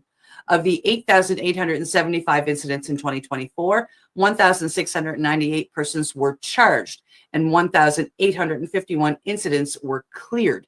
Among those charged, 1,503 were adults and 195 were youth.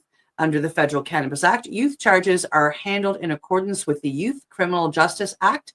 Individuals under 18 years of age do not face criminal prosecution for possessing or sharing very small amounts of cannabis, up to 5 grams. Yeah, so there you go. That answers that question you were asking about.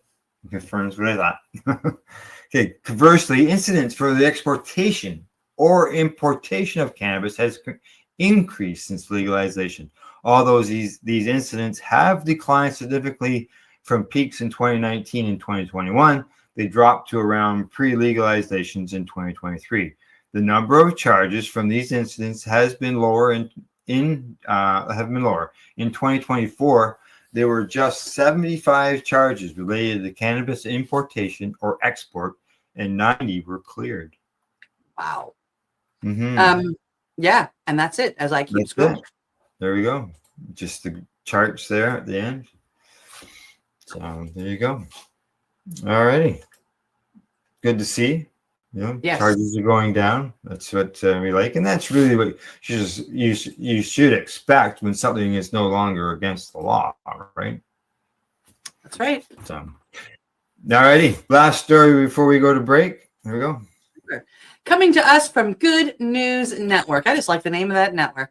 Psychedelic mushrooms reduce human cellular aging by 57% and increased lifespan in mice by 30%. I know, isn't that awesome? Eh? Eat your mushrooms. That's right. Researchers have discovered that the active compound in psychedelic mushrooms can extend the lifespan and reduce cellular aging by 50% in human cells and 30% in elderly mice. The experiments reveal another potential therapeutic use of the compound called psilocybin, which has already been studied as a treatment for myriad, a bunch of other conditions. The team from Emory University are calling it the first ever long-term study evaluating the systematic effects of psilocybin in aged mice. The animals were the equivalent to 60 to 65 in biological human years and exhibited hair loss and graying, as well as reduced physical activity. My God, mice, I feel you. The mice were dosed with psilocybin, the active ingredient, or dosed with psilocin, which is the active ingredient in psilocybin that appears once the latter is broken down during digestion. The mice received a low level at first and eventually a higher dose of 15 milligrams of psilocin, which is like 3 grams of actual magic mushrooms once a month for 10 months. Yeah, within the first 3 months, the mice receiving psilocybin exhibited signs of youth, including fewer instances of graying and hair loss, including a reversal of these symptoms, and a general improvement in physical activity. By the trial's end, the mice that received psilocybin had a 30% increased lifespan on average than the control group. To date, more than 150 clinical studies have been completed or are ongoing for examining psilocybin in the treatment of various clinical conditions, including anxiety, depression, addiction, neurodegenerative diseases like Alzheimer's, chronic physical pain, and more. Yeah, fewer graying and hair loss. Just a second while I take my mushrooms. Okay. The authorities cite a study from 2020, which found that a single dose of psilocybin can improve debilitating physical and psychological symptoms with improvements lasting up to and beyond 5 years post-dosage. I totally agree with this. Like, I mean, when I'm in pain, yeah, the cannabis helps, but if I mix a microdose with that, the pain level goes from like a 10 to like a 2. Like, it's unbelievable that that tiny little bit of psilocybin can help that much, but Take a look at the pictures. Take a look at these pictures underneath the psilocybin heading, and you can see the gray in the mice on the left of that first picture of them, and then you can see the gray is gone. Yep. They're right here. Yep, I see it. It's amazing. Yeah, we have one under vehicle and one under psilocybin. So the same mouse, and you can see how it's like the hair has been changing back on the top mouse. It still has some graying, but a lot of it has returned to its normal color. Correct. Yeah. Now this literature. Go ahead. Oh, that I was just going to say, I got to eat more psilocybin. Yeah, this literature has firmly established that psilocybin acts strongly on a particular serotonin receptor called the 5-HT2A, as well as several other 5-HT receptor subtypes. Notably, the 5-HT2A receptor is expressed in multiple organs and cell types, including fibroblasts, neurons, and a whole bunch of others that I'm not even going to attempt to say. Those are skin, brain, heart, and various immune cells in layman's terms. Thank you for the layman's terms. Thank you.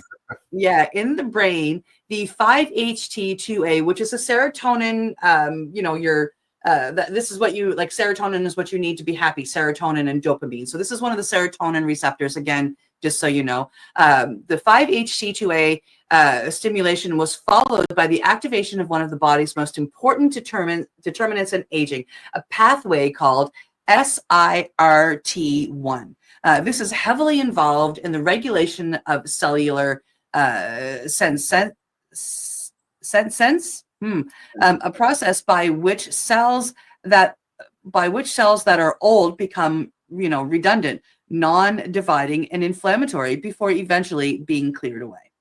Here we demonstrate that the psilocin increased the SRT1 expression in cells, suggesting a potential mechanism by which psilocybin delays syncine and promotes longevity. This study provides the first experimental evidence suggesting that psilocybin may impact multiple hallmarks of aging, including delayed senescence and preservation of telomere length and enhanced DNA stability, according to the authors. And this is published in the Nature Partner Journals of Aging.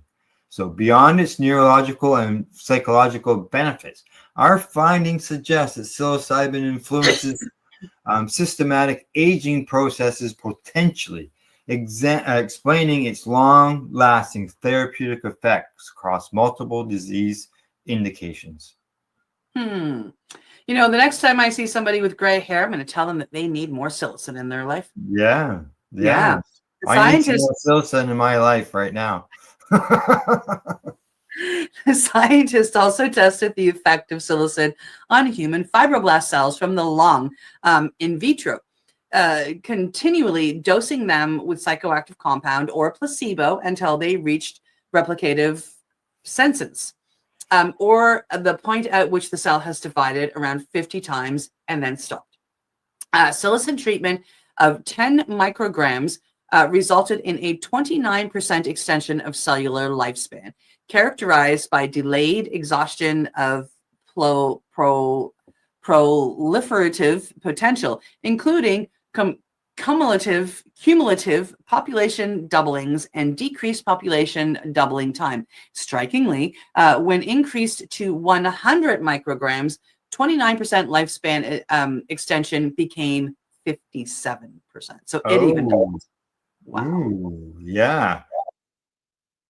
Wow. Now, the psilocin-dosed fibroblasts were also observed to have increased SRRTI1 activity and a preserved telomere length. The authors concluded their paper by describing psilocybin as a potential disruptive pharmacological agent, and all too real suggestion, considering the depth of therapeutic potential that has already been established in non-psychotic individuals.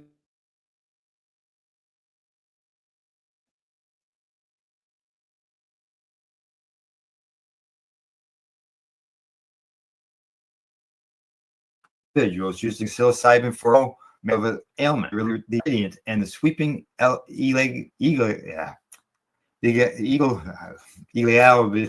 that word out, against the law of psychedelic mushrooms in most of the world. There we go. Illegality. I've There been, we go. I've been doing the same thing. Like, you've said that word a gajillion times since we've worked together. And for today, I know. I'm doing the same thing though, right? I'm tripping over words that I couldn't normally say. So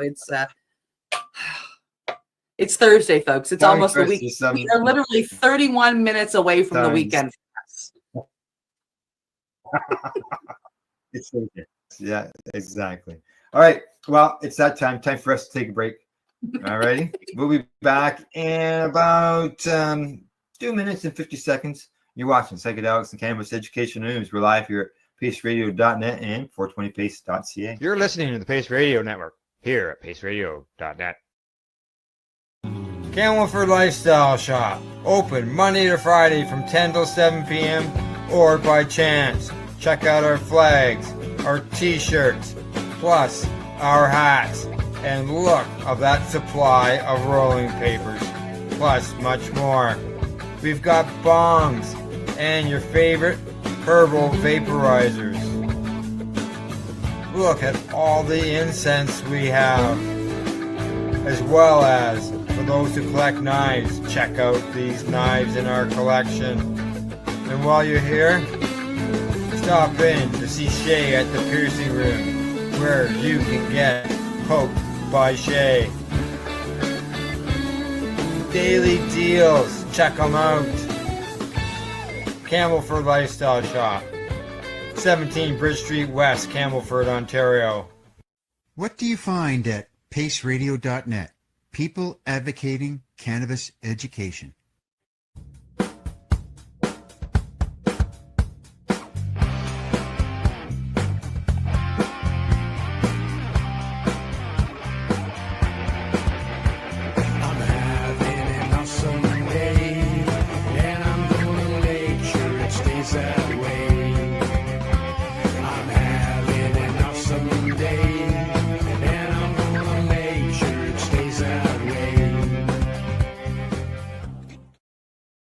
Limestone City Hydroponics is Kingston, Ontario's hydroponics shop. Take your growing to the next level and create the optimal environment with a tent kit, or maximize your yield with an ebb and flow flood table kit. Either way, Limestone City Hydroponics has more sizes and options to fit your needs. Are you looking for the power of the sun that adapts to your budget? Then look no further, as they have professional grow lighting. They have indoor grow systems that are easy and cost effective, with many options to fit your living space and lifestyle. Cultivate your growing potential. We have everything you need to succeed. And if you can't make it to the store, they offer local delivery to the greater Kingston area. Remember, when you're looking for experts to help you grow, then look no further than the locally owned Limestone City Hydroponics, 105 Sunderland Drive in Kingston, Ontario. Call them at 613-548-0420.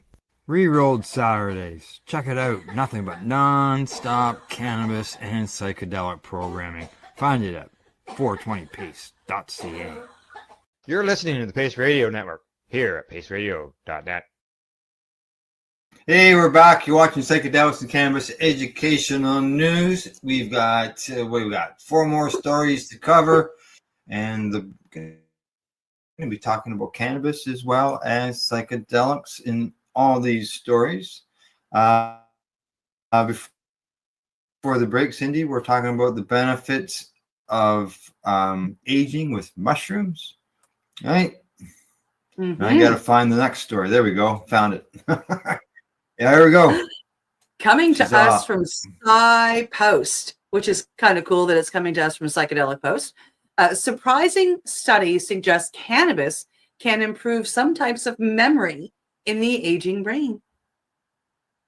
Yeah, who would have thought that? Eh? They're always complaining about saying that cannabis makes people, unsmarter, I guess. They're worried about lowering IQs get lowered, they say. Now, as cannabis use continues to rise among older adults, researchers are trying to understand how it affects cognitive function during aging. A new study published in the journal Psychopharmacology provides evidence that cannabis and its primary psychoactive ingredient, THC, may actually improve certain types of memory in aged rats. Through these effects depend on sex, the method of delivery, and the specific type of cognitive task. In particular, the researchers found that acute cannabis smoke improved working memory in aged male rats, but impaired it in aged females.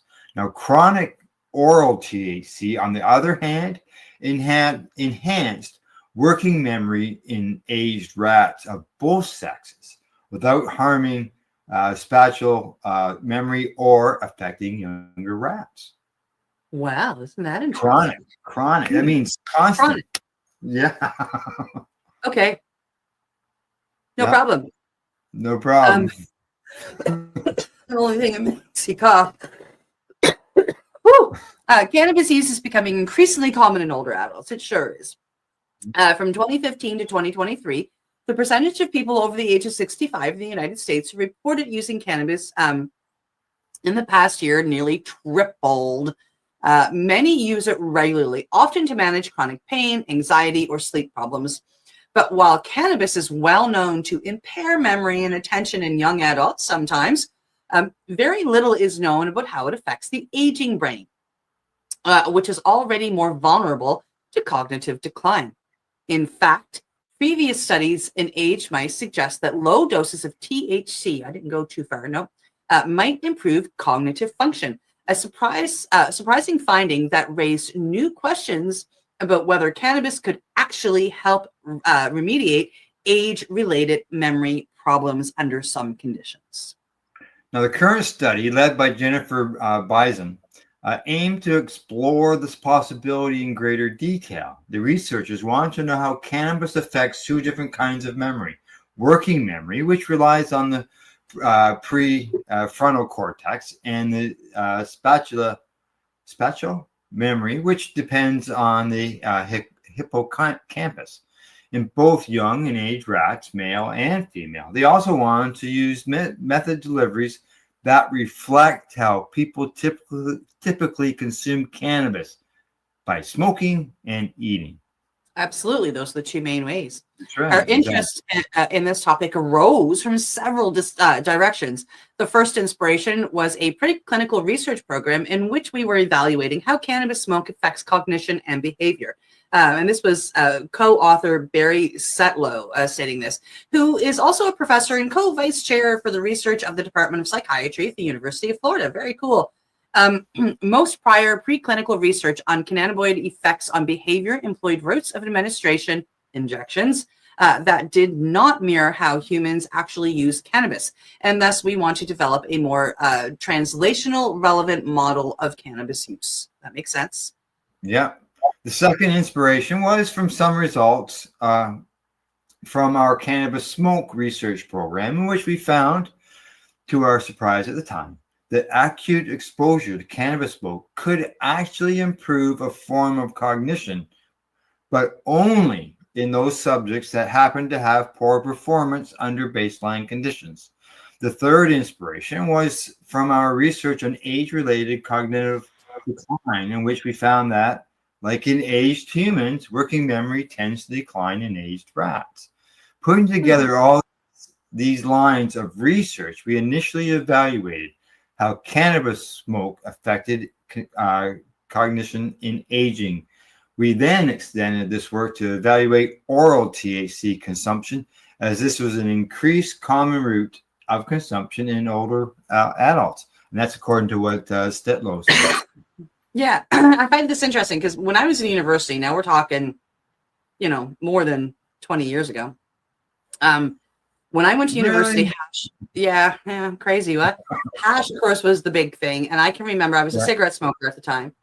And I was studying for this test, and, a friend came along, an exam really. And, she had some hash, and we smoked some hash, and we got high. And, I continued to study after she left. And the next morning, we had coffee, and we smoked another joint. And I went and wrote my exam that afternoon, and I fucking aced my exam. There you go. And it was a subject that I didn't do really great in. It was like, it was more of a biological centered psychology course. And so I usually, am lucky to pass this, and I aced it. And it kind of threw me for a loop, and that got me experimenting with hash back in those days. And I started doing it with tests, and I found, long story short, that as long as I went and wrote the exam in the same state that I was in, when I was studying the night before, I aced it. So I was high when I was studying. I got high to write the exam. Well, there you go. There you go. Good success. Yeah. The research team carried out 3 experiments using young adults, 6 to 9 months old. That's rats. The rats, not people. I was having a heart attack here for half a minute. And aged 24 to 28 months old rats, which are an older age, obviously. Right. In the first experiment, they exposed rats to cannabis smoke and tested them on 2 different touchscreen-based memory tasks. One task measured working memory using delayed non-match to sample test that depends on the prefrontal cortex. The other task measured spatial memory using trial unique non-matching to location test, which relies more heavily on the hippocampus. In the second experiment, the researchers examined the effects of chronic oral THC consumption delivered through gelatin that the rats voluntarily consumed over 3 weeks. These rats were also tested on the working memory task and later in the Morris Water maze, a widely used test of spatial memory. The third experiment measured how THC and its metabolites circulated in the body over time, depending on the method of administration. This allowed the researchers to compare how young and aged rats metabolized THC after smoking or eating it. When rats were exposed to cannabis smoke, the effects of working memory varied depending on age and sex. Among young rats, cannabis smoke had no detectable effect on memory performance, but in aged rats, the results were strikingly different. In males, cannabis smoke improved working memory performance, especially at longer delays, the point at which age-related deficits typically emerged. In contrast, aged females showed impaired performance after cannabis smoke exposure.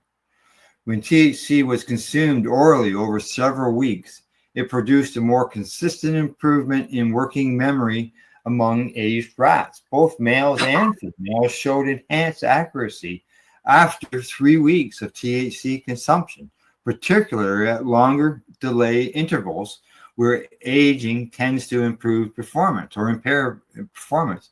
Importantly, this cognitive boost was not seen in young adult rats, suggesting that the effects are specific to age-related deficits.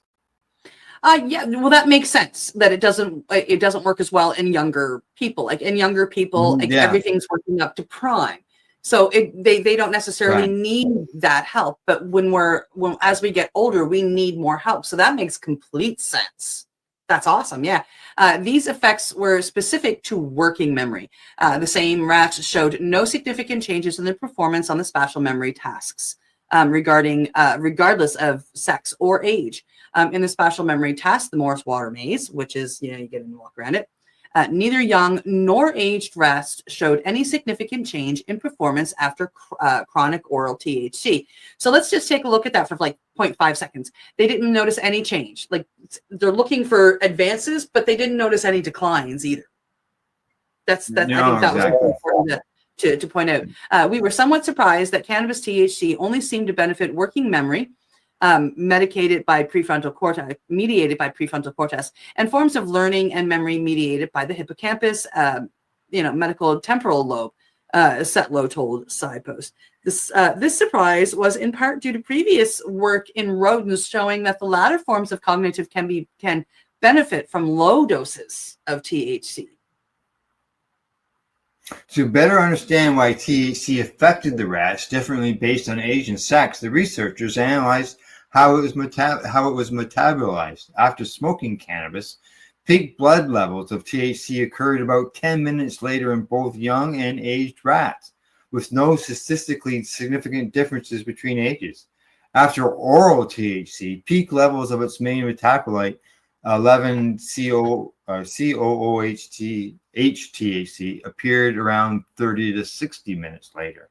I could see that, being that one has to go through the liver and be digested and so on and so forth, whereas smoke doesn't, just straight into the lungs, right? Interesting, aged rats showed lower levels of this metabolite than younger rats, but only after a oral administration. These findings suggest that differences in THC metabolism alone are unlikely to explain the observed cognitive effects. Right. We got to look at the endocannabinoid system, folks. Although cannabis tends to have adverse or neutral effects on cognition in young adults, which is the population most studied in the context of cannabis use, which is true, our data alongside other preclinical and clinical research suggests that it may have beneficial effects on cognition as well, Setlow said. That said, it is important to emphasize that such beneficial effects likely occur only at low doses and only in specific areas of cognition. The researchers offered a few possible explanations for the age-specific benefits of THC. One theory involves the brain's inhibitory signaling systems. In the prefrontal cortex, cannabinoid receptors are located on inhibitory, for some reason I can't say that word today, neurons that help regulate the activity of prime middle neurons, which are essential for working memory. Aging is associated with increased inhibition in the prefrontal cortex, which may contribute to cognitive decline. By activating cannabinoid receptors, THC might reduce this inhibition, allowing for more effective neuronal signing, especially in the brains that have become too suppressed. Wow. Yeah. This story is going on and on. Looks like she's pretty lengthy. And I think we pretty much got it there. Yeah. There's about another 5 or 6 more paragraphs there, but I also see that we have got a lot less time to get the rest of our stories in. But I think we covered pretty well good portion of that, the important stuff, right? That hey, and very, as you very get older, interesting. cannabis can be. Yeah, and it's posted at the Psychedelics and Cannabis Educational Facebook page or news Facebook page. So All righty. I'll get the next story here all lined up. And we are on the. Okay, just make sure I get the right story. the titles can be confusing. Here we go. Mhm. It's up. Yeah, coming to us from News Medical Life Sciences. Cannabis and psychedelics rated most effective for symptom relief by eating disorder patients. A pioneering international survey of people living with eating disorders has found that cannabis and psychedelics, such as magic mushrooms or LSD, were best rated as alleviating symptoms by respondents who self-medicated with the non-prescribed drugs. The worst rated drugs were alcohol, tobacco, nicotine, and cocaine. Not shocked. Prescribed drugs such as antidepressants were generally not well rated for treating eating disorder symptoms, but were positively rated for effects on general mental health. The research, led by PhD student Sarah Catherine Roden at the University of Sydney's Lampard Initiative for Cannabinoid Therapeutics, is published today in JAMA Network Open. Ms. Roden says, our results provide important insights into the lived experiences of people with eating disorders and their drug use, highlighting promising avenues for future research into treatments. She says that the findings suggest more research, including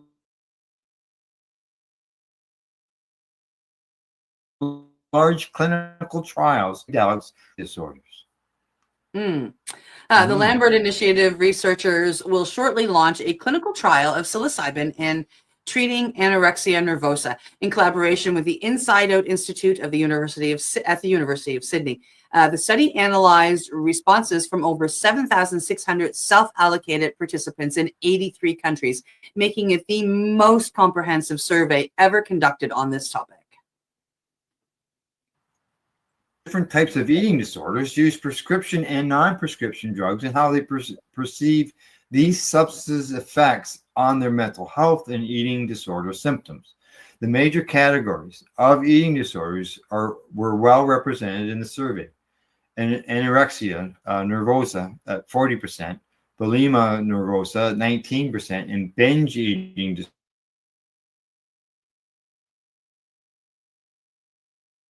disorder 11%.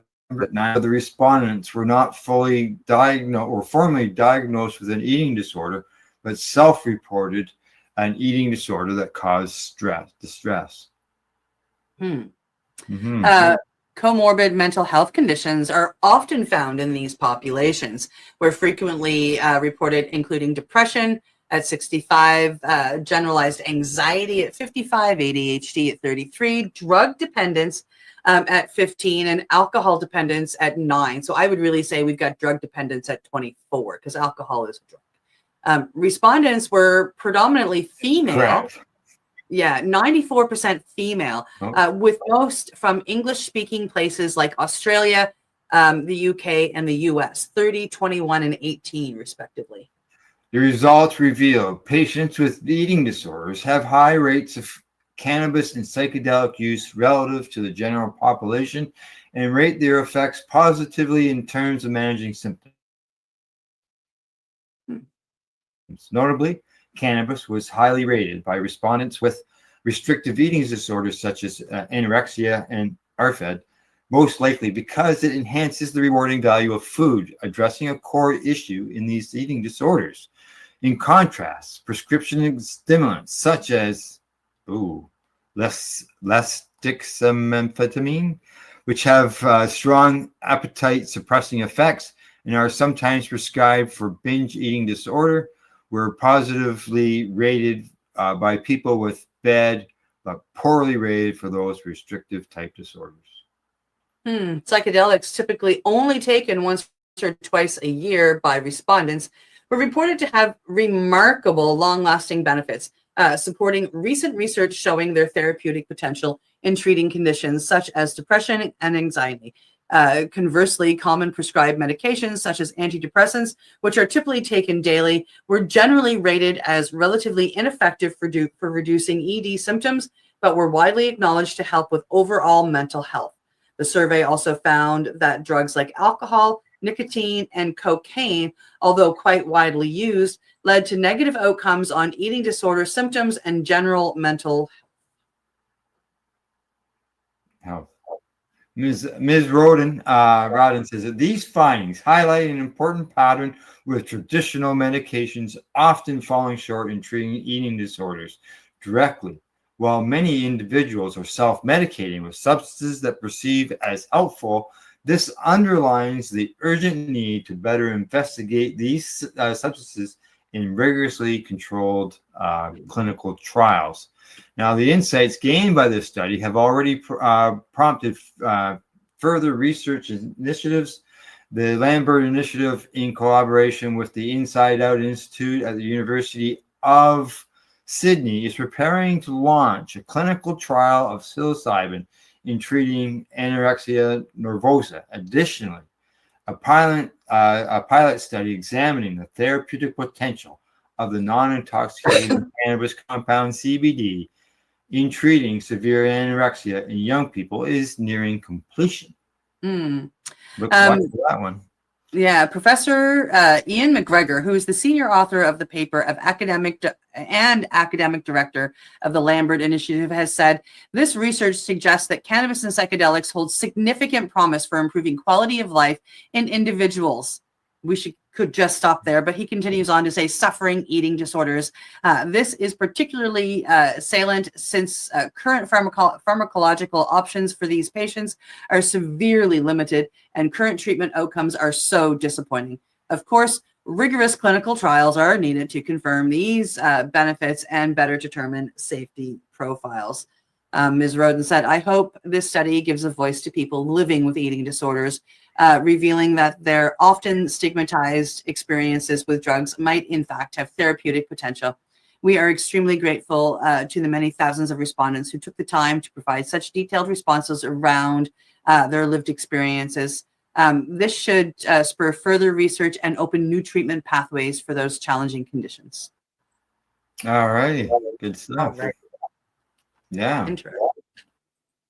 Very interesting. Okay, that's that. That's done. Cross that off. Move on to the next story.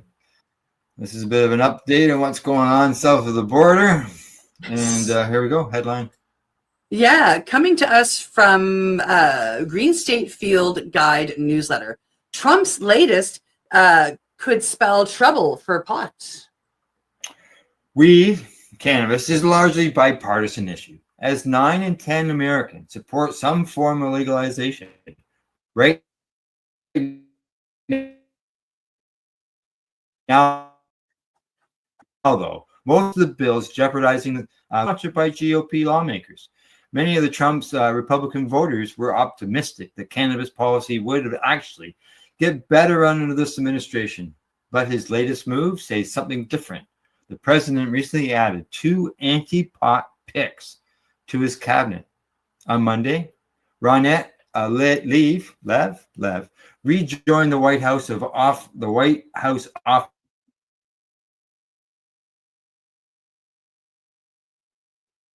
for the physician was the during Trump's first term. To put it simply, Lev is staunchly anti-cannabis. She's linked cannabis to use to suicide and has been quoted as saying it's an insult to refer to the plant as medical. Wow. Yeah. Lev said that people who believed in rescheduling cannabis, including some of the medical community, are drinking the same Kool-Aid again, according to Marijuana Moment. She has also reposted countless social media posts claiming that cannabis is a public health crisis and that the medical studies are misleading. Somebody needs to stand up and sue this woman. Trump, on the other hand, previously voiced support for medical cannabis on the drugs rescheduling. Yep. Just a day later, the Senate voted 50-48 to confirm Terrence Cole as DEA administrator, another one of Trump's recent nominees. As the House continues to push against the Cole will have the on the cannabis industry. Cole has said multiple times that he will thoroughly review the proposed rescheduling of cannabis before making a decision, but has refused to say how he'd rule. Still, he's made comments in the past that have led to concern for pro-cannabis advocates. In a LinkedIn post about the plant, he included hashtags like disorders, not legal for distribution,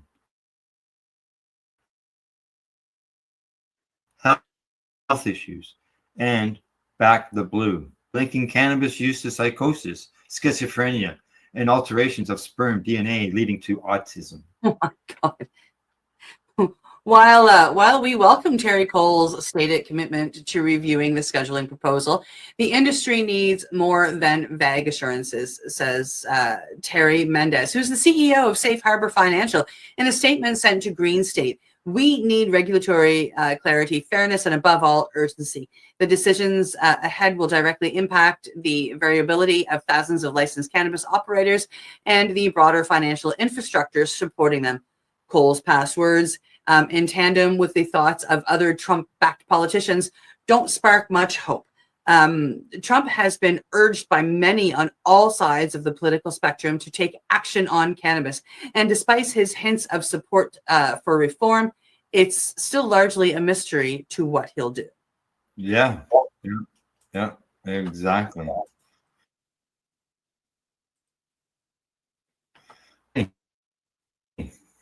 That's that's not a good news story. It's got a lot of bad until I saw that story, and well, I heard how you were reacting to those comments that they were making. So, alrighty, last story of the day, and here we go. Coming to us from Psychology Today, understanding cannabis hypermesis syndrome. Yeah, I'll miss this key points. We just go right down the story. It says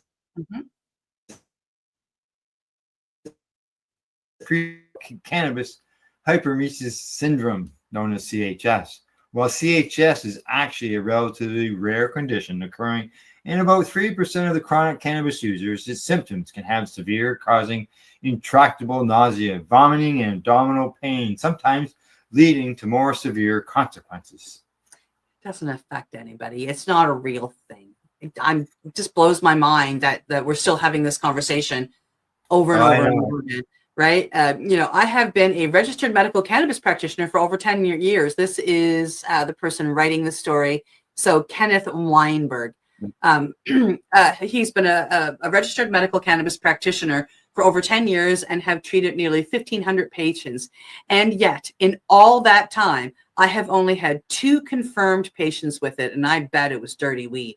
However, many years ago, while still working full-time as an emergency medicine physician, long before CHS had been recognized as a clinical entity, it was first described in literature in 2004.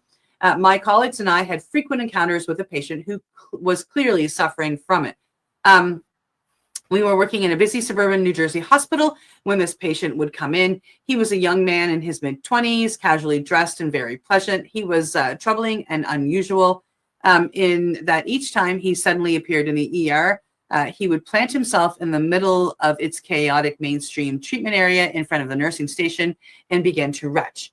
As his occasional bits of vomitus splashed onto the floor in front of us, it was hard to be sure if he was vomiting uncontrollably or being theatrical. The retching would happen not just once or twice, but multiple times, and his actions were sometimes enhanced by sticking his fingers down his throat. Oh. Now, I guess we didn't have any chronic cannabis consumers before 2004. Apparently. Yeah. All of us were seasoned ER professionals, accustomed to dealing with a wide range of bizarre phenomena. But this man presented a unique challenge. He wouldn't say much and wasn't thrilled by our attempt to put it in. Apart from the cannabis use, he would leave not long after he showed up, signing himself out against medical advice. His visits left us all befuddled, the subject of frequent clinical conversation, but with no real idea of what was causing his symptoms. Yeah, Lord knows what he might have actually taken or eaten or Yeah. It was only years later that any of us recognized that he had CHS. The fact that the only real history he ever shared was about his heavy use of cannabis should have tipped us off, I suppose. But I honestly don't think many in the world of ER medicine were tuned into this phenomenon in those days.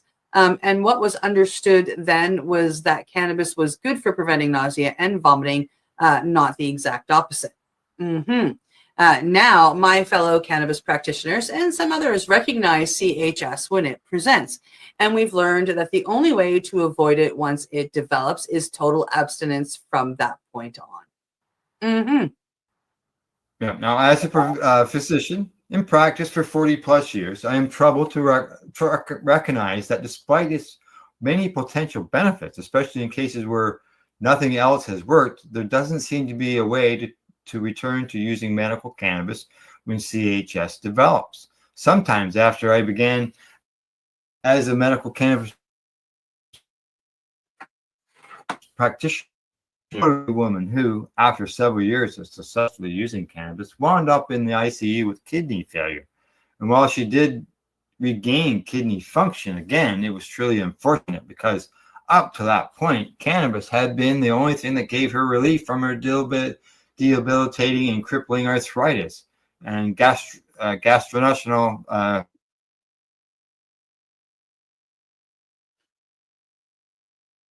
pain. She had to stop her cannabis use and revert to NSAIDs, pills, and opioids she'd been using prior to her several years of successful medical cannabis treatment.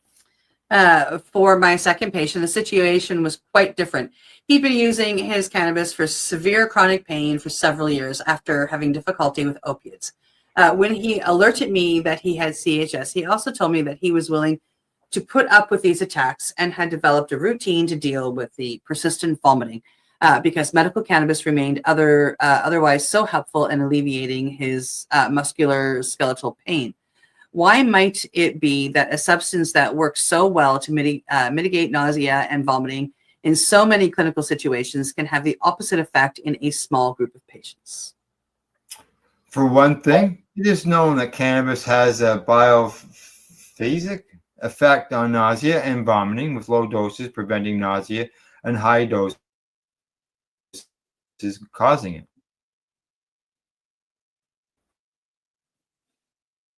In our bodies include them, and the gut. It's hypothesized that the activation of these receptors in the GI tracts leads to relaxation of the lower esophageal sphincter, decreased GI mobility. Gee, that's odd. I was always told it was the opposite on the GI mobility, and gastric emptying, percepting hypothesis.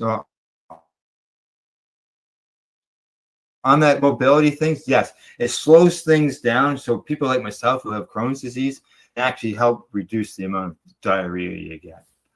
Now, another hypothesis is that stimulation of the cannabis receptors in the blood vessels in the gut causes them to become congested, engorged, which manifests with symptoms of nausea, vomiting, and abdominal pain. And while there seems to be a genetic predisposition to CHS, with genetic markers indicating accessibility to it, it's also been shown that high frequency users, not genetically predisposed, wow, I'm having trouble today, taking multiple grams per day of THC predominant material are also at risk of developing this condition.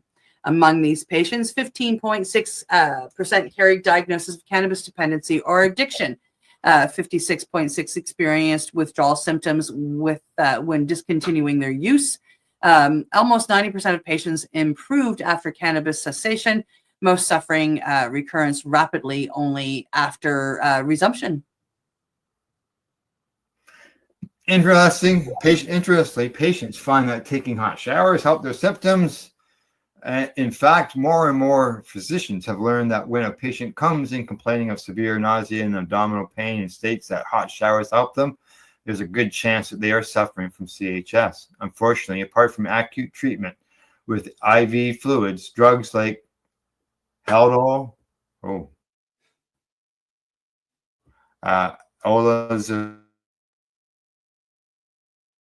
cap something on the skin along with immediate sensation of further cannabis use. There is no other treatment. This sounds a lot like pesticide poisoning, like we read in another. That's just what pesticide poisoning does. You want to take hot showers, all of the, I mean, it's identical. So I find it funny that even this cannabis doctor wants to blame it on cannabis instead of looking at what pesticides were used to grow that cannabis. Yeah. As we inch toward the federal decriminalization of cannabis, CHS prevalence will continue to rise in parallel with increasing. Was there something on the cannabis that causes it? Exactly, right? There is a need for education of the general public and my medical colleagues about recognizing the symptoms that cause and causes of CHS, like pesticide poisoning, especially in those with a genetic predisposition. Hopefully as well, we can combat the trend among growers, producers, and consumers to seek higher and higher doses of THC. And let's get them to stop using these stupid pesticides. Unfortunately, we never saw the first patient after the entity of CHS and its limited treatment options become known to us. I can only hope that perhaps someone saw the connection between his heavy cannabis habit and his debilitating symptoms and helped guide him away from his ongoing use. I'm going to add of really bad pesticide-filled cannabis and got him on a clean supply. Yeah. Wow. And like as I said, why didn't anybody suffer with this condition before 2004?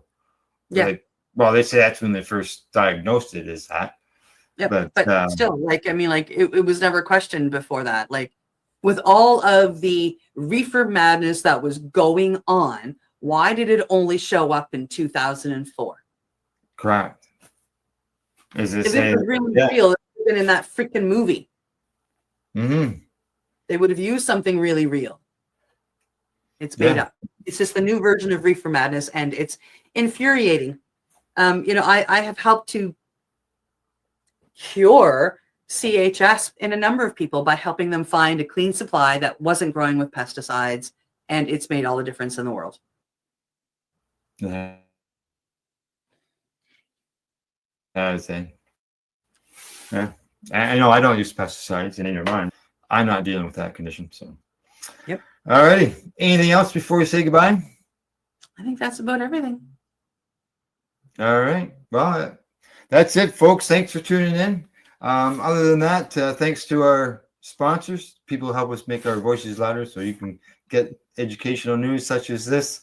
That's limestonecityhydroponics.ca, at ease.ca, in the Campbellford Lifestyle Shop. And you're listening to the Pace Radio Network here at paceradio.net. The opinions of the individuals during this broadcast are their own and may not be the opinions of their group or other organizations they may be involved with. All medical advice during our broadcast is not a medical opinion and should be checked with your medical physician. Enjoy the buzz of legalization with Campbellford Lifestyle Shop. From lights to plant nutrients, books, consumption accessories, and more, we've got all your basics to grow or consume cannabis. Visit our info center or take a look at our piercing services and body jewelry, now available in-store through Campbellford Lifestyle Shop, 17 Bridge Street West, Campbellford. Limestone City Hydroponics is Kingston, Ontario's hydroponics shop. Take your growing to the next level and create the optimal environment with a tent kit or maximize your yield with an ebb and flow flood table kit. Either way, Limestone City Hydroponics has more sizes and options to fit your needs.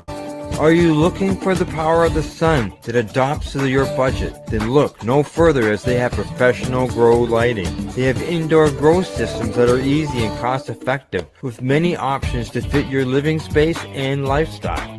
Cultivate your growing potential. We have everything you need to succeed. And if you can't make it to the store, they offer local delivery to the greater Kingston area. Remember, when you're looking for experts to help you grow, then look no further than the locally owned Limestone City Hydroponics, 105 Sunderland Drive in Kingston, Ontario. Call them at 613-548-0420. We are people advocating cannabis education here at paceradio.net. You're watching the 420 Pace Reroll Saturday. You're listening to the Pace Radio Network here at paceradio.net. The views expressed by the individuals during this broadcast are their own opinions, and they may not be the same as those of their group or other organizations they may be involved with. All medical advice during our broadcast is not a medical opinion and should be checked with your medical physician. Yeah, you feel that? Welcome to the session. Let's vibe. Roll one up, let's take flight. Bass hits deep, ride the night. Smoking sound, it's paradise. High vibes only feeling right. High vibes, let it flow. Deep bass, watch it glow. Dub hits, rock and roll. We light it up and take it slow. Moonlight beams through the haze, blunt burn slow, lost in space. No stress here, just let go. Dr. High sets the show. Yeah, we vibing, we riding. Welcome to the High Vibe Session.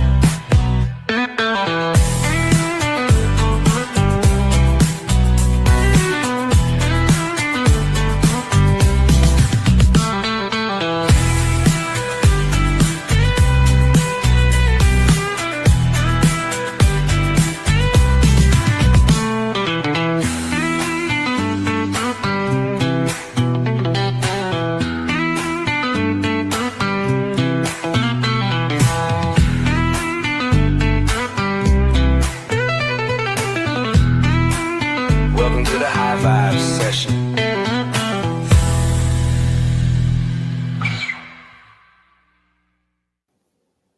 Hey everyone, how are you? It's David Johnson, aka Dr. High, and I want to welcome you to episode 2 of High Vibes with Dr. High, a show designed to entertain, inform, educate a little bit about cannabis, celebrate the lifestyle, and do it all through music that's all cannabis themed. All the music is all about weed. It's all about the lifestyle. It's about so many things, but everything cannabis for sure. And I'm enjoying this process, and I'm hoping that it's going to bring some pleasure into your day too. So we won't play around. We'll get into the first song.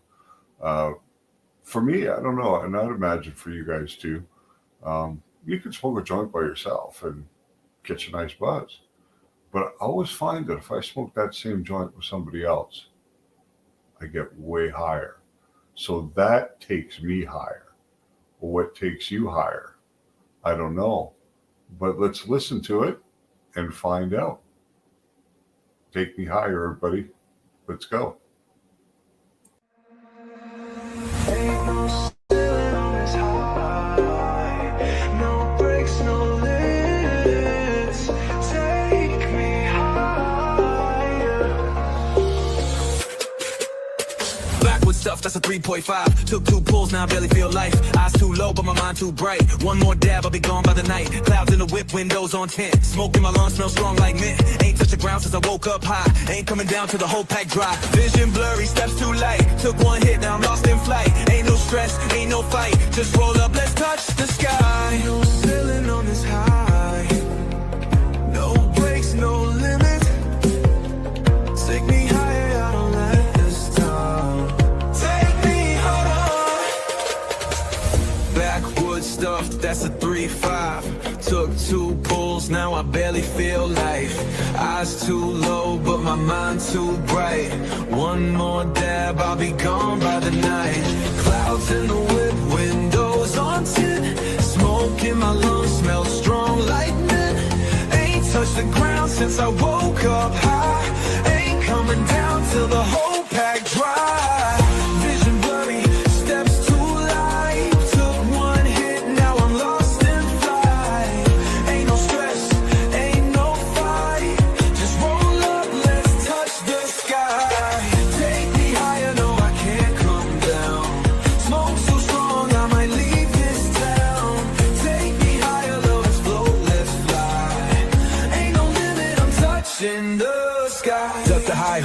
like a king. Clouds all around like I'm floating on wings. Blunt got me talking to spirits and things. Told the moon I'll be back by spring. Roll up again, let's double the trip. Dab rig hot, let's bubble and hit. One more pull, let me levitate quick. If God ain't home, I'ma sit in his seat. Hey, I think I just hit the stars. Ain't no crash, I'm gone too far. Phone don't ring, mind on Mars. No return, smoke too large.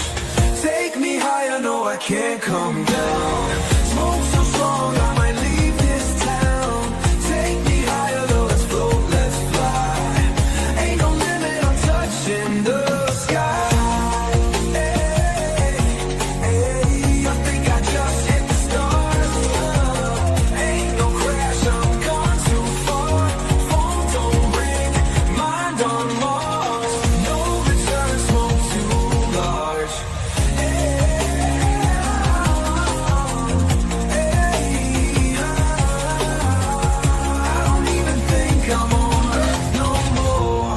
Somebody roll up another one.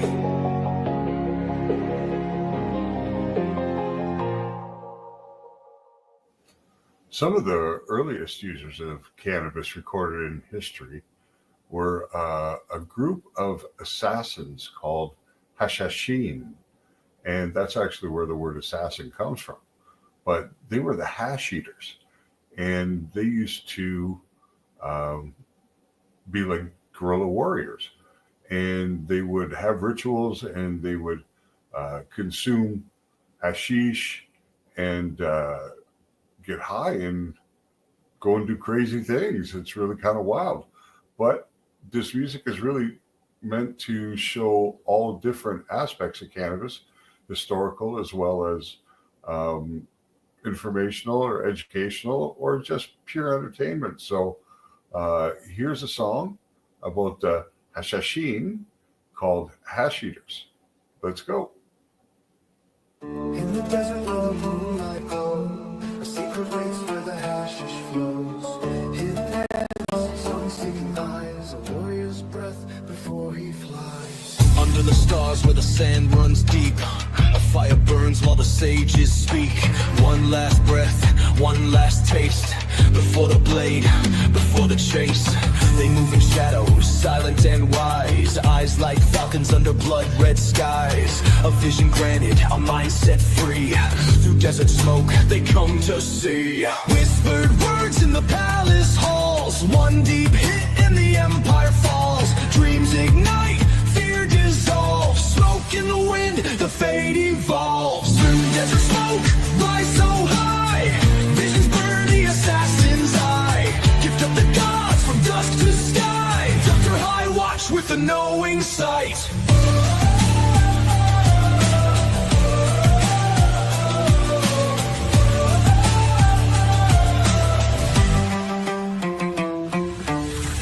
Just blades, but minds so sharp. They spoke in riddles, they move through dark. A brotherhood bound by fire and leaf. A secret war, a hidden belief. The empire feared what they couldn't tame, so they cursed the herb and they banned the flame. But truth don't burn and fire don't die. The desert smoke still fills the sky. Ooh, smoke rise high. Silent footsteps in the night. Through the dunes, through the fight. One green leaf, it fuels the light. Through desert smoke, rise so high. Visions burn in the assassin's eye. Gift of the gods from dusk to sky. Dr. High watch with a knowing sight. Desert smoke, rise so high. Visions burn in the assassin's eye. Gift of the gods from dusk to sky. Dr. High watch with a knowing sight.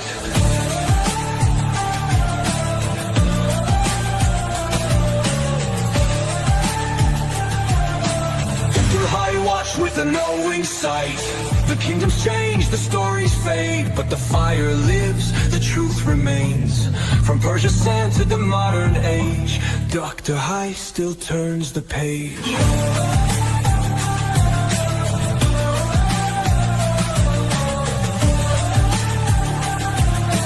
Dr. High watch with a knowing sight.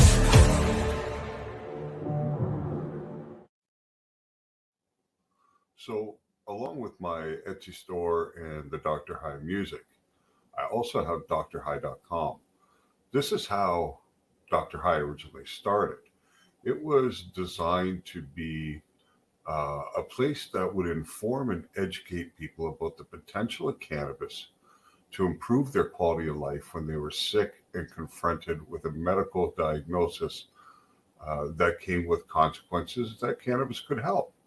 And I researched and I put together a bunch of beginner's guides that showed people what studies had been done and what those studies had said, and provided them with enough information for them to feel hopefully inspired to go visit their healthcare practitioner or seek out a doctor who could prescribe them cannabis and help guide them along the journey. And that was the original intent in the beginning of Dr. High. So with the music, I'm not trying to just, entertain people. Music is a great connector. It allows people to really take in the message, right? You can hear a song you haven't heard in 10 years and you know the words right away. So if a beat resonates with you, if the formula works with your brain, then that information gets imparted through the music. And that's the idea of some of Dr. High music also. So the next song is Sativa versus Indica, and it's designed to educate and entertain all at the same time. So here we go. The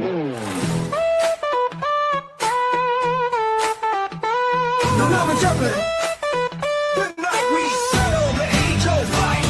In the left corner, the king of chill, Indica. And in the right, the high-flying hustler. Let's put out, let's go. Let's put out, let's go. I'm Indica, baby, I'll slow you down. Put your ass on the couch, melt tune the sound. I'm the king of chill, the master of ease. One hit of me and you'll be counting Z's. Heavy limbs, body locked. Yeah, I'm top notch. Stress relief, deep sleep. I'm the strain that makes your problems retreat. Can you keep up? Can you hold that flame? Sativa steps in, now let's play the game. Who's got the crown? Let's find out now. Roll it up, light it up, tell me what you need. Fast and loose or locked and deep. Sativa got you flying in to keep it slow. Let the strain wars rage and let the people know that the battle continues. Who runs the game? I'm Sativa, son, I'll bring the light. Wake you up, make your brain take flight. Energized, I'm the go-getter's friend. Call me motivation, now get up again. Creativity, I got that, man. Write a song, paint a world, start a brand. I don't knock you out, I put you in gear. Hit me twice and you'll see it all clear. You talk too much, man, take a seat. That fast-paced life ain't for me. Round two, who you riding with? Roll it up, light it up, tell me what you need.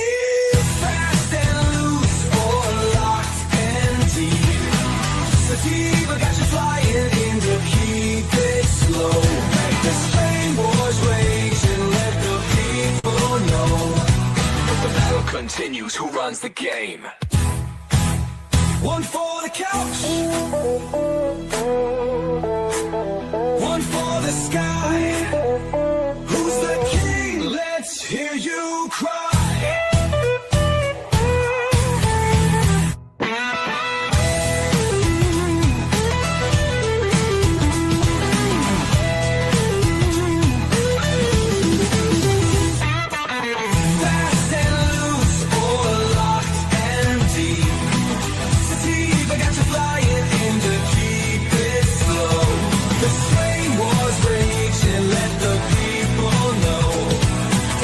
Continues. Who runs the game? So who wins, folks? Let me hear you loud. Guess we'll have to hit another bowl and find out tomorrow. So when I'm not at work at MTL, I'm working on my own passion project, which is Dr. High, which is cannabis education, advocacy, and entertainment, basically. Along with art and apparel. So I have a store on Etsy, Dr. High AI Haze, and all the music you're hearing today is Dr. High original music, all cannabis themed. So everything I do is about weed. My work, my passion. Everything is about weed. So here is a song called Elevate the Mind that'll give you a pretty good idea of what Dr. High does.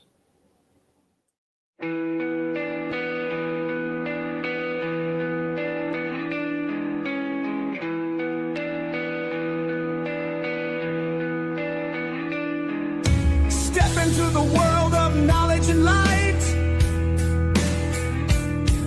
where cannabis wisdom shines so bright.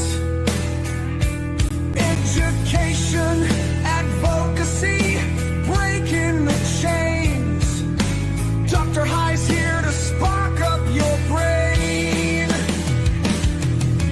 AI haze in the digital sky, crafting designs that'll catch your eye. Books on the shelf, knowledge in sight. Dr. High's mission, ignite and unite. Rise up, light up, open your mind. Cannabis truth no longer confined. From t-shirts to art, from facts to the page. Dr. High's leading the modern day wave.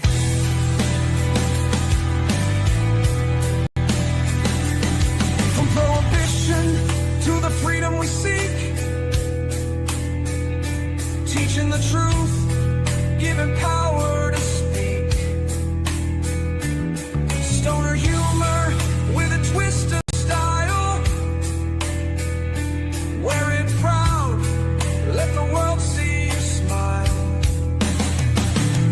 AI haze drops a fresh new design. Cannabis apparel, one of a kind. Dr. High care, books tell the tale of history, healing and breaking the veil. Rise up, light up, open your mind. Cannabis truth no longer confined. From t-shirts to art, from facts to the page. Dr. High is leading the modern day wave.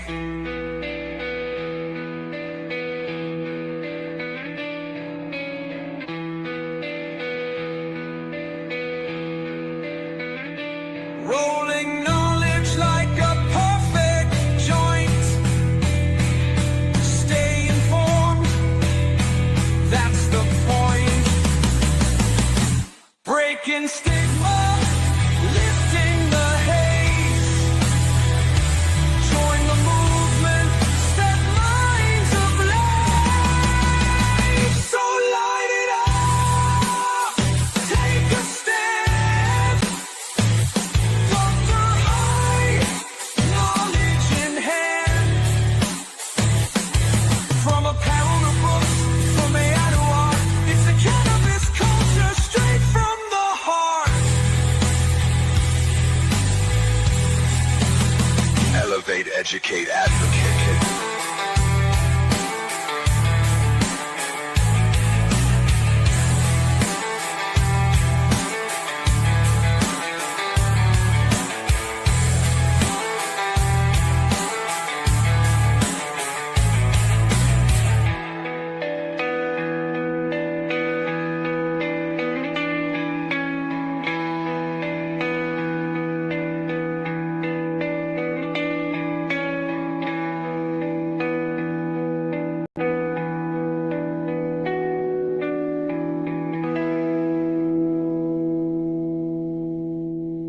This ain't no backyard booth, nah.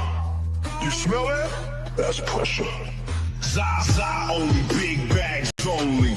We smoke like gods round here.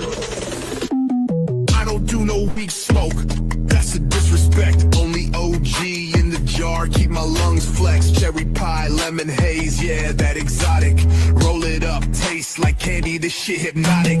Trap phone jumping, packs touchdown. Plug know my name, I don't play, need a pound. Everyday rotation like my name, Big Snoop. Bird so loud, neighbors knocking like whoop. They talking loud, but they smoke too quiet. Roll up that za, let the whole room riot. Blowing O's like a king, high and defiant.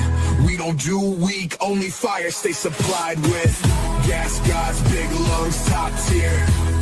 Roll deep, clouds thick, disappear. Only fire, no Reggie in here. If it ain't loud, then we ain't here. Dank clouds spilling out the champion hoodie. Dr. High print, got the art looking goody. Smoke so thick, can't see where I stood.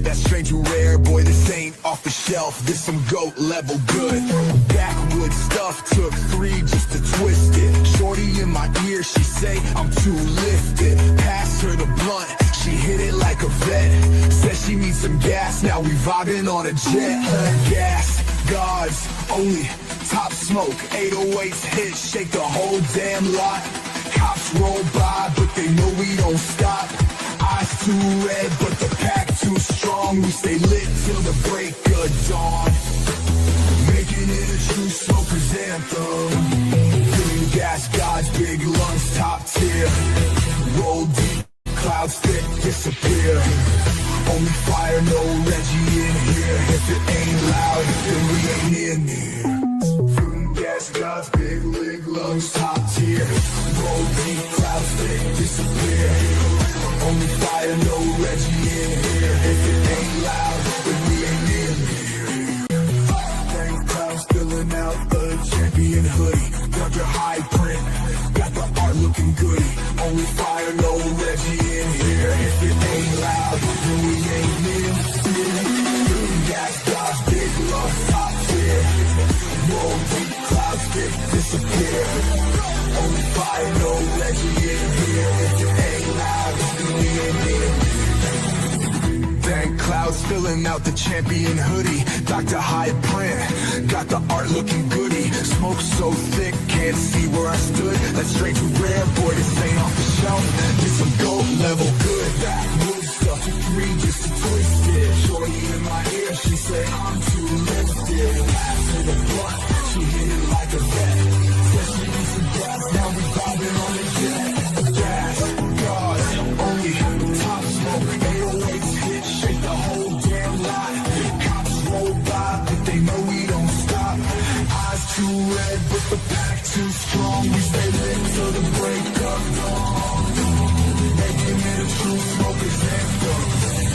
No gas, God's big lungs, top tier. Roll deep, clouds thick, disappear.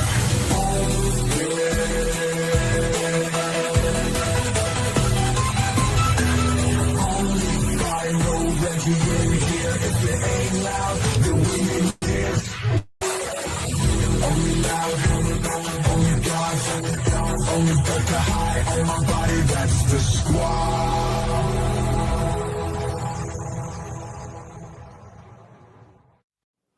Hey, Canada fam, how are you? You know, I think we all know what it's like to take a long road trip, and I think we know that weed is a great companion when you're out on the road. You know, sometimes we're going someplace, and sometimes we're running away from something, and this is a little song about running away from your past, but it always just keeps riding shotgun with you. You know, you can never get over it, so you just have to accept it and move along. 420 miles to Memphis. Let's go.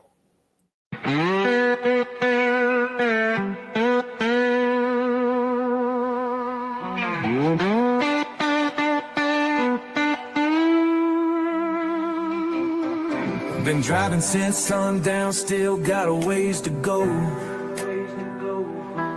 Driving 420 miles, man, the road moves slow. Stereo humming, just me and my thoughts. Ain't no turning back, ain't no getting lost. Windows down, let the cool wind creep. At midnight highway, got a soul so deep. Rolled one up, cause my mind won't rest. Trying to outrun my past, but it's riding shotgun, I guess. Every mile got a memory, every song got a tale. Rolling through the south like a ghost on the trail. Street lights flicker, gas station glow. One more town, one more to go. Town, one more to go. Ain't looking back, got the windows down. Smoke in the air, whiskey on my mind. Leaving my past somewhere behind. Doctor, high road like a song. Keep that engine humming. Moving on, took a left down memory lane. Should've known better, but I go there again. Lot of lessons learned, lot of bridges burned. Guess you can't outrun the past at every turn. Saw a sign said next stop Tennessee, but I'm lost in my mind and where I need to be. Took a long deep hit, let the world slow down. All I got is the road and the sound. Every mile got a memory, every song got a tale. Rolling through the south like a ghost on the trail. Street lights flicker, gas station glow. One more town, one more to go. One more to go. Ain't looking back, got the windows down. Smoke in the air, whiskey on my mind. Leaving my past somewhere behind. Duck door, high road like a song. Keep that engine humming, keep moving on. The road don't judge, it just keeps rolling on. All these ghosts just fade with the dawn. One last drag, let the wind take my pain. By the time I hit Memphis, I won't be the same.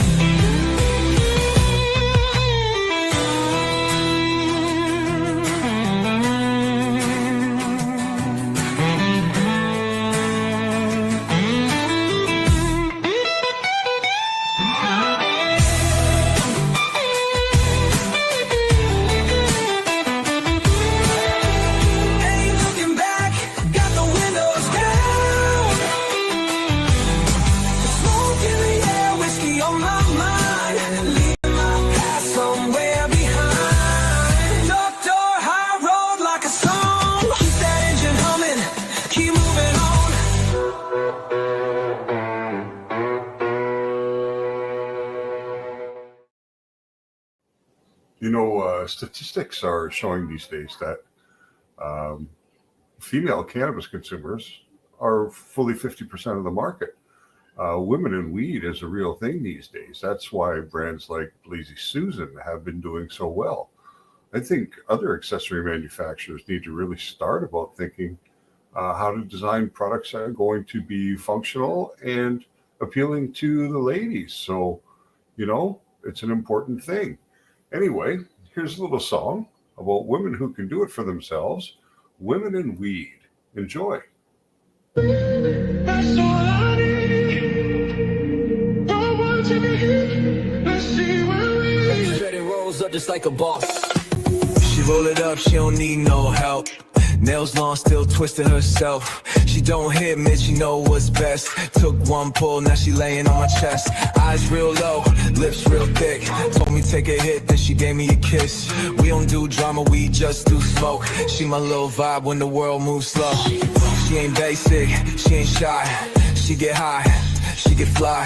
Smoke that loud, feel that vibe. We roll deep, we ride or die. Baby, the winning, all I need.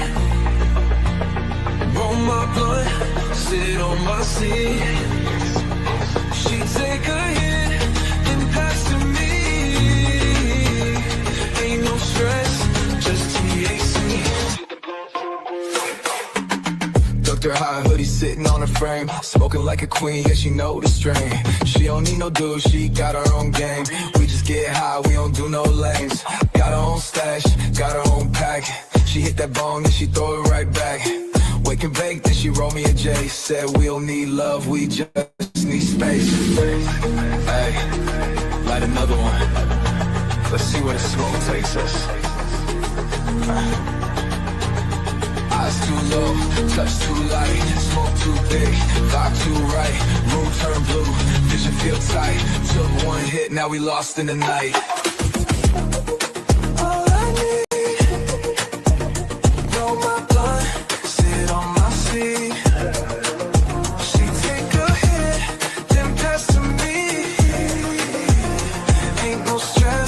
Just THC.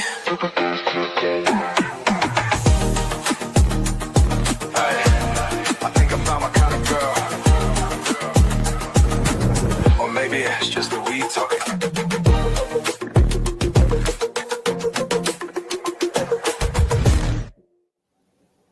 Well, occasionally, being part of the outlaw culture means you might have to run from the police. And if you do, you'll want to have a fast car. So this story is about that run. It's called Speed Traps and Smoke Clouds.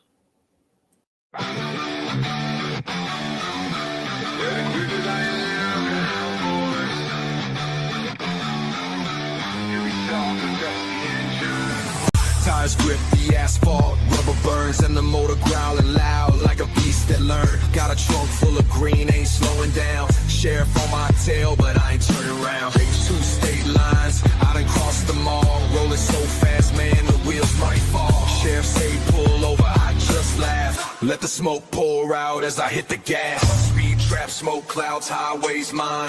Foot down heavy, leaving dust behind. Lawman trying, but he can't keep pace. By the time he catch up, I'll be out of this place. Speed traps, smoke clouds, highway mine. Foot down heavy, leaving dust behind. Lawman trying, but he can't keep pace. By the time he catch up, I'll be out of this place. HBKJ, speed trap, smoke clouds, running real high. Blur red and blue flashing, but I wave goodbye. Roll windows down, let the reefer roll. Ain't slowing down, let the good times flow. You can't catch what you can't see. If you ain't riding fast, then you're riding blind. Gotta keep 2 routes, gotta know these roads. Think my first time out running these folks. Gas station stop, hell, not today. Took a dirt road south, let the dust display. They got choppers in the sky, dogs on the ground. Trying to sniff my stash, but it's buried down. Ain't no siren, never stop my drive. I was born to run, man, it's do or die. Speed trap, smoke clouds, highways mine. Foot down heavy, leaving dust behind. Lawman trying, but he can't keep pace. By the time he catch up, I'll be out of this place. Keep chasing sheriff. Speed trap, smoke clouds, running real high. Red and blue flashing, but I wave goodbye. Play the windows down, let the reefer roll. Ain't slowing down, let the good times flow. You can't catch what you can't see. If you ain't riding fast, then you're riding blind.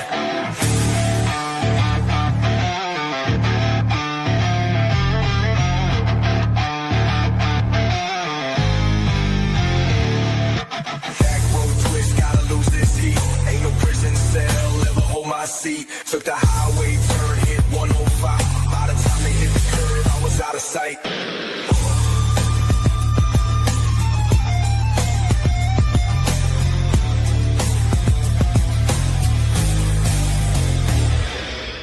Speed trap, smoke clouds, highways mine. And foot down heavy, leaving dust behind. Lawman trying, but he can't keep pace. By the time he catch up, I'll be out of this place.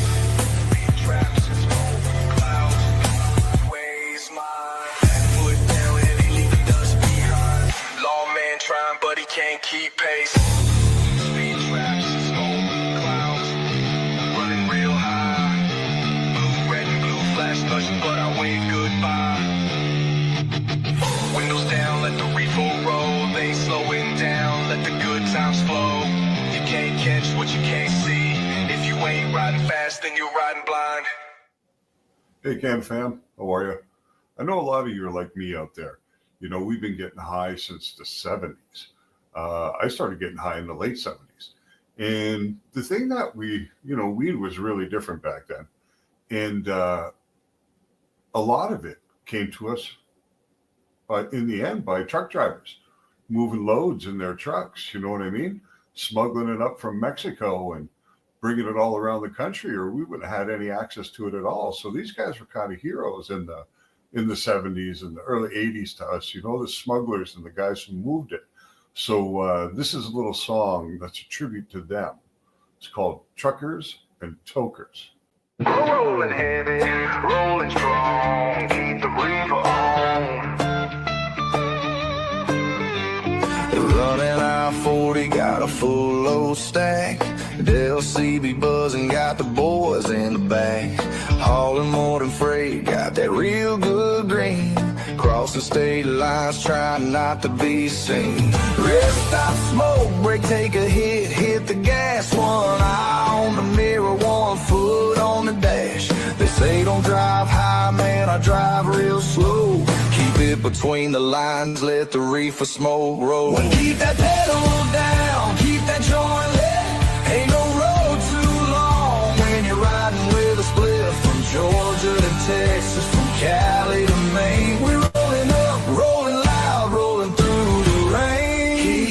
rolling, keep smoking.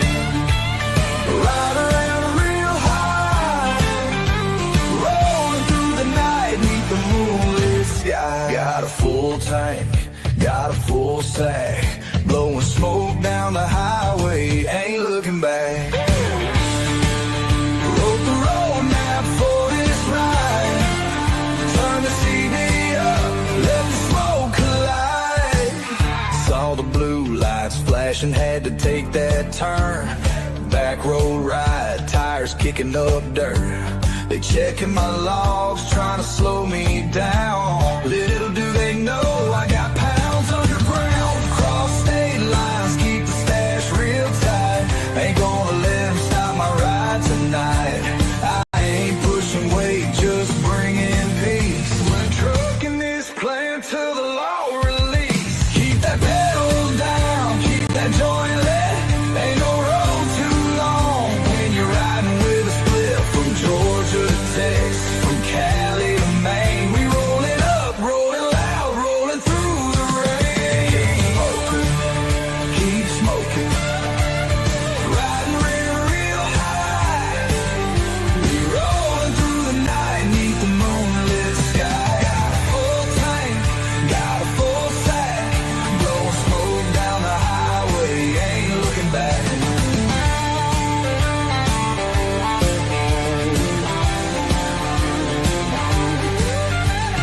Wrote the road map for this ride, turn the CD up, let the smoke collide. One more stretch, got one more load, lift the wheels, keep turning, the fire stays bright. Roll on up and ride through the night.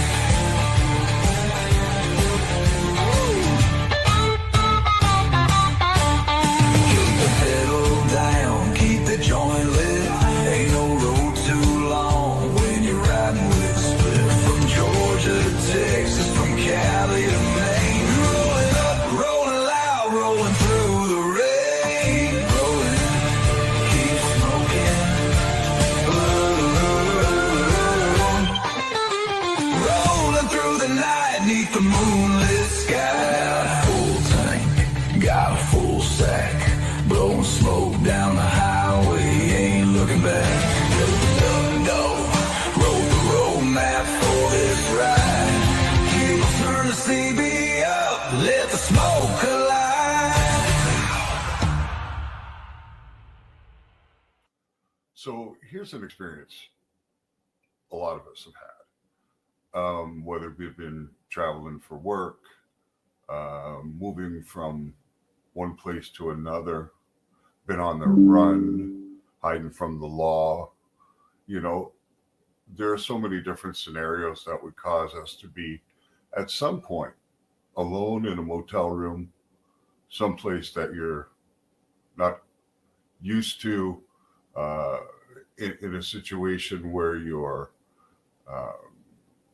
future or whatever the case may be unknown to you. You know, you're in the motel and you decide that, you know, it's time to relax for the night, and you reach for your bag and grab your grinder and roll up a joint, and you're sitting there and getting high, just trying to start relaxing and feel better. And you know, your mind drifts to the past, things that have happened.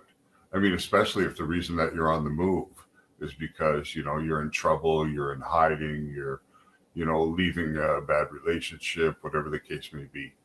But whatever it is, this song is really about that type of night. And it's a pretty good one, so I hope you like it. It's called Rolling Paper and Red Eyes. So enjoy.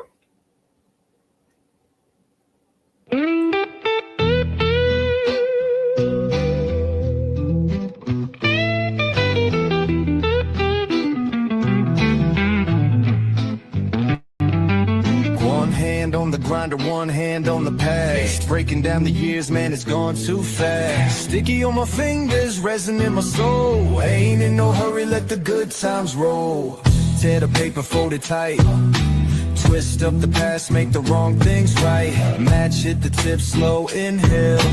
Took a deep pull, let the memories sail. Rolling paper and red eyes, long nights, slow rise. Thinking about the things I can't rewind. Let the smoke curl, let the time fade. One more hit for the ones who stray. One more hit for the ones who stray. Rolling papers and red eyes, lost in the past. Every drag takes me back too fast. Moonlight, street lights fading away. Smoke in the air like ghosts once stay. Don't happen here a time or two. Ain't nothing new about getting lost in the blue. 2 a.m. ain't got nowhere to be. Just me and the road, just me and this weed. Radio humming static in the night. Trying to find a song that's gonna set me right. That's a long drive, no destination. Smoking on wisdom, chasing revelation. They say don't look back, but I take one glance. Roll another one, leave it all to chance. Rolling paper in the red eyes, long nights, slow rise. Thinking about the things I can't rewind. Let the smoke curl, let the time fade. One more hit for the ones who stray. One more hit for the ones who stray. Rolling papers and red eyes, lost in the past. Every drag takes me back too fast. Moonlight, street lights fading away. Smoke in the air like ghosts wanna stay. Dog robbing here a time or two. Ain't nothing new about getting lost in the blue.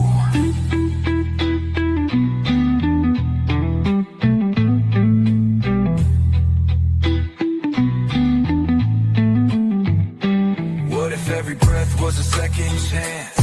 What if the past only lives in a glance? What if the road don't ever run straight? What if we just here learning to wait?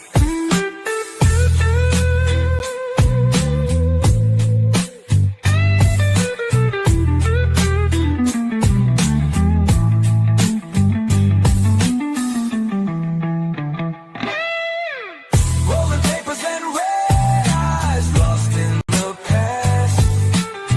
Every drag takes me back too fast. Moonlight, street lights fading away. Smoke in the air like ghosts wanna stay.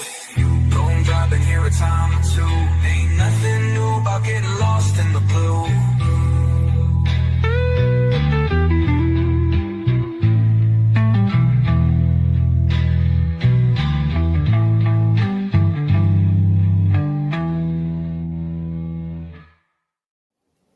So, apart from Dr. High, I also work in the cannabis industry. So, I work for MTL Cannabis here in Montreal.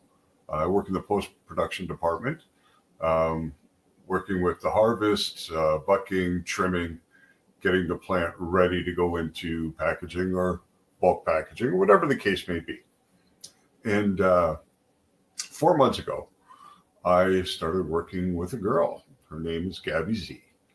And just the funniest, most amazing person. I've grown quite fond of her over the last few months, and we've become quite good friends. And one day while I was putting together some music, I thought it might be fun to poke at her a little bit and tease her because she's got a bit of a wild side. And some of the conversations, I'll tell you, make an old man blush. But she's an amazing girl, and I put this song together to play around, and this is for her. It's Gabby Z.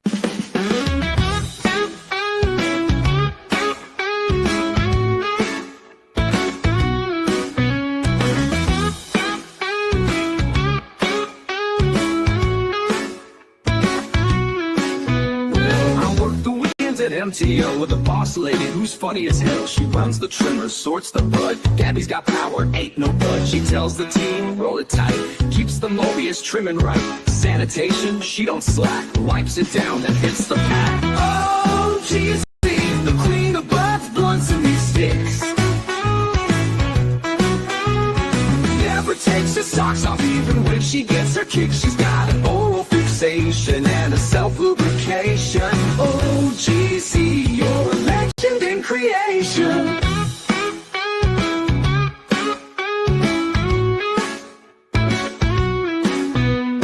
After work, she's rolling fat, takes a hit and leans right back. Blunts or bombs don't matter much, she smokes it all with a magic touch. Then she's shucking oysters, chef supreme, sipping wine, living the dream. Hit the bar, tequila shots, then it's a meat stick in the parking lot. Oh, Jeezy, the queen of butts, blunts and meat sticks. Rolls a joint so perfect, hits that bong and takes a sip. She's got an oral fixation and a self-lubrication. Oh, Jeezy, you're a legend in creation.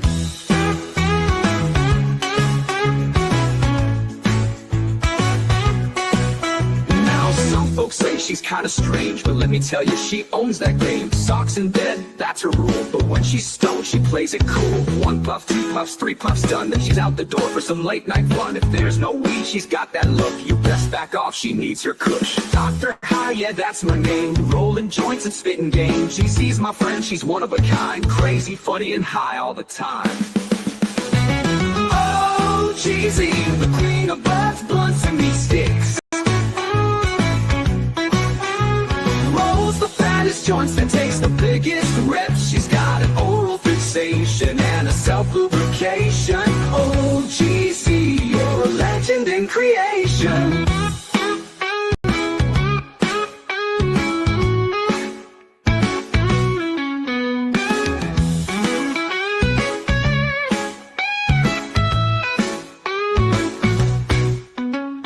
After work, she's rolling fat, takes a hit and leans right back. Blunts or bongs don't matter much, she smokes it all with a magic touch. Then she's shucking oysters, chef supreme, sipping wine, living the dream. Hit the bar, tequila shots, then it's a meat stick in the parking lot.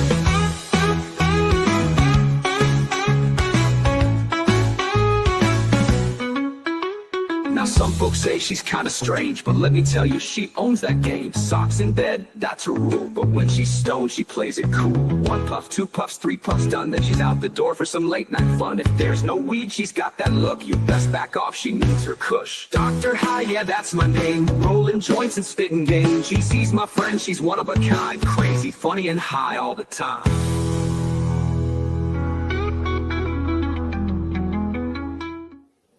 So we all know that guy who gets high and gets really philosophical and deep into thought and can predict the future and, can be pretty interesting conversation with people like that, because I believe that certain things do open the mind and they do allow us to see the possibility of things that we may not have noticed otherwise. So I think cannabis is enlightenment, and we should all be spreading the word. Anyway, here's a quick song about one of those guys who goes deep into thought when he hits the bong. He's the Bong Water Oracle.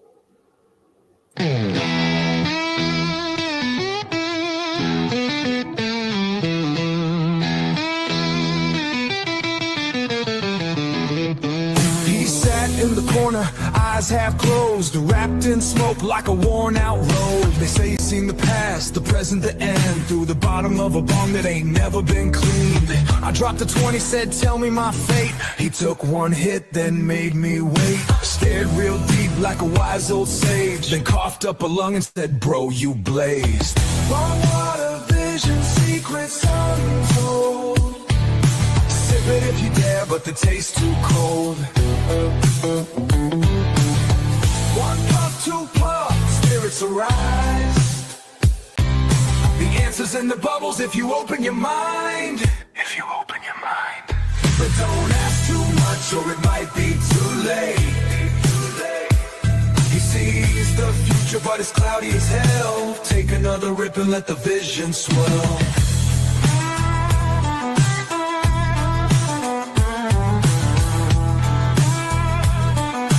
still took a hit, now the truth feels near. He looked at the ripples, let out a sigh. Said, son, I see tacos falling from the sky. I said, that ain't prophecy, man, that's a dream. He just grinned and said, trust the green. He whispered, aliens, they've been here a while. Built the pyramids, then dipped with a smile. I said, that's insane, he just shook his head. It's all in the bong, man, reality's dead. Bong water visions, truth dripping slow. Sip it if you dare, but you may not know. One puff, two puff, the answers arrive. But the more you see, the less you survive. The less you survive. Don't ask too much, or it might be too late. He sees the future, but it's cloudy as hell. Take another rip and let the vision swell.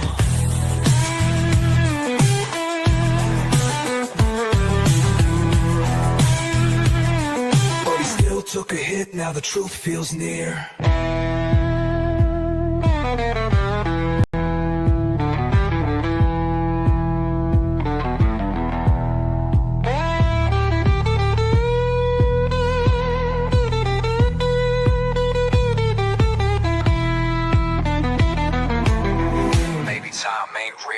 Fate's a game. Maybe the future's just a smoky haze. Maybe I should ask one last thing. But damn, this water got a funky sting.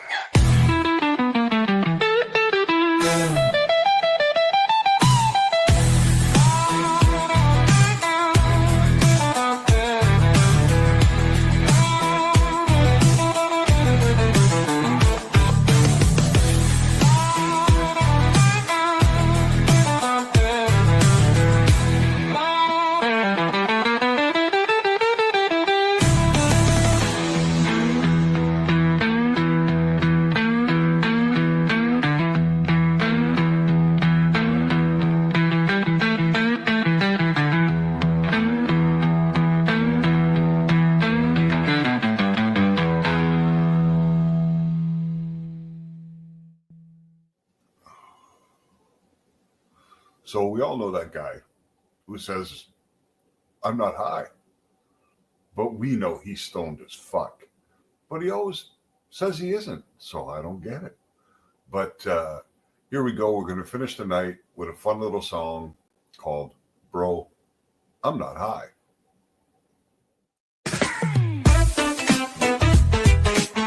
Yo, bro, you high? It's just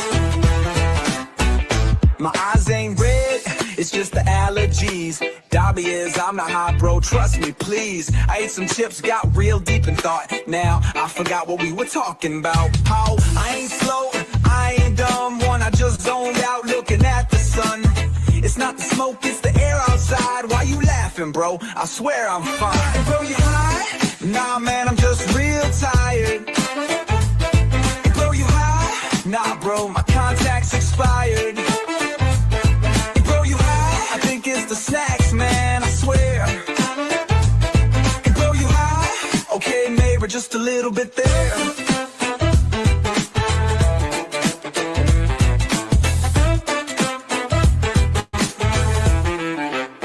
Merry eyes half closed, driving real slow. A cop pulls up, knock, knock on the window. License registration, what's that smell? Hey, sir, I swear it's my cologne from Chanel. Watching cartoons, laughing too much. My roommate walks in like, bro, what the fuck? Nah, man, it's just my mood tonight. Why the TV off if you feeling alright? Nope. Bro, you high? Nah, man, I just love deep thoughts. Bro, you high? Well, I've been blinking too much, that's why I'm lost. Bro, you high? Thing, man, I just ate and got real wise. Bro, you high? Okay, made it, but just one time. Wait, what was I saying? Did I text my mom? Did I leave the oven on? Yo, why my heart beating like a drum? I ain't high, man. Stop asking me. Wait, what were we talking about, bro?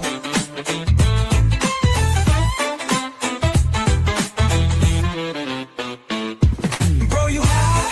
Nah, man, I think I'm good. Bro, you high? Maybe just a little misunderstood.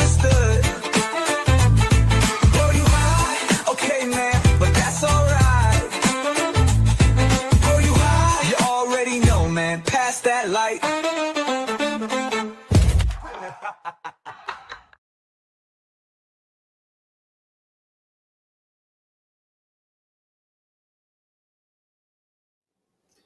Well, everyone, that's going to wrap it up for episode 2 of High Vibes with Dr. High.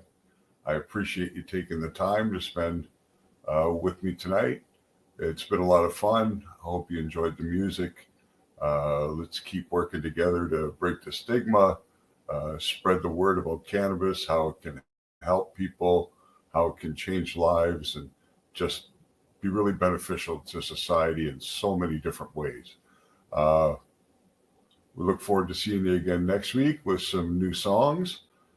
So I wish you safe, happy time, and we'll see you soon. Take care. Bye.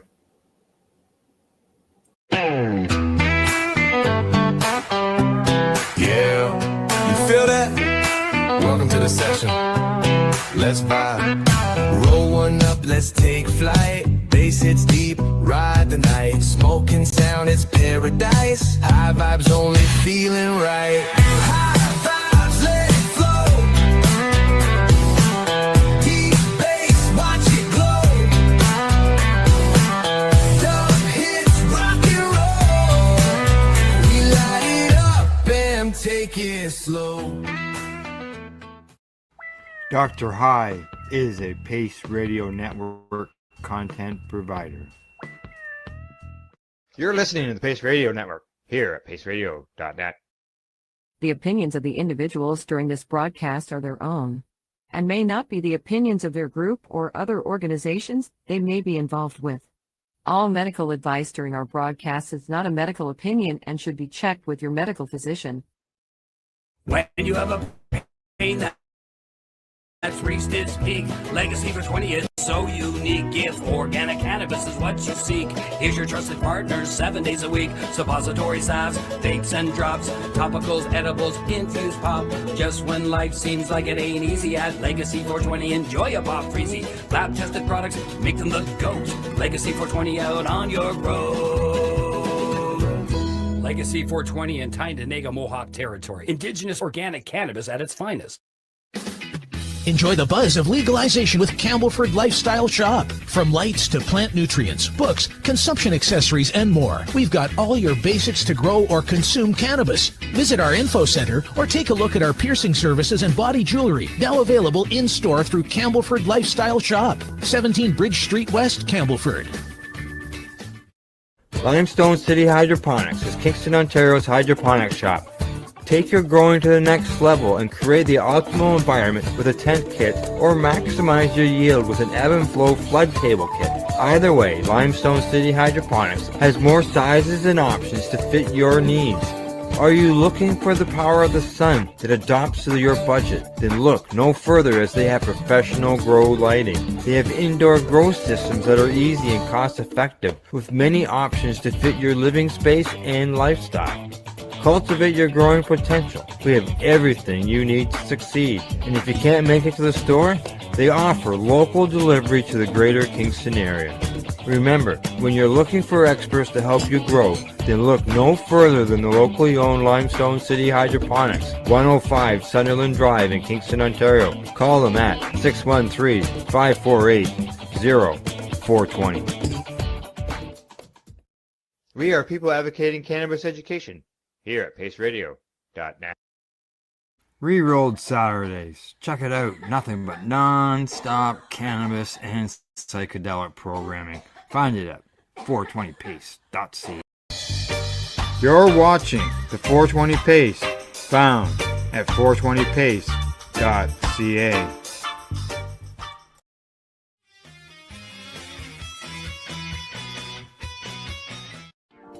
You've been watching Rerolled Saturdays. Thank you to our guests, our hosts, and our viewers. Up next, Rerolled Saturday Nighttime Edition. It gets started at 4 p.m. See you then.